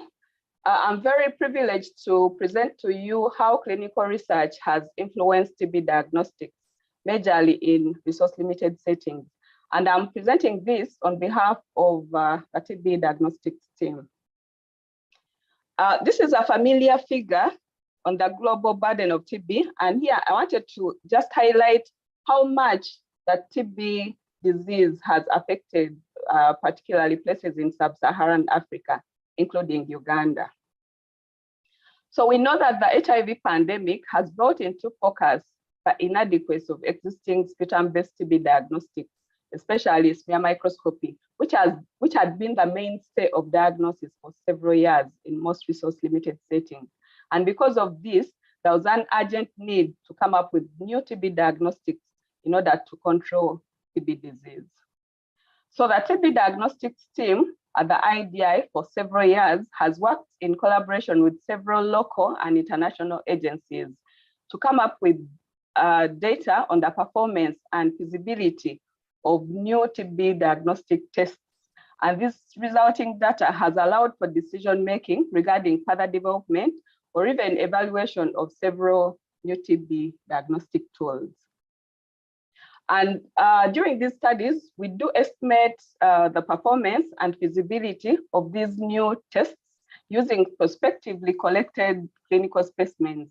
And an understanding of these issues to do with performance and feasibility, which is ease of use, has provided information as to whether additional test development is indicated or whether the test in question is ready for clinical application. So at this moment, I would like to demonstrate to you some of the studies that have been performed at the IDI that have influenced how TB diagnostics have moved from the time of smear microscopy to now. So I'll start with the lateral flow urine TB LAM. The lateral flow urine TB LAM is a point of care test that we all know that uses urine as a specimen for testing. And we know that urine is much easier to collect compared to sputum. It's a very simple test. It uses a determined platform, so very easy to perform. You don't need any sophisticated infrastructure.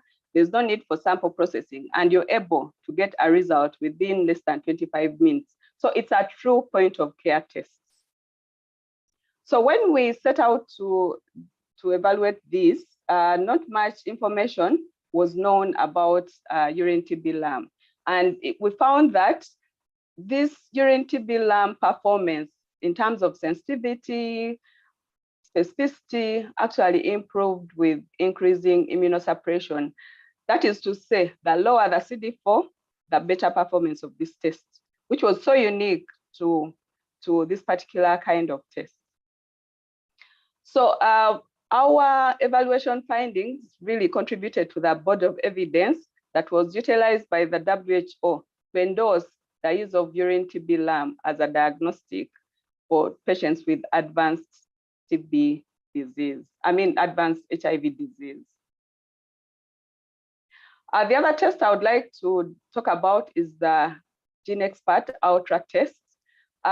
We know that regular GeneXpert was rolled out in Uganda somewhere around 2010, 2011. And as clinicians, we know the challenges that we faced while using GeneXpert, especially when it came to its performance with postbacillary TB disease, that is TB disease in HIV, smear-negative TB, and also TB in children. But also, it had issues in diagnosing mild drug-resistant TB because it was only diagnosing rifampicin resistance and not at a very high sensitivity. So because of these challenges, there was need to develop the GeneXpert cartridge further to improve it in order to try to control these challenges. And that's the GeneXpert Ultra test. So when we evaluated these tests, indeed, we found that the GeneXpert Ultra test performed much better than the regular GeneXpert in these populations where TB is difficult to diagnose. That is the smear-negative TB and the HIV positive. And of note here is that you can see that there was actually no difference in, almost no difference in sensitivity of GeneXpert Ultra between HIV positive and HIV negative. Both were around 90 and 91. This was a very, very important finding. So based on these findings of superiority of the GeneXpert Ultra in terms of performance, but also improved performance when it came to drug-resistant TB, the WHO endorsed its use for TB diagnosis as a replacement for the regular GeneXpert. And in Uganda, the TB program rolled out use of this GeneXpert Ultra test for TB diagnosis in all presumptive TB patients as a replacement for the regular GeneXpert. So right now, if you go to a lab, any lab, you find that the result you're getting is from a GeneXpert Ultra test. Again, based on our findings, we realized that many of the patients who had had prior TB disease, and this is very common in resource-limited settings, many of these patients actually had positive GeneXpert Ultra. So we really wanted to understand, is it really new TB or old TB disease that the Ultra is detecting?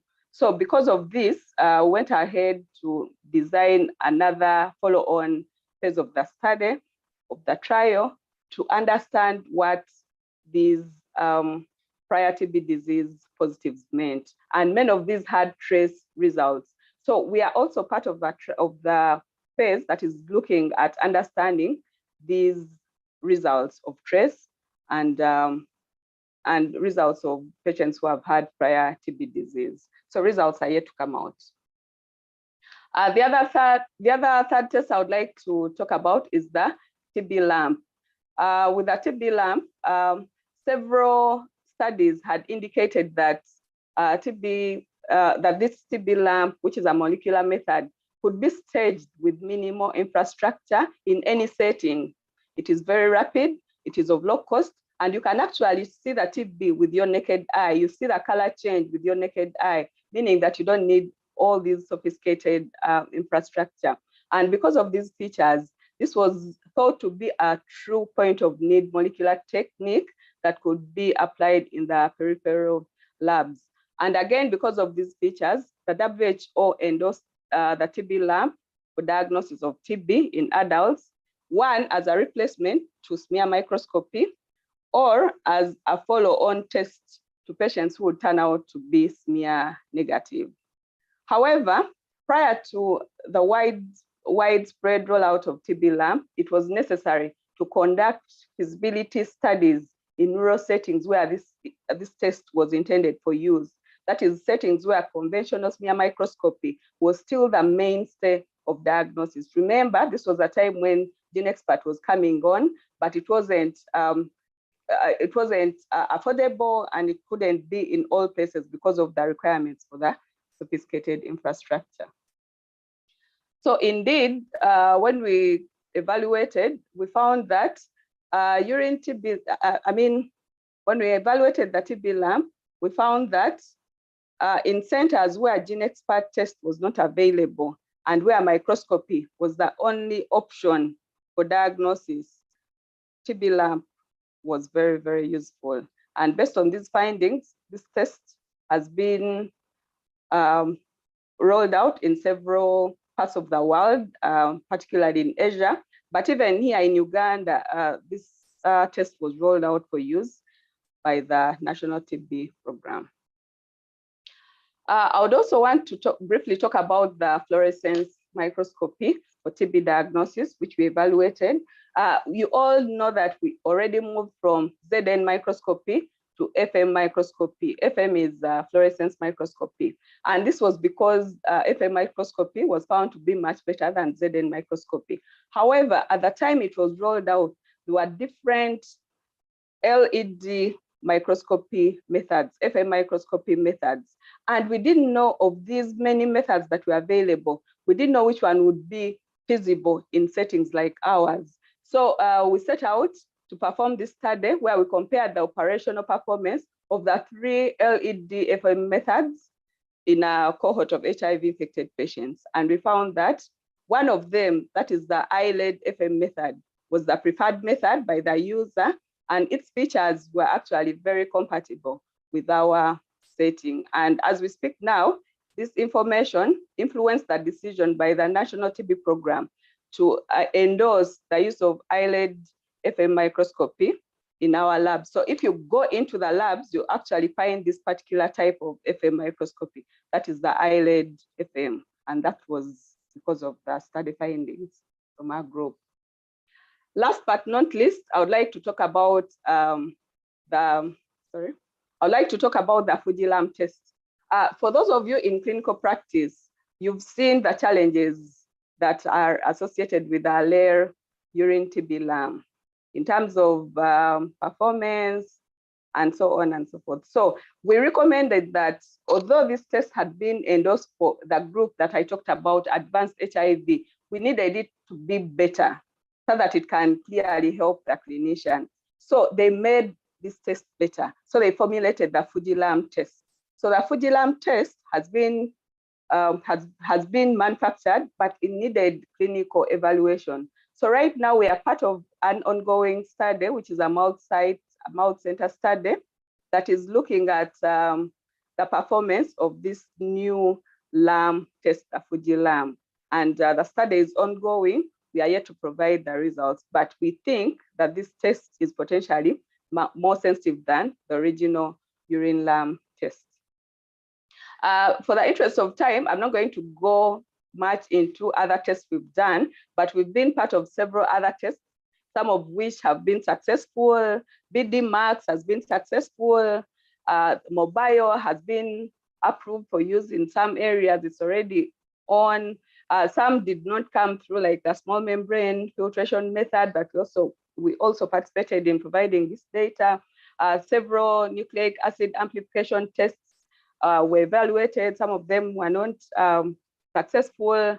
And right now, I would like to say that we are part of a big FEN-TB trial that is looking at several TB diagnostics. And these are already at advanced stages, and we are yet to provide results. I would like to say that we are really, really very happy that we are contributing to the TB world, the TB diagnostics world as IDI, and we really look forward to having more tests to evaluate as we come up with our own tests. I would like to acknowledge the people highlighted here in this slide, and I'm happy that Derek accepted to chair this because Derek has been part of this work. Thank you very much. Lydia, thank you so much for that presentation. You know, this is wonderful to see all the work that's been going on, and it's very, very exciting just to be able to see tests that are starting out and being tested very rigorously, and then actually are then being implemented from a global perspective. So this is wonderful. Just to continue with the presentations, because I know, again, as we're running short of time, if there are questions or comments, please put those in the chat in the Q&A. So thank you. We'll turn to our last presenter, who is Dr. Stella Zawede Muyanja. Dr. Stella is a doctoral fellow with implementation science interest and background. She is actually leading the research arm of 2 USAID projects in Kampala and Karamoja.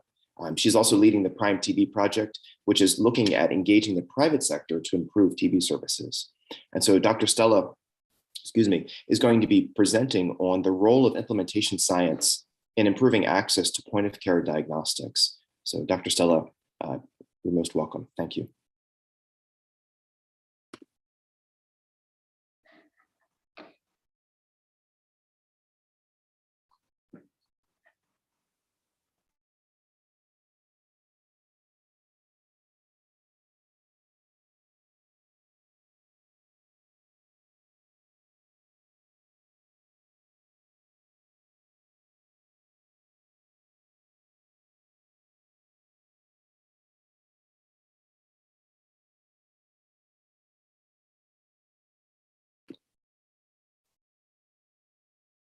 Stella, sorry, we can see the slides, but we can't hear you. I'm not sure if you're on mute.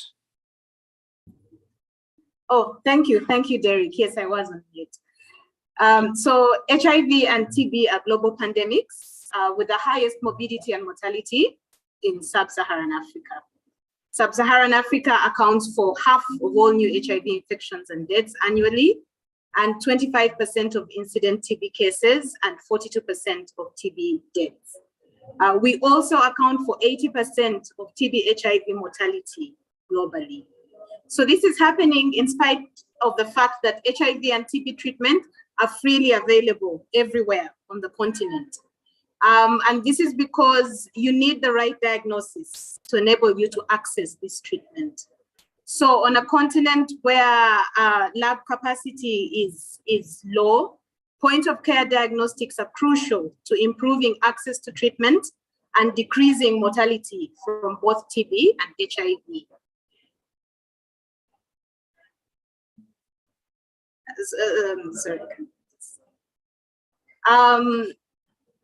The WHO has a criteria for point of care diagnostics. And when we look at the point of care diagnostics for HIV, we see that they meet all these criteria.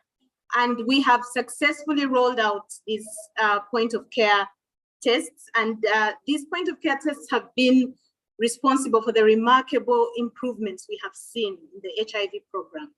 In Uganda, we are very close to the 90 for HIV. And in the past 10 years, we've managed to decrease AIDS-related deaths by 60%. However, with TB, our point of care diagnostics meet some, but not all the criteria. We still need some equipment. We still cannot deliver everywhere. We have GeneXpert, but it's not everywhere. We have urine lung, which is our true point of care test, but only for a section of the population. And these differences in characteristics probably show the differences in progress. TB treatment coverage is lagging farther behind the 90 than HIV treatment coverage, and our decrease in mortality, both for HIV positives and negatives, hasn't been as dramatic as HIV. But even with these imperfect point of care diagnostics, if I may call them, for TB, we can still achieve good quality care if we use them optimally. And this is where implementation science comes in. So implementation science comes to help us use these research tools and innovations and integrate them into routine practice to improve quality and effectiveness. We can use implementation science to do different things. We can use it to guide the process of translating research into practice. We can use it to understand what influences implementation outcomes, and we can use it to do program evaluations and see if we are meeting the aims for which we have rolled out a certain diagnostic tool or a certain treatment.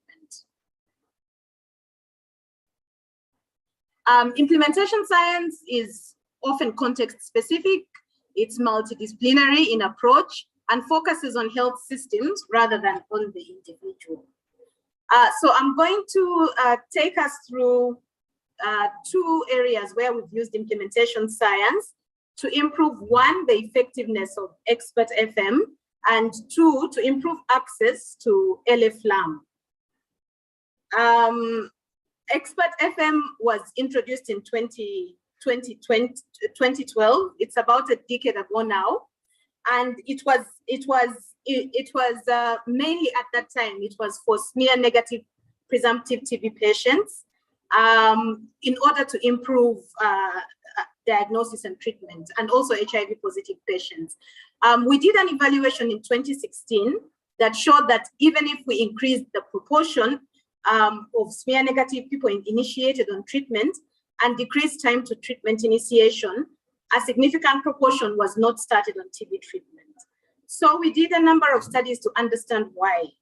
And we did studies to see who were these people who were not being started on treatment, what was the impact of not being started on treatment, and what were the reasons. You know, we did a qualitative study to find out what were the reasons, and then we did an intervention to try and improve this. So what we found was that HIV positive people who did not have a phone number recorded, and people receiving care at high volume facilities were more likely not to start on TB treatment after a diagnosis. We also found that not starting on TB treatment increased your risk of death in the 6 months following diagnosis by 3 times. There were both patient level and facility level barriers. Patient level barriers were low TB knowledge, long turnaround time for sputum results, and lack of transport fares to return to the hospital for test results.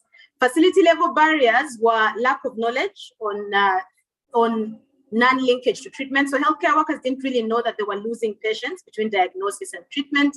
They didn't have tools to monitor this. They didn't communicate expert results very well between lab and clinic. And they also didn't record patient locators very well, such that they couldn't find these patients even when they knew that they were not on treatment.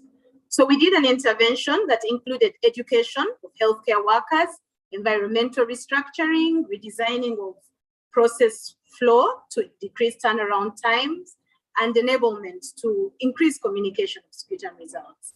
And in a 3-month pilot, we decreased this turnaround time at one facility from 48 to 4 hours and increased treatment initiation to 90%. We look forward to rolling out this intervention to more health facilities. The second and last example is improving access to LF-LAM testing.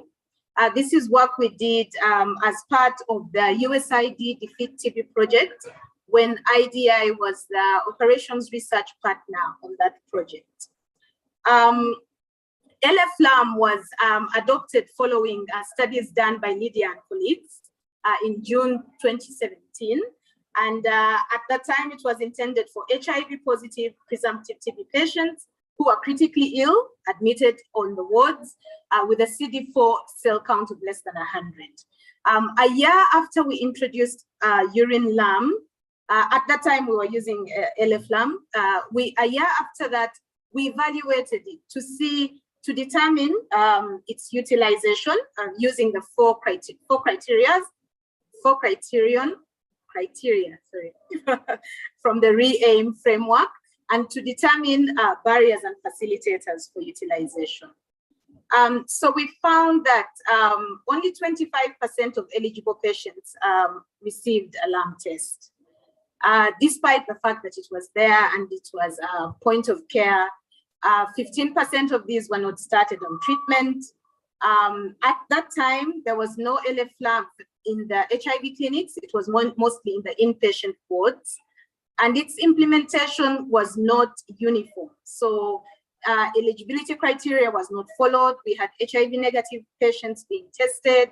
Prior CD4 cell testing wasn't done. And the test placement in the diagnostic algorithm was not uniform. So there was also lack of standardized data collection tools and stock management procedures. So we presented these results to the technical working group at the NTLP and made the following recommendations: that we should have uniform guidelines on eligibility criteria for LAM, on the place of LAM in the diagnostic algorithm, on the management of positive patients, on recording and reporting, and on stock management procedures. The Ministry of Health NTLP took up these recommendations and incorporated LAM into the advanced HIV disease management package. So the NTLP worked with the SCP to integrate LAM into and to make it an essential commodity for advanced HIV disease management. And with it, we had clear eligibility criteria for LAM. The NTLP and SCP aligned LAM to existing point of care CD4 testing equipment. Then they issued clear management guidelines. They integrated stroke management with other ADHD commodities and incorporated LAM into existing HMIS tools. In the 3 years since this evaluation was done, we have seen an increase.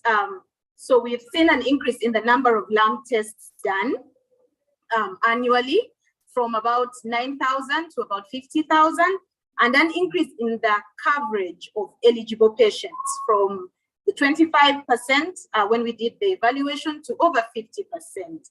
We still have a ways to go, and the ADHD management team is working on this with quality improvement interventions, but it's still 50% is still a lot better than 25%. So what is the conclusion? So the conclusion to this is that proper implementation support is essential for point of care diagnostics to fully realize their potential. Implementation science-based approaches can facilitate systematic assessment of barriers and facilitators and guide selection of appropriate and feasible implementation support. Therefore, funding to scale up provision of point of care diagnostics should be matched with funding to enable optimal implementation. Thank you very much. Those are the acknowledgements. Wonderful, Stella. Thank you so much for that presentation. That was excellent, and I think it really wraps up this session to show the importance of, again, not only putting forth a new diagnostic and a point of care diagnostic, but proper implementation. And I think that that's really a good way to close this session. I hope everyone has really learned a good bit from this session. And I think, you know, the take-home message is that we need diagnostics, we need point of care diagnostics, and we need to basically make sure that they're quality assured, robust, and standardized. And so thank you all very much. Really appreciate if I can see if there are any questions or comments in the Q&A, or else we can turn it over, Rachel, to you and to the others. All right, thank you very much, Dr. Derek. In the interest of time, I will request all the session presenters to look into the chat if there are any questions to be answered, so that you can answer those in the chat. But in the interest of time, we shall move on to the next session. And the next session is on pharmacokinetics to solve HIV and TB treatment challenges. The session chair for this session is an infectious diseases clinician who has worked in both high and low income countries and has extensive experience, particularly in managing TB and HIV. He has worked in TB control programs in sub-Saharan Africa, including Kenya, South Africa, and Malawi. And he has also worked in England and Scotland TB programs. He's also a panel member of the British Thoracic Society that manages multi-drug resistant TB, and is also currently a senior clinical lecturer in infectious diseases at the University of St. Andrews, and an honorary senior lecturer at Liverpool School of Tropical Medicine, among other duties that he serves. So let's welcome Derek Sloan, Dr. Derek Sloan, to welcome all the session panelists that he will introduce during the session. Thank you.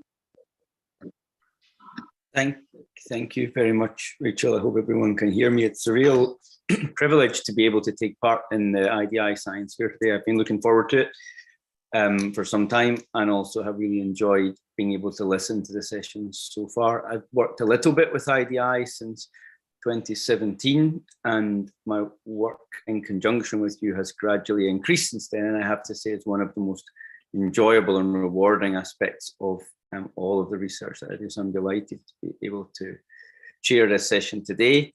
And I'm also delighted to be able to introduce the two speakers in the session, who are both clinical academics who I really admire, and are both really inspirational characters and are also very good friends. The first speaker, I'll move on, just introduce speakers now in the interest of time, because we're a little behind. The first speaker is someone I've known for a very long time, who hails from the same part of the world from me in Scotland, but who has really developed her career as a clinical pharmacologist at the University of Liverpool, and then at IDI since 2014, where she's worked on a Wellcome Trust clinical research career development fellowship. She's very interested in the dosing and safety of anti-infective drugs in special populations who cannot easily be studied in conventional clinical trials, and has really been a pioneer, I think, of that work, particularly in pregnant and breastfeeding women. I was going to introduce her as Dr. Katrina Waite, but I don't get to do that anymore, because I was delighted to hear recently that she's now Professor Katrina Waite. So I'll hand the floor over to Professor Katrina Waite to give her talk.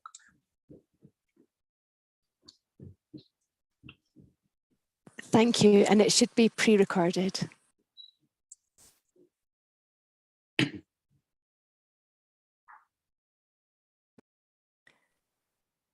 Thank you, Derek, for the introduction. And thank you to the conference organisers for the invitation to present on priorities and progress in pharmacokinetics. It's been a very exciting couple of years at the Infectious Diseases Institute, and I'm going to present an overview of what we're doing before handing over to Christine Zakaja, who's going to speak in more detail about some of the specific studies that we are doing. We look forward to addressing some of your questions in the session, but also you can reach out to any of us at any point through the details on our slides. So when we talk about clinical pharmacology, I think most familiar to you are the clinical trials and pharmacokinetic studies themselves, where we aim to make sure that the dose of medication we use is correct, that it is safe, and that it works. And when we design these studies, we also often come up with catchy acronyms that try and summarize what the study is about and also stick in our minds. So for example, the MILK program is the Maternal and Infant Lactation Pharmacokinetic Study, or DOLPHIN stands for dolutegravir in pregnant HIV mothers and their neonates. But when you step back from the individual studies and review what we're really excellent and have a niche for at the Infectious Diseases Institute, we're increasingly doing what we would call dose escalation studies. So when you look at the dose of a medication that is used in clinical practice, this was often determined by data that arose some time ago, often using methodology that has since been superseded. And if you look at a drug such as rifampicin, there is increasing data suggesting we should actually be using far higher doses. But in order to do that, we need to make sure that it's safe, that it doesn't bring any new complications and new drug-drug interactions in particular populations. And the only way to really study this is to take participants, have them stable on the usual dose, and then incrementally increase the dose, measure safety and pharmacokinetics as we go on, and then analyze the data. And often that requires quite innovative study design. Often there aren't prior data on which to base a sample size calculation. And often these studies do require an interim analysis, for example, for safety. Another challenge is that whilst we do have expertise in healthy volunteer studies at the Infectious Diseases Institute, when it comes to some of the interactions between antiretrovirals and anti-TB drugs, you can't actually do those studies safely in healthy volunteers, because healthy volunteers seem to get higher rates of hepatotoxicity for reasons that are both fascinating and complex. So we actually have to find individuals who are stable on a current dose of their drug and then bring them in as study participants. Because of the increased laboratory capacity at IDI, we're also able to explore some novel paradigms. For example, doing genotyping to inform the dose, to inform the starting dose of a drug. We can have such a fast laboratory turnaround that is now possible. And there are also groups of complex populations who have historically been excluded from clinical trials, such as pregnant and breastfeeding women and their infants, children, the elderly. But we're developing expertise in combining the mathematical modeling approaches in the clinical trial design to really start to understand how we use medicines in these populations. But in order to do this, of course, it's important that we can actually measure the drugs in the different biological fluids at site. Now, that might sound obvious, but until a few years ago, it was always necessary to send samples outside of Uganda for the laboratory analysis. And that was for two main reasons. One was the expertise in the techniques, and the second was to do with the machines and the equipment and the infrastructure at site.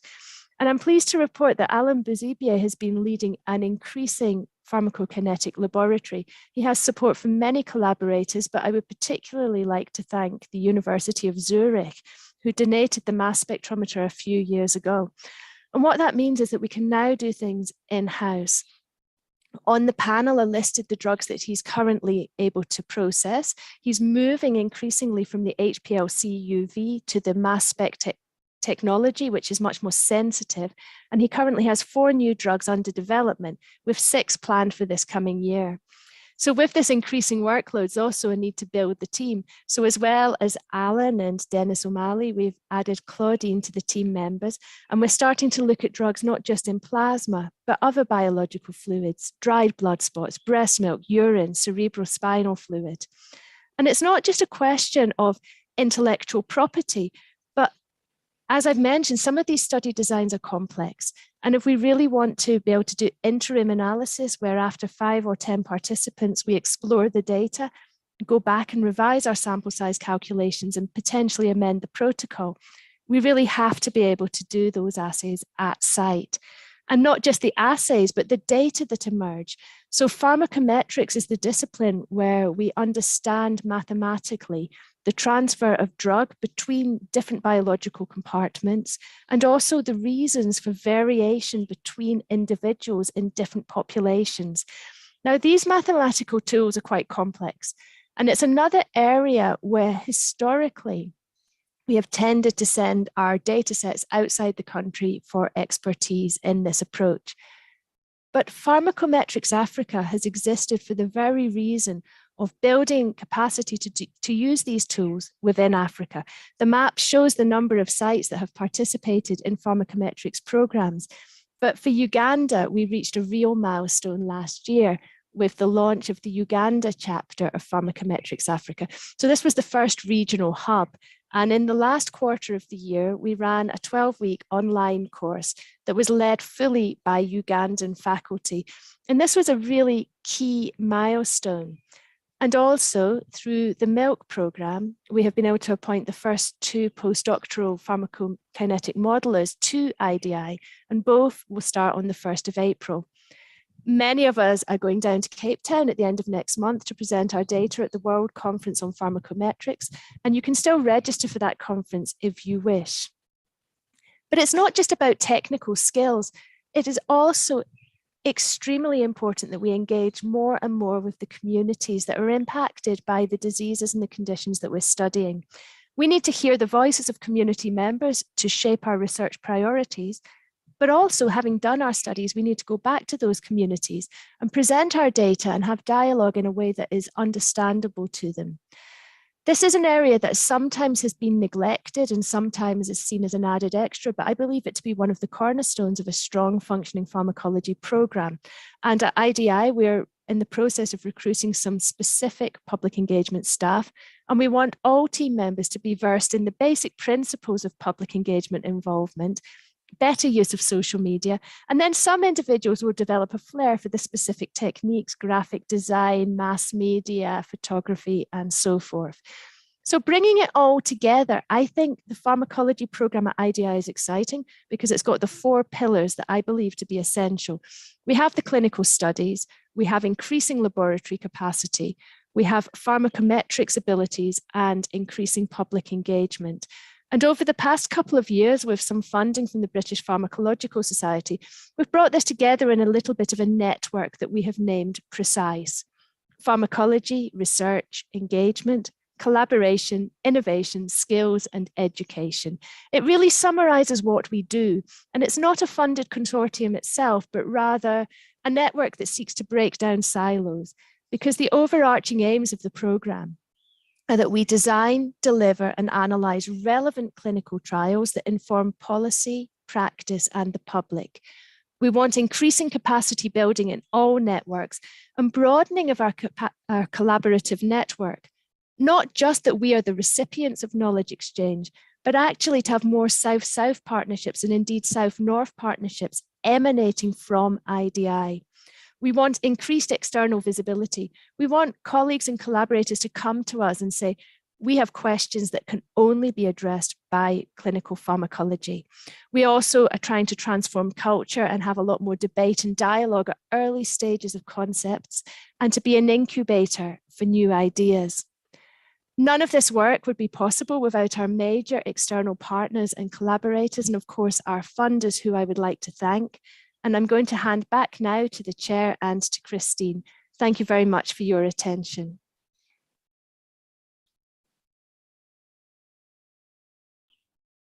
Thank you, Katrina. What an excellent talk. I should have said at the start of the session, as with the other sessions, the Q&A panel is open. So if you have questions or issues in relation to this session that you'd like to form part of the discussion at the end, please type them into the Q&A session, and we'll incorporate those into the brief discussion at the end of the session. Our second speaker in this session is also someone who I have got to know very well over the last 4 or 5 years, and whose support and collaborative project has really supported my work, as well as I hope I've supported hers. And that's Dr. Christine Sakaja Wiltshire. Christine is an internal medicine physician with a PhD in TB drug pharmacokinetics, and her research interests include both the PK of tuberculosis drugs, but also non-malignant hematology issues like thrombosis and sickle cell disease. She's an investigator on a whole host of projects, including pharmacokinetic studies, clinical trials.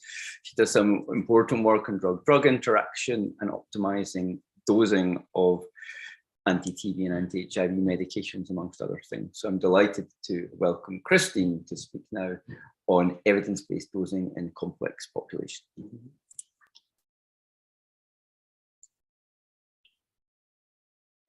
Good afternoon, everybody. My name is Dr. Christine Sekaja-Wiltshire, and I will be making a presentation on evidence-based dosing in complex populations. High-dose rifampicin is efficacious, and the recent WHO guidelines have endorsed use of high-dose rifamycin together with moxifloxacin to shorten TB treatment. So in the SAFERAVE study, we set out to determine if you use 35 milligrams per kilo of rifampicin as opposed to 10 milligrams per kilo, if it's safe and efficacious in patients with HIV when they're also receiving dolutegravir or efavirenz. So we follow these patients up 2 weekly to determine if it's safe by conducting liver function tests, and drew blood for measurement of dolutegravir and efavirenz concentrations up to 4 weeks. Our primary outcome was the concentrations of dolutegravir. We found that patients receiving rifampicin at a dose of 35 milligrams per kilo had significantly lowered dolutegravir trough concentrations with a geometric mean of 0.41, which means that there was an approximately 60% reduction in dolutegravir concentration in those on high dose versus a standard dose. We also found that depending on the target concentrations of dolutegravir that we used, 46% of the patients did not achieve the higher target of 0.3, while 15% did not achieve the target when we use a target of 0.064. However, all the patients, regardless of whether they achieved the target dolutegravir concentrations or not, achieved virological suppression. When we look at efavirenz, patients on high-dose rifampicin had a 40% decrease in the efavirenz concentrations with a geometric mean ratio of 0.63. This was a considerable decrease, although it wasn't statistically significant. Despite the decrease in the concentrations, all patients remained virologically suppressed. We also found that use of high-dose rifampicin was safe with an equal proportion of grade 3, grade 4 adverse events and severe adverse events in both groups. We also had an equal proportion of treatment discontinuation in those who received high-dose rifampicin and those who were on the standard dose. The SAFERAVE trial evaluated patients with pulmonary tuberculosis. However, the RIFT study, led by Fiona Cresswell, enrolled patients with suspected TB meningitis and randomized them to 3 different arms. The first arm was IV high-dose rifampicin, but at 20 milligrams per kilo, then oral high-dose rifampicin at 35 milligrams per kilo, and then the standard oral 10 milligrams per kilo. And then they followed them up to evaluate a neurocognitive assessment, safety, efficacy, and looked at the pharmacokinetics at different time points. We measured the concentrations of rifampicin in the CSF and found that only 44% of patients had detectable concentrations of rifampicin in the control arm, as opposed to the high-dose oral and IV arms. 100% of the patients had detectable CSF levels of rifampicin. In addition, only 11% of those patients in the control arm had concentrations of rifampicin above the minimum inhibitory concentrations. On the other hand, almost all patients who received high-dose rifampicin, either orally or IV, had concentrations above the minimum inhibitory concentrations. Patients receiving the higher doses of rifampicin had considerably higher concentrations of rifampicin in their blood compared to the control group, and similar to the SAFERAVE trial, the safety profile for high-dose rifampicin was good, with no increase in adverse events or severe adverse events. Like rifampicin, the current dose of isoniazid is also thought to be suboptimal, with patients who have a fast metabolism for isoniazid having considerably lower concentrations of isoniazid in their blood and therefore poor treatment outcomes. Now, in this Sphinx trial, we're genotyping patients to determine if they are fast, intermediate, or slow acetylators for isoniazid and giving them a dose of isoniazid dependent on their acetylator status. The fast and intermediate acetylators are getting the higher dose, which is 10 milligrams per kilo, and the slow acetylators are getting the standard dose, which is 5 milligrams per kilo. We're doing safety studies, monitoring liver function and clinical evaluation, and we're also doing pharmacokinetics to determine if the patients who are receiving high dose isoniazid and a fast and intermediate acetylators are obtaining ideal drug concentrations compared to those receiving the standard dose. IDI is conducting more work evaluating for drug interactions between antiretrovirals and anti-TB drugs. Our previous presenter, Dr. Katrina Waite, is conducting a study to determine if dose escalation of atazanavir can overcome drug interactions with rifampicin at standard dose and double doses. So we know that atazanavir the concentrations of atazanavir are significantly lowered by rifampicin. So in this study, the derived study, atazanavir is being given at its standard dose and later at a double dose in this complex pharmacokinetic design. And rifampicin is also being given at the standard dose initially and then later at a double dose. In this figure demonstrating the derived results, we see a plot of atazanavir concentrations versus time. And in the first figure, we see that atazanavir concentrations are above the targets, which is the blue line, in patients who are receiving atazanavir once a day without rifampicin. Then when they're giving rifampicin at a dose of atazanavir once a day, the concentrations significantly decrease. However, after giving atazanavir twice a day with standard dose rifampicin, the concentrations go up again and are optimized. And this is sustained even after rifampicin dose is doubled to 1,200 milligrams with a double dose atazanavir. We still have ideal concentrations for atazanavir. So this slide generally shows us that the drug interaction between rifampicin and atazanavir can be overcome by doubling the dose of atazanavir, regardless of whether rifampicin is at its standard dose or at double the dose. To demonstrate how some of the work done at IDI can impact guidelines, the Dolphin-1 study evaluated if dolutegravir can be used instead of efavirenz in late pregnancy to overcome the complication of delayed virological suppression when efavirenz is being used in pregnancy. The Dolphin-1 study randomized HIV-infected pregnant women to either efavirenz-based antiretroviral or dolutegravir-based antiretroviral and measured drug concentration during pregnancy and then after delivery. When we look at this concentration time graph from the Dolphin-1 study, the red line represents mothers on dolutegravir in their third trimester, and the blue line is their postpartum dolutegravir concentrations. So we can see that the dolutegravir concentrations in the third trimester are slightly lower than those in the postpartum period. However, we can also see that in the Kaplan-Meier curve on the right, the probability of achieving virological suppression is higher in mothers who are on dolutegravir as opposed to those who are on efavirenz. This has led to changes in our treatment guidelines, where now dolutegravir is the treatment of choice in HIV-infected pregnant mothers.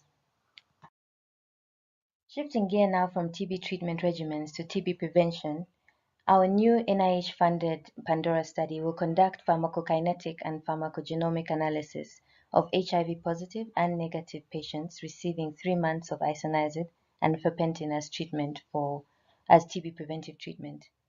This regimen has been found to be safe and as effective as isoniazid in TB prevention. So we'll prospectively enroll patients who are starting 3-HP and follow them up for adverse drug reactions. Then in a nested case control study within this cohort, will compare the pharmacokinetics and the genomics in those who experience adverse drug reactions and those who do not experience the drug reactions. We'll also follow up patients to determine how the proportion of patients who develop TB over a 1-year period. The results from our work demonstrate IDI's capability to conduct early phase clinical trials with both a pharmacokinetic and pharmacogenomic component. These results also can directly inform clinical practice. In our high-dose rifampicin studies, we have seen that high-dose rifampicin decreases efavirenz and dolutegravir concentrations significantly. However, our patients maintained virological suppression in this cohort. In patients with TB meningitis, optimal CSF rifampicin concentrations were achieved when high-dose rifampicin was used orally or intravenously.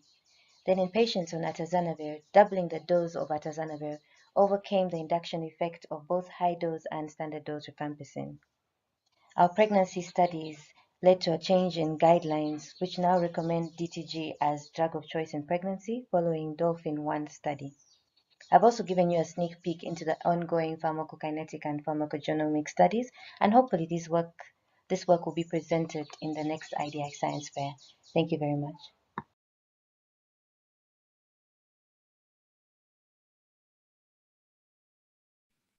Thank you very much, Christine.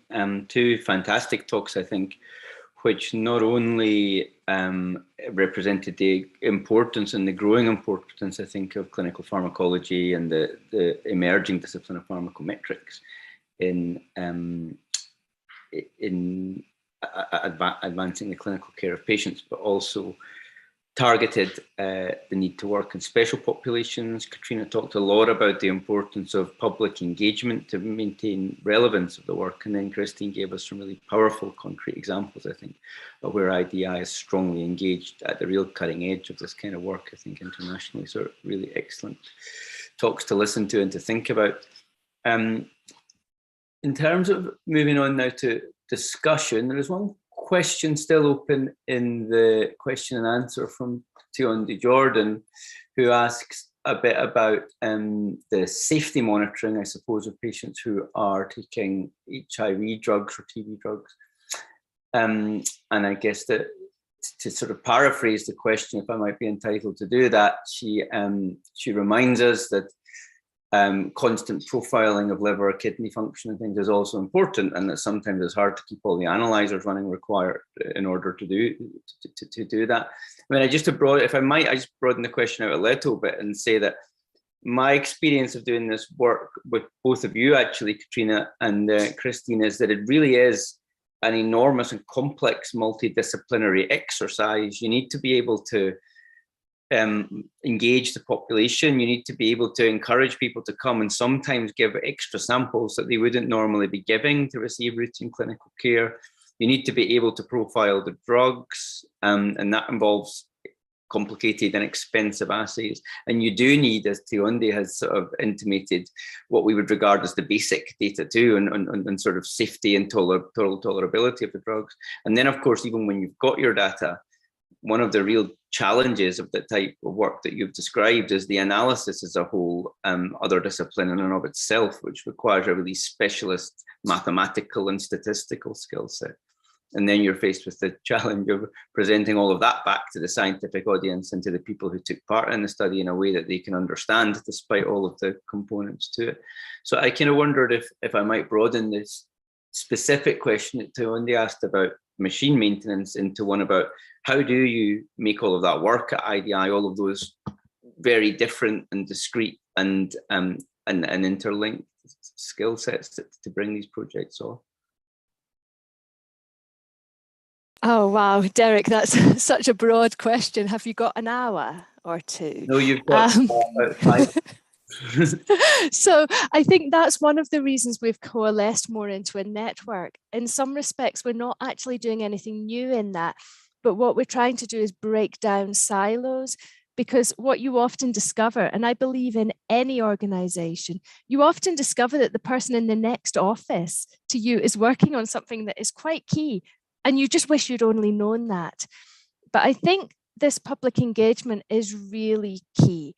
When I started working on pregnancy and lactation, the reviewers to my first grants and things were saying, are women really going to do that? Is a postpartum woman really going to come in for a whole day of sampling? So we started and we did some basic qualitative research, and we found out that actually most of these women had been so impacted by HIV, either in themselves or their communities, that they were keen to give something back when we explained what they were doing. And we've developed some new cadres of staff. For example, Jackie is our peer mother, and she's a really key member of the team because she's like an interface between the researchers and the study participants. The participants tell her things and ask her things they wouldn't tell me, they wouldn't tell Christine.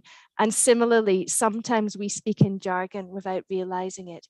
So I think networks, new cadres of people, embedded public engagement is a start. And maybe Christine, you have something else to say there.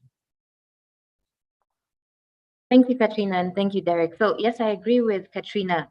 One of the things that we have now and through Katrina's Precise network is collaborative work. And I think this is one of the key things, because there could be a lot of duplication if you work in your silos. So method development in labs will be duplicated by different studies. And yet if you come together, this can be more cost effective, faster, and build even more capacity. Collaborative work in data analysis and building capacity for pharmacometrics. Again, as Katrina mentioned in her presentation, Uganda was the site for training this year or last year in pharmacometrics Africa. So that kind of integrating projects and then feeding into, seeing how you can feed into each other. You can support the HPLC mass spec machine if you're doing it as a group, as opposed to if you're doing it alone. You can build more mathematical models or use each other, borrow each other's mathematical models for PK analysis. So the fact that we're not doing this work alone, the fact that we've extended our networks to people, the South-South and North-South collaborations, I think that has helped us build our capacity and not be too worried about the work we actually can do. If we feel that this might be something that is early for us, or it's our first time to do something, there's always someone who we know who can help us with it. Thanks, Christine. I would like to continue the discussion, and there are several other aspects we could go into. And I did have a couple of things I was going to bring up, but Rachel sent me a message to tell me that time is far spent and that we have to draw this session to a close at the moment. So thank you very much for showcasing the pharmacology work that's being done at IDI.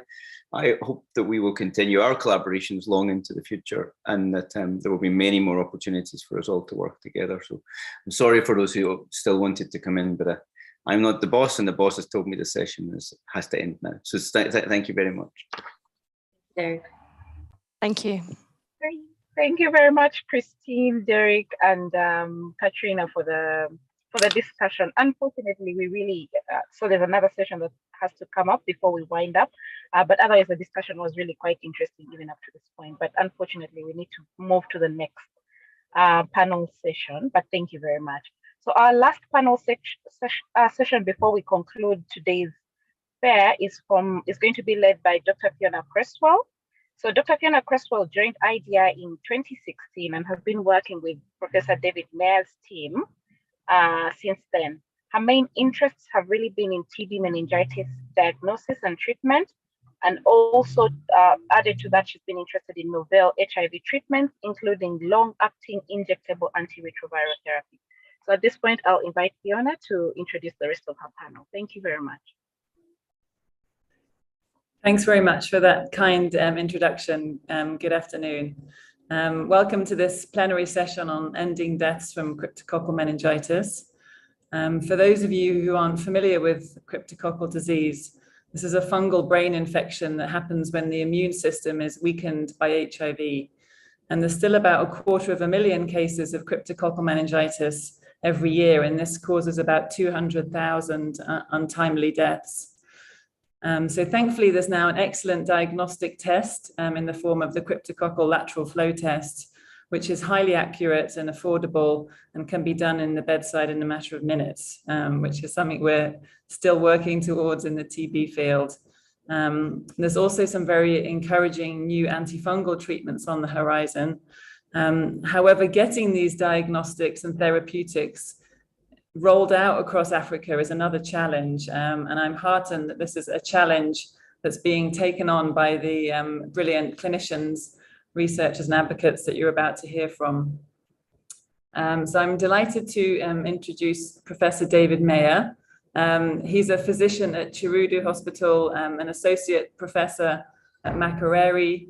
He's a PI on multiple meningitis studies and a once national cricketer. He's also leader of a large and committed team of researchers here at IDI, and I'm grateful to be a part of his team. He's going to set out the roadmap for ending cryptococcal meningitis deaths.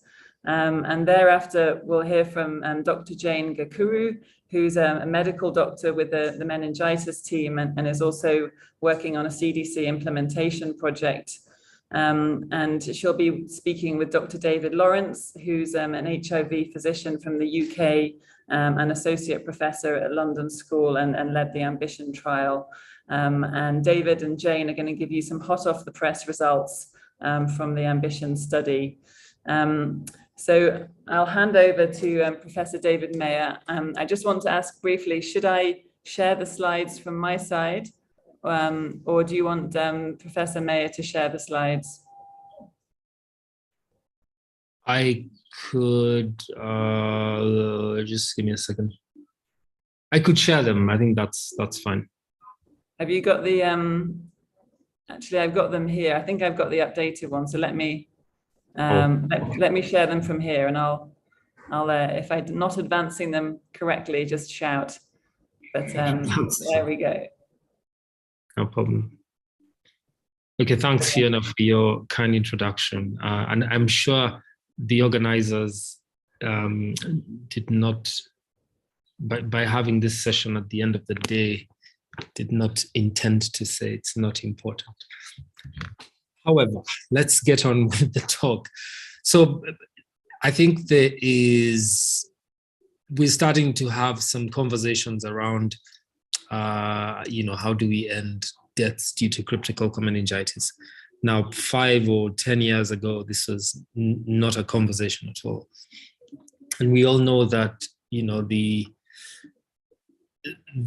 the number of patients with HIV and especially advanced HIV disease, continues to be a burden, especially in sub-Saharan Africa, just as shown on this map of Africa. Next slide.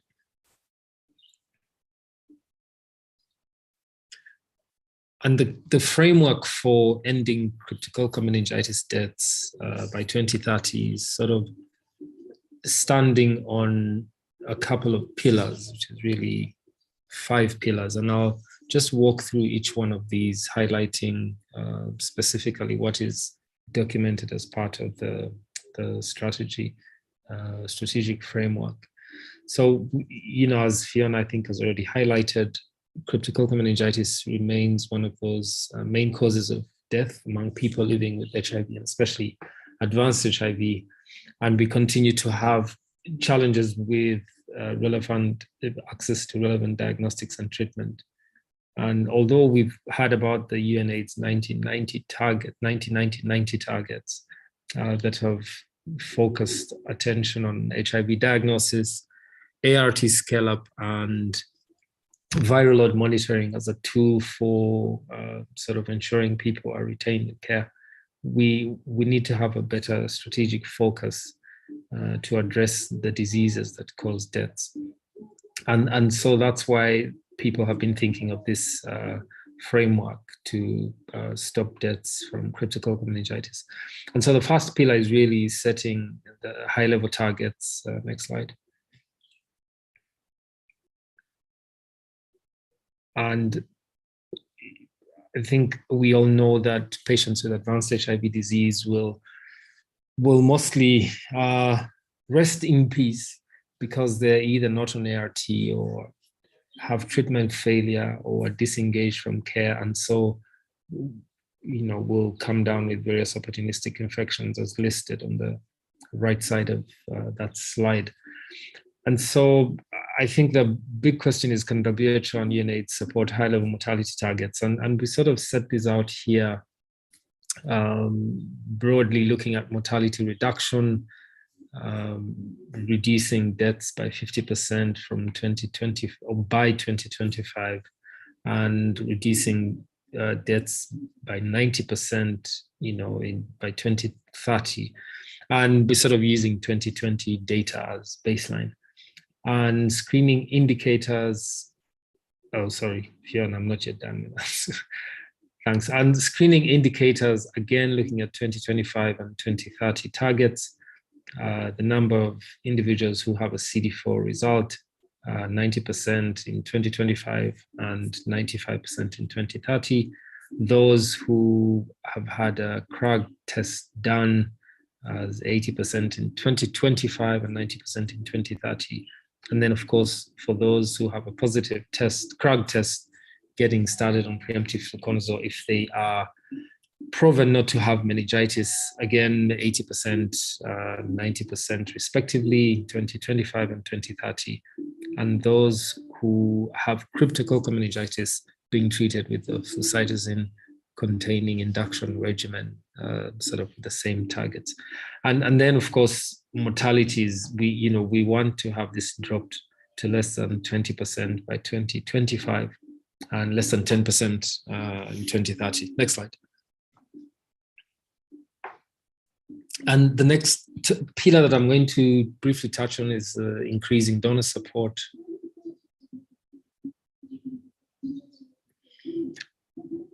We all know that, until now, the bulk of donor support has sort of focused on ART scale-up. And it is important, but it's not sufficient for ending AIDS deaths, as we've all observed.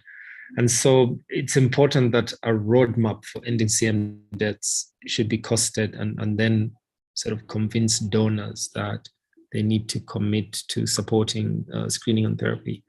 And then, of course, there's the proportional investment in improving disease screening, preemptive management and treatment. And we feel that countries must be supported to ensure that those individuals with cryptococcal meningitis are quickly identified and treated with the preferred regimen of flucytosine and amphotericin. Next slide.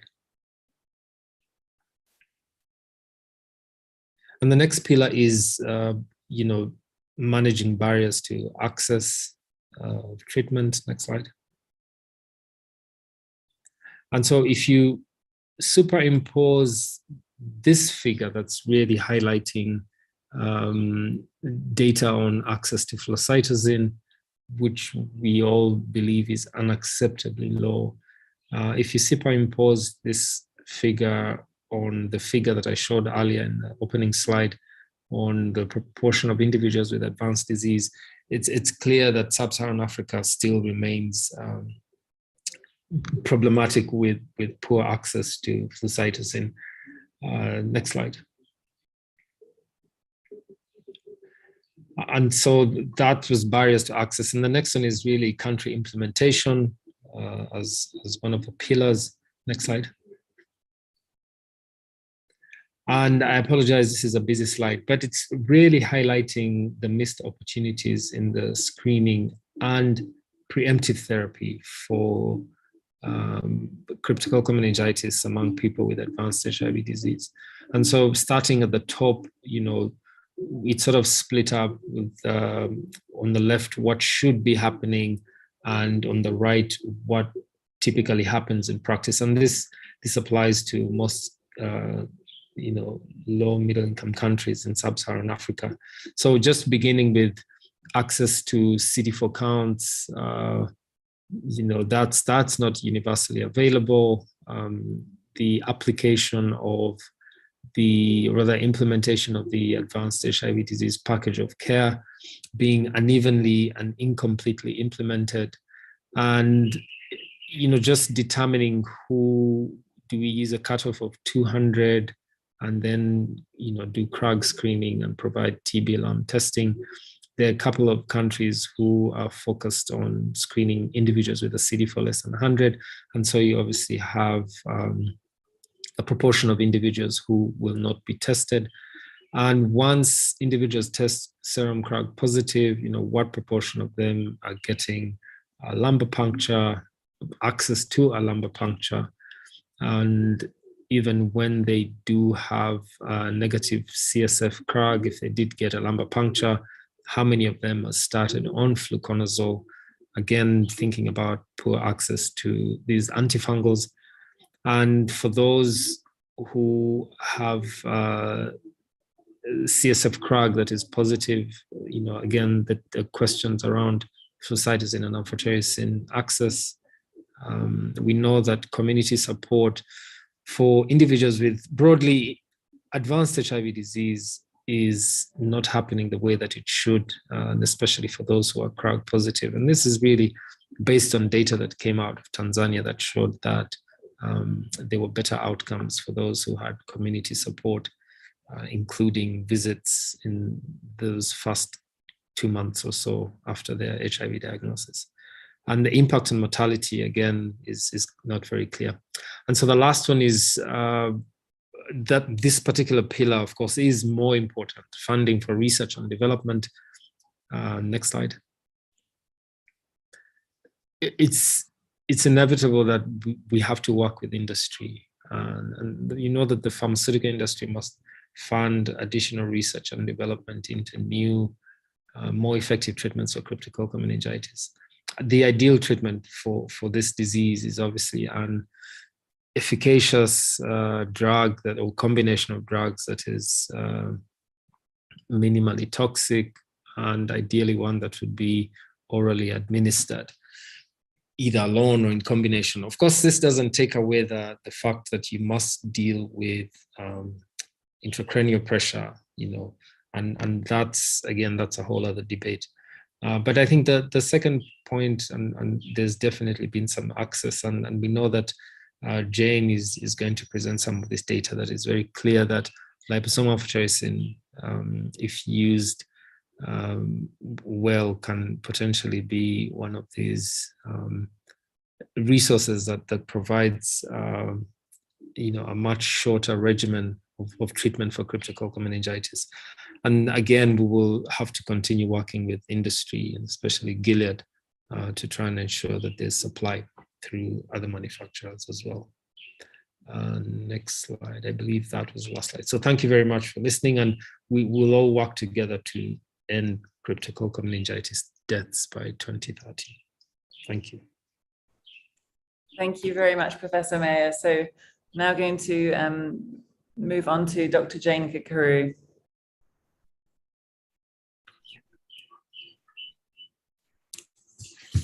Thank you very much.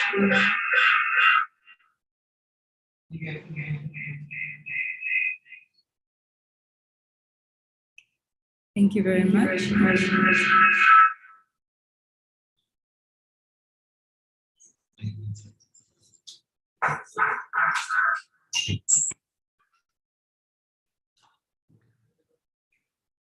Thank you very much. My name is Dr. Jane Kikaru, and I will be presenting the AMBITION trial results. So the AMBITION trial was a phase 3 CM trial where we investigated the use of single high-dose liposomal amphotericin in the treatment of cryptococcal meningitis in HIV disease. So we know that HIV-associated cryptococcal meningitis remains the second leading cause of AIDS-related mortality. And conventional treatment with amphotericin B is associated with significant drug-related toxicities such as abnormal electrolytes, nephrotoxicity, and anemia. Our previous ACTA trial demonstrated that shorter 7-day course of amphotericin can be given with flucytosine and is non-inferior to 14 days. And the liposomal amphotericin, also known as Ambisome, is less toxic, has a long half-life, and effectively penetrates the central nervous system. And the previous phase 2 study demonstrated that a single high dose of liposomal amphotericin given at 10 milligrams per kg was non-inferior to 14 days daily doses of 3 milligrams per kg at clearing Cryptococcus from the cerebrospinal fluid and was well tolerated. Next slide, please. So the participants randomized into the AmBisome arm received 10 milligram per kg liposomal amphotericin single dose with flucytosine and high-dose fluconazole for 14 days. And those randomized into the control arm received amphotericin B 1 milligram per kg with flucytosine for 7 days and then high-dose fluconazole for 7 days. And our primary outcome was all-cause mortality at 10 weeks, non-inferiority, and these are our secondary outcomes. However, we'll focus on the cost effectiveness today.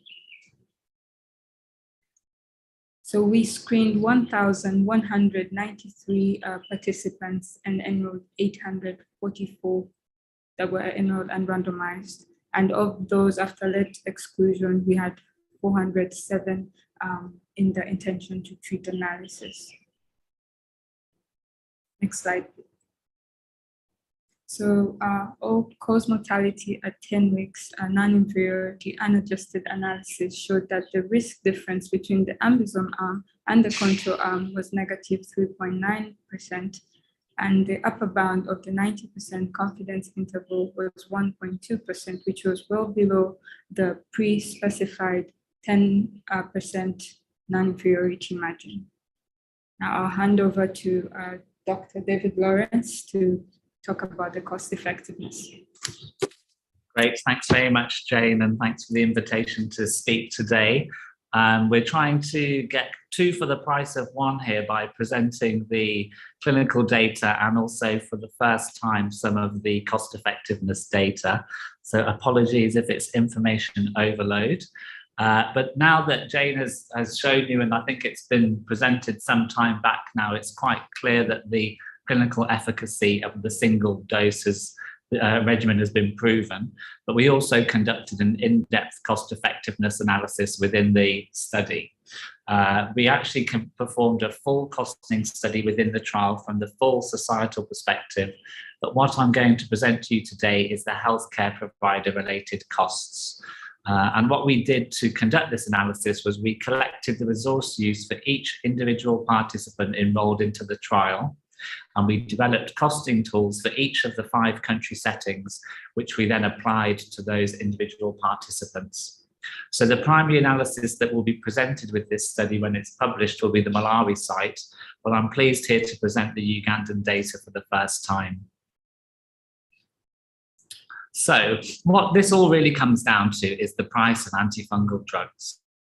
So I'd like to just outline briefly the prices that we used in this economic analysis, which is fluconazole at 13 cents per tablet or capsule, flucytosine at 93 cents per 500 milligrams tablet, $8.10 for a vial of ampho-B-deoxycholate, and those are all the prices that were sourced throughout the trial, the average of the most recent. And then we have the AmBisome, which we've used a $16.25 cost price, which was announced by Gilead as part of an expanded access program. But when it comes down to it, when you have your average, let's say 60 kilogram patient, what's the cost difference? What is it that we're hoping the convenience of the single dose and the safety of the single dose can really bring that we need to chip away at financially? And so you can see here that the difference in the cost of the antifungal treatment for the full duration, the full 10 weeks between the 2 arms, is that in the single dose, the difference is $206. So what we did was, as I've explained, we collected the number of resources used for all participants, the number of days in hospital, lumbar punctures, blood tests, tablets, etc. And we applied our individual country costing tools to all of the participants so that we could have results over 5 different countries. We then calculated the mean resource use and cost per participant, and also the distribution of the data. And then for the outcome, we used life years gained using the primary outcome data which was based on the additional lives saved with the AmBisome regimen, and also taking into account the life expectancies in the individual countries. So there's no QALYs in this analysis, and that's because there was no real difference in the quality of life outcome. This was more about mortality. So here's the headline figures in terms of the costs. So the single dose arm cost $810 per participant using the Ugandan costing tool, and $669 for the control arm. So the difference was $141. Just click, please. So we know that we had an additional 15 lives saved with an additional years of life of 26 years per life saved. So 395 additional life years gained in the trial. And so when we do the calculation, the incremental cost effectiveness ratio, the result shows that the ISA was, just click please, $143 per life year gained. So that's the headline figure using the actual resource use in the trial. So how does that compare to some of the other sites? So it's quite similar actually. We applied the costing tool in Botswana and found an ISA of $91 per life year gained, in South Africa of 131, in Malawi of 128, and Zimbabwe of 152. So in conclusion, the clinical trial has demonstrated that the single high-dose AmBisome regimen was non-inferior to the current WHO recommended standard of care and was associated with a significant reduction in adverse events. So this regimen offers a practical, easier to administer and better tolerated treatment for crypto in Africa. The regimen costs $141 more in Uganda and is cost effective at $143 per life year gained. And now there is an urgent need to broaden access to these drugs. Thank you very much.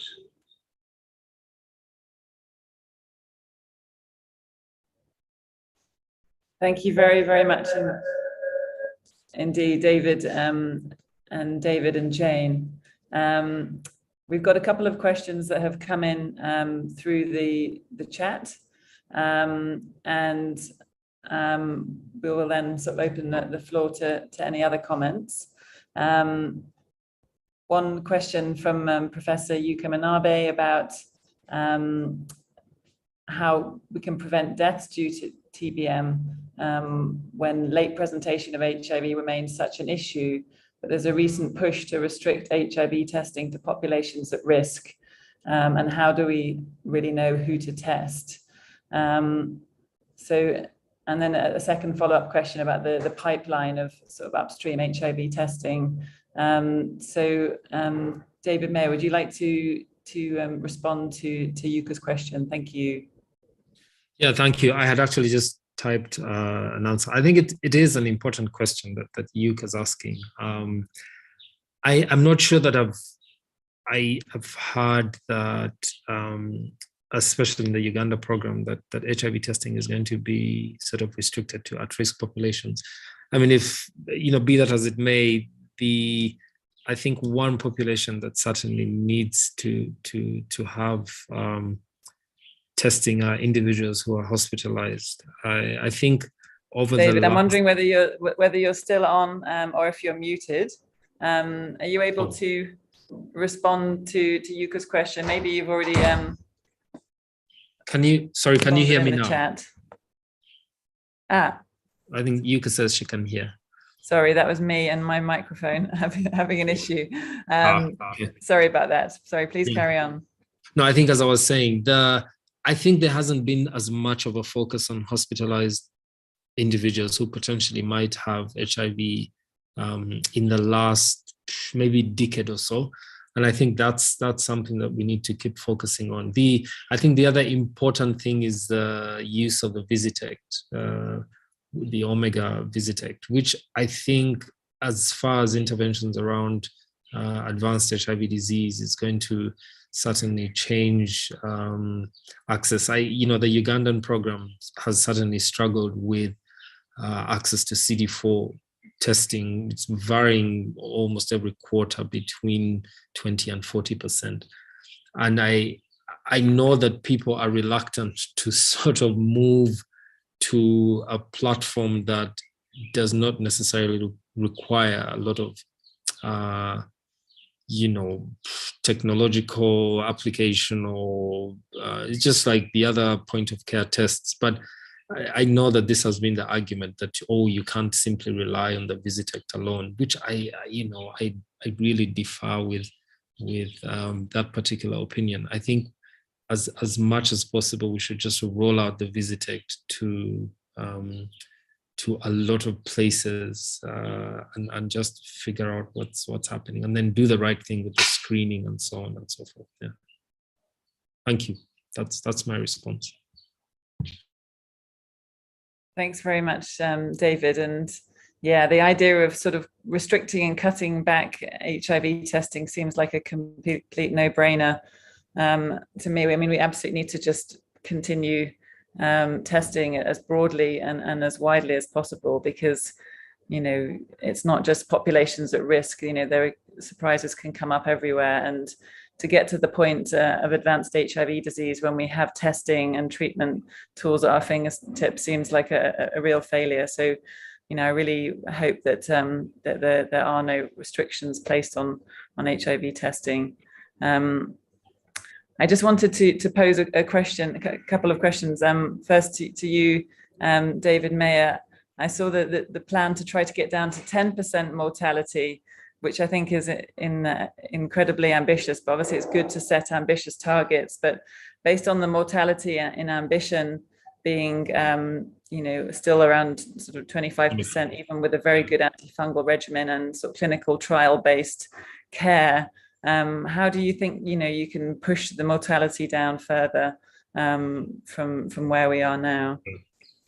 So I think the key thing is going to have to be identifying people sooner. I think there's data that suggests that individuals who were identified as having cryptococcal disease through the screening program, the CRAG screening program, and somehow got hospitalized, had better outcomes, mostly because they were identified much earlier in the course of their disease.